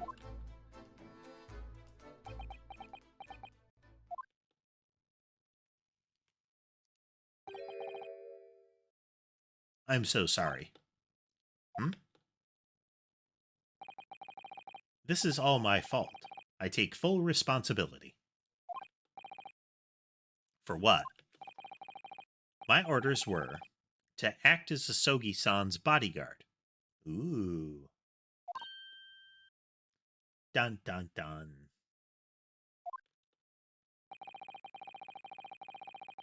It was Minister of Justice Jigoku who pushed for this overseas study tour to go ahead. And he entrusted me with ensuring that Asogi reached Great Britain without being assassinated. Assassinated? How could that have even been a possibility? I'm not sure. But these are complicated times. There are tensions between the world's greatest powers. Mr. Jigoku said that we should be prepared for all eventualities. This is incredible. I don't believe it. Kazuma was assassinated. Obviously, we couldn't give Asogi a visible security escort. Which is why I'm undercover now, posing as one of the crew. I see. And I didn't take my eyes off him the entire time we've been on board, from morning until night, every day. But I never imagined it would happen here, inside his own cabin, not here in the on the first class deck.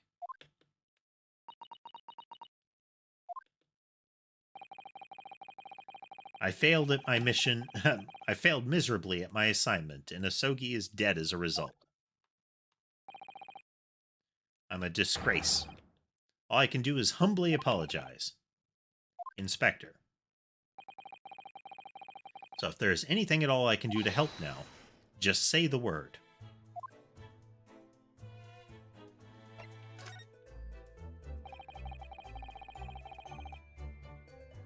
We're doing what we can to investigate Kazuma's death ourselves.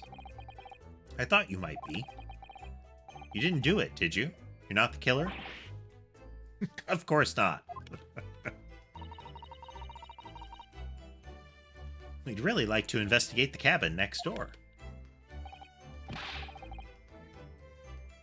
So we need to be allowed out of this cabin.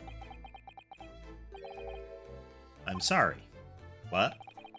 You've been deemed a risk to the ship's safety. If you moved even touch the handle of the cabin door, that stormy-looking seaman would surely snap your neck in two. I suppose I'm not just a stowaway now. They think I'm a murderer as well.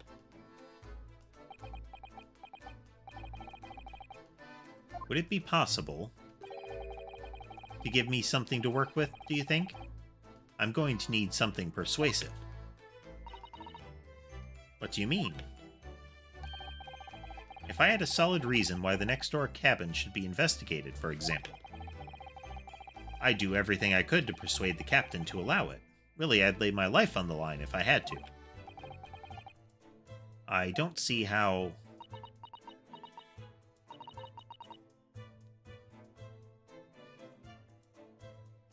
There may be a way.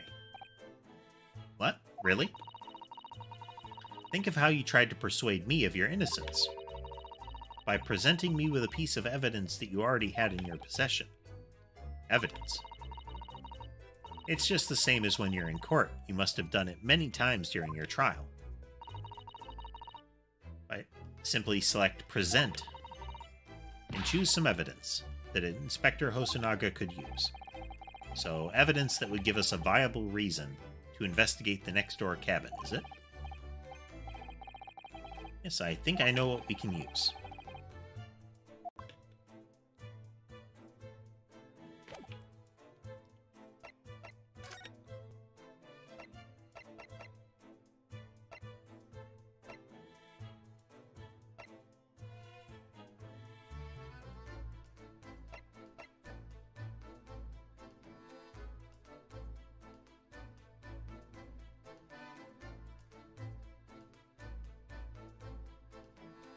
It's either the diary or the paper seal.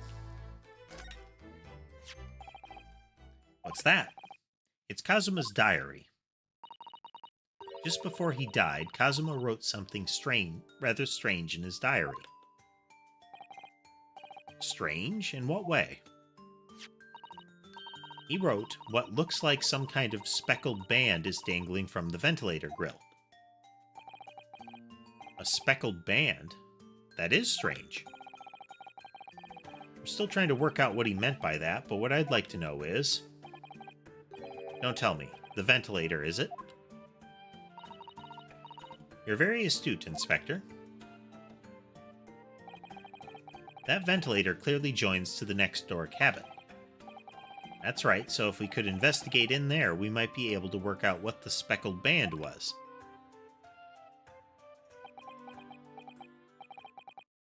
Alright then. I can't leave this cabin at the moment. I'm stuck here until we arrive at the next port. The captain has given me strict orders to guard the scene of the crime, you see. I'll have to entrust the investigation to you. You're willing to do that? Yes, as long as you don't leave the first-class cabin area. I'm afraid I can't remove those handcuffs, though. But what about the captain? Aren't you going against his direct orders? Cough, cough. I'm a man of my word. And I promise you that I'll lay my life on the line if that's what it takes to convince the captain. After all, I failed to keep Asogi safe. This is the least I can do. Let's seize the moment, then. Just select move and we can leave this cabin. Alright, let's see what we can find out. And this is an excellent opportunity for us to wrap up the session for the night before we get too involved and lose track of time. Down some saves here.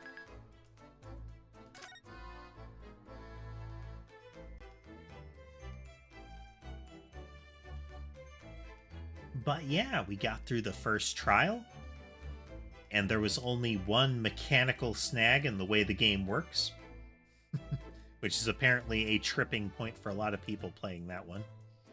There is a unlisted button when you are presenting evidence that lets you poke at the evidence in a way without presenting it. But it is not displayed on the screen and is not listed in the controls.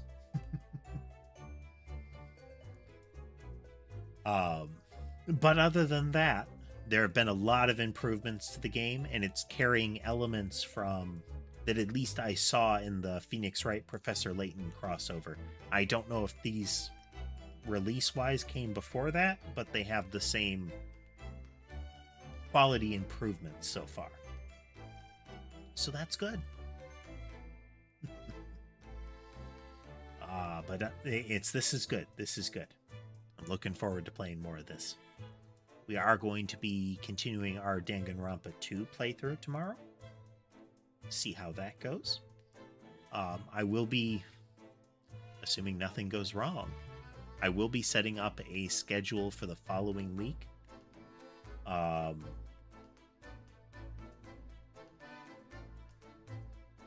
There's probably going to be delayed streams. I'll probably start them a little later on some days.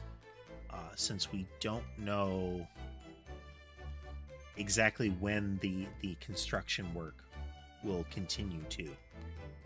I don't know how much that would disrupt the streaming if it overlapped. There's any number of things that could go wrong in those sort of scenarios. So, in lieu of that, we're going to be we're going to wait until everything is wrapped up for the day before we kick it off. If it's going to take too long, it might prevent the stream from happening. But what it may end up just being is shorter streams because they start a little later. But yeah, we'll see what's on the schedule. I may be changing things up a little bit. I'm going to keep Ace Attorney and Danganronpa in the rotation for now. I might mix things up a bit otherwise. So if you have thoughts on that, feel free to swing by the Discord and let me know. But yeah, I hope everybody had a good time tonight, and I hope to see you again tomorrow.